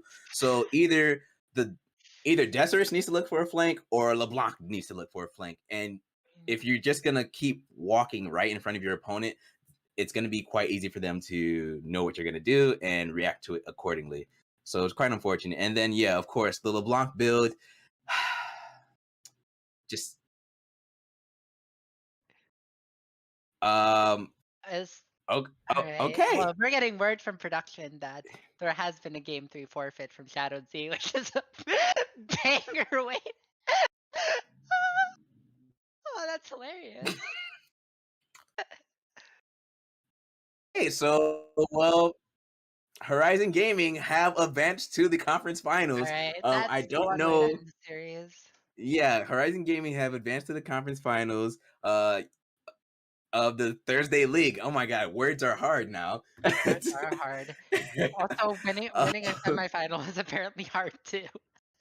Yeah, so congratulations to Horizon Gaming for the 3-0. Oh, we were right for our predictions, Daydream. We did it. Yeah, I did it. Did you do it? Oh wait, yeah, you did do Yeah, it. we predicted the 3-0 as well. So congratulations to Horizon Gaming for the 3-0 win. And we will have an interview with one of the Wait, Horizon Gaming hold on. members here in just a bit. I have but, so many questions. I have so many questions. Yeah, but I think we're gonna cut to break here as we prepare for that interview. So we'll be right back. So stay tuned. Welcome back, everyone, as we are here with Scomps, the AD carry of Horizon Gaming, and we're about to get this interview cracking because we have a lot to say, Scomps. So first things first, congrats on your win. How do you feel about going into the conference finals in this manner? Well, honestly, the fact that we're here is pretty surprising. Like, our team has been known as revolving door gaming. Like, the fact that we showed up every time we need to with literally just random players at times, I don't know, kind of insane. Feels really good. Especially we mental rebounded after all this jungle situation. Feels pretty good. Yeah. Yeah, definitely, indeed, for sure. I mean, and honestly, like you said, I feel like in the Horizons case, you guys weren't really as much as the revolving door gaming as much as I've heard about Shadow's compositions or teams comps now. I mean, for you guys, you only changed your AD once, your jungle maybe 3 times. Yeah, but true. I guess that was the biggest controversy, also in part because you were such a winning team and a strong team until those changes happened and then the slump and whatnot happened. So it's like, whoa, what happened to this team? And I guess they're bad now. So yeah, I think that Mr. controversy put more light on you all than it did ShadowZ, which is why they were able to get away with that. That the same thing, right? Yeah, that's very true. Mr. Kral, the transfer abuser, just had to hit B2 for literally 3 days, but whatever. It's okay. But Daydream, I know you definitely had some questions as an AD carry main yourself. So let's get right into that. Yeah. We'll get to the mortal reminder later. Before that, okay. I wanted to ask Scomps, you personally, I know the enemy ADC Desterus was I believe Horizon Gaming's AD for a little bit. I Yeah. believe you started yeah, off the that's true. season, then Desterus came, and now obviously you're back. How did that feel, playing against obviously I don't know the circumstances between the roster swaps, but how did it feel playing against someone that's played with your team before? Well, honestly, I don't know if he left Horizon. If you guys saw that game too, he kind of just like sat there and inted it a little bit. He still had like a little bit of that Horizon blood in him. But no, it felt kind of good. Like me and Dester never had beef. I left because my job, like I got this new job and I needed to go to work, which was like super unexpected. So we had to pick up an AD. I knew Desterus hit like D3 in preseason, so I'm like, holy shit, this guy's probably pretty good. So he came onto the roster, like played. Actually, he was supposed to play for the rest of the season, but he's like kind of a napper, you know. He likes to nap a lot. Let's just say that. And Napgate. Another Napgate. another napper. Yeah, we got another napper in chat. But yeah, so we decided since someone likes to nap, we subbed him out and put me back in because like when people just don't show up to shit, like we're playing amateur, just like play league at like a little bit of a higher level, like take it a little bit more seriously. And like I don't know, team was tilted. I knew I could come back in and fill his shoes. Honestly, I think I'm playing better than him, but yeah, Okay. so feels I pretty mean, good. yeah. You did win the series, so Very true. can't argue with that logic. Yeah. Exactly. Very So, my next question for you, Scomps, here is, we've seen Jinx. What was up with the Jinx Sona bot lane and why? Because well, that hasn't been appearing. We've seen quite a bit actually, and that was your well, game one draft. Yeah. that lane was just like pure scaling. Like they're Mm-hmm. picking double poke comps, so like if we get out of lane even like 20 CS behind, like it doesn't even matter because like Mm-hmm. Jinx just inherently scales better in team fight, and like that's all we played for. And yeah, it was. I think it's fine. Honestly, Sona feels pretty good. It's just like a Mm-hmm. get out of lane easy card against other enchanters. Also, honestly, Senna is the exact same like thought process, but yeah, no, it was just pretty much get out of lane free card and scale for free, and that's exactly what it did. It's not for lane. Like if you're picking Sona to win lane, you're like ludicrous. Like that's just like not even realistic. But yeah, it's literally just weak side bot, piss chill, try not get shit on, and vibe. Definitely respect a Sona enjoyer. Now that Mossy is currently in a series, I can profess that Sona is a good champion without getting flamed for it. Definitely like to see these more innovative picks. Since we're on the topic of Jinx, I'll ask about Mortal Reminder on 2 now. I felt like okay, so my logic was I felt like it was the easiest for me to apply. Like Ari can build it. I don't honestly know if he built Morello's. I don't think he did, but it's just easier for me to apply. And if we even ever want to win 2v2, like Wukong has a shit or a bunch of healing in his kit plus Senna, so someone has to get it. I know like PD's But like you had way the more optimal. executioners already, though. Yeah, exactly. But like kind of backing as well. Like if you're backing on a certain amount of gold, you're just gonna like pick up what's there. And I was like, you know what, screw it. I'll get Mortal Reminder. I don't even think I don't think it's that bad. It's pretty cheap item, but I can't fully defend it honestly because PD is actually broken on Jinx. Yeah, I mean, sometimes it happens. I remember, yeah, it's Like, what would have been better? Do you think Hurricane would have been better there? I think I mean, obviously it depends on backtimers, right? Yeah. Obviously also you guys were super ahead and I don't think you anticipated having to play the game for as long as you did. I feel like that Wukong team fight was not something you guys were expecting would happen, or Oh, do you mean frankly you wouldn't have let at it mid? happen. Oh, at mid tower, like when we got caught. Yeah. Yeah. Well, yeah, we overstayed. Like our coach Yeah. literally yelled us at the end game. He's like, this is the most dangerous thing in league. It's just pushing T2 towers mid. And like, yep, they punished us for it. They had a hard engage comp. They found like a really good engage onto me. Wukong like pretty much killed me in like a full combo. And like they found an angle and then he decided to win trade, so whatever. Yeah, I mean, normally I'd ask more about that series, but honestly that wasn't much of a series. So instead I will We'll talk about your plans for next Thursday. Now, I don't know Next if you guys are Thursday. aware, but Goldfish Gaming is currently up 2-0 against Predictive Gaming Odin, and PGO drafted Pantheon support into Goldfish Oh Gaming's god. they drafted Pantheon support into an Alistar Poppy. So I'm gonna go ahead and call it a most likely a Goldfish win.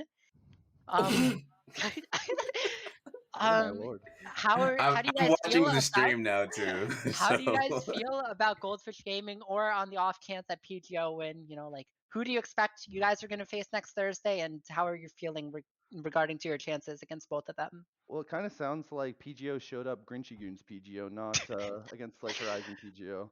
Because I feel like if they played like how they did against us, they played really solid. Like they would have at least taken a couple, like maybe a game off of Goldfish. But yeah, I'm like fully expecting the Goldfish Gaming. Like they're like you can't even I gotta put respect on their name. Like everyone shit talks them, but they're a good team. Like I think their bot lane can get exposed, but the rest of their like their top side of their map is absolutely absurd. So it's gonna be like the honest and like Okami and Kaiser kind of hitting it off, you know, playing some Demon Hour solo queues. So like they have like a friendly beef between each other too. They So keep I think duoing when I try and duo with either of them, and it makes me sad because I'm getting left out. yeah, I know they have like they just got like a bromance going on. You can't get in between those two right now. But Where's yeah, no, it's Kaiser? gonna Kaiser, if you're watching this, please do it with me. But yeah, so I think it's gonna be really spicy. I'm like 100% anticipating Goldfish. Like we thought PGO, if they showed up like in top form, they had a chance, but they only had a chance. It wasn't guaranteed. Like Yeah. Goldfish, like I don't know, they just have like really good synergy. I still think, like in my opinion, I think Hardhat Zone's still the best team in CCS. But yeah, we fully expect playing against Goldfish. So honestly, Yes. should be a banger of a series. I think And it's gonna be how oh, sorry. how do you think you all will fare against them in that series? What do you think? What are your predictions for that series? Think it's going all 5, 3-1? Well, it's kind of hard to say because, like, you know, I'm just gonna be honest. Like, Perky the Parrot, that's an ADC main, you know, but he's stepping up. Yeah, and we playing all well. know. Yeah, Yeah. for sure. Like game one, he played great. Honestly, Jarvan, he had a couple sus engages, but you know, he's just getting the feel of it. But if we all show up and play our game, I think we can win. We took Goldfish with our like jungler. We played one scrim with them after we benched Gregorio, and yeah, we played one scrim with Goldfish. Took them to Stop it, Daydream. We took them to 3 games. We had a 7K gold lead or a 6K gold lead, and we threw the game. We Yeah, it was almost pretty beat bad. them with a worse roster when we were playing well. So if we play But- well, I know that we can beat Goldfish. It's still gonna be like an insanely hard series, like gonna be the hardest of the entire season, of course. But like, Yeah. there's for sure like an angle that we beat them. Yeah. I fully And- believe in our roster. And I want to say, Gregorio is now also like one of your jungle coaches Yeah, or something like You that. got So free him and Gregorio, free Gregorio, free Gregorio. So have Yeah, him and sorry, Perky gotcha. been like practicing or Absolutely. having in the some like lab. 3 a.m. coaching 3 a.m. sessions and Yeah, whatnot? 3 a.m. VOD reviews, you know, Yeah. at I everything. was Actually, I was honestly, I very don't know. impressed with Perky the Parrot's Udyr personally. Yeah, I think honestly, he played great.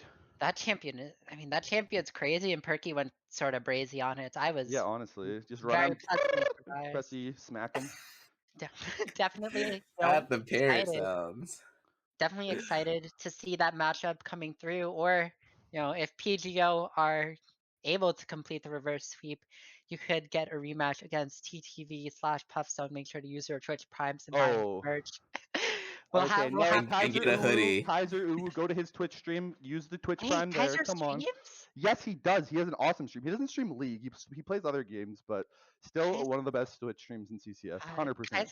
Kaiser doesn't tell me anything, and I Oh, okay. even Well, you know what? Unlucky. I even told him that I'd say that he girl bossed in a fight once during my cast. This is how I'm repaid. But well, um, unlucky. we'll have to see before.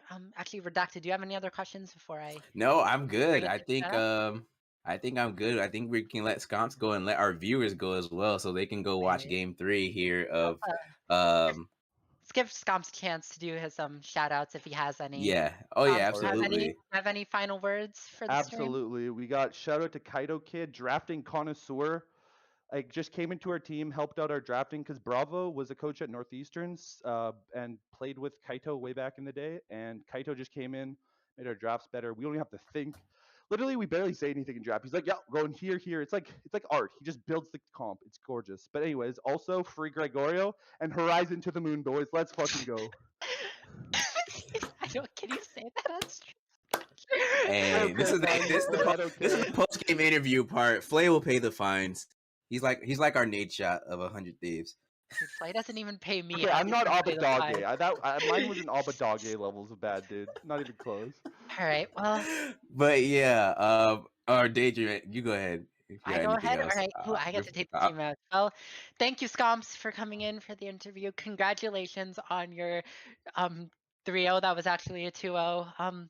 We're gonna be excited to see you guys next week in conference finals. You know, maybe you'll make it to grand finals against DNX where we'll 3-0 you. You know, who knows? But to everyone that came in and tuned into CCS2, thank you very much. I don't think we'll be back next week. I think it's just going to be on CCS1. That's But right. I don't know. I feel I can't speak for the entirety of CCS2. I've been here twice, but I've heard rumors of a TriCast. TriCast? Oh, spicy. Heard rumors. Heard rumors. I don't know. We won't keep you guys for any longer. Thank you for tuning in, and hopefully we'll see you back next Thursday.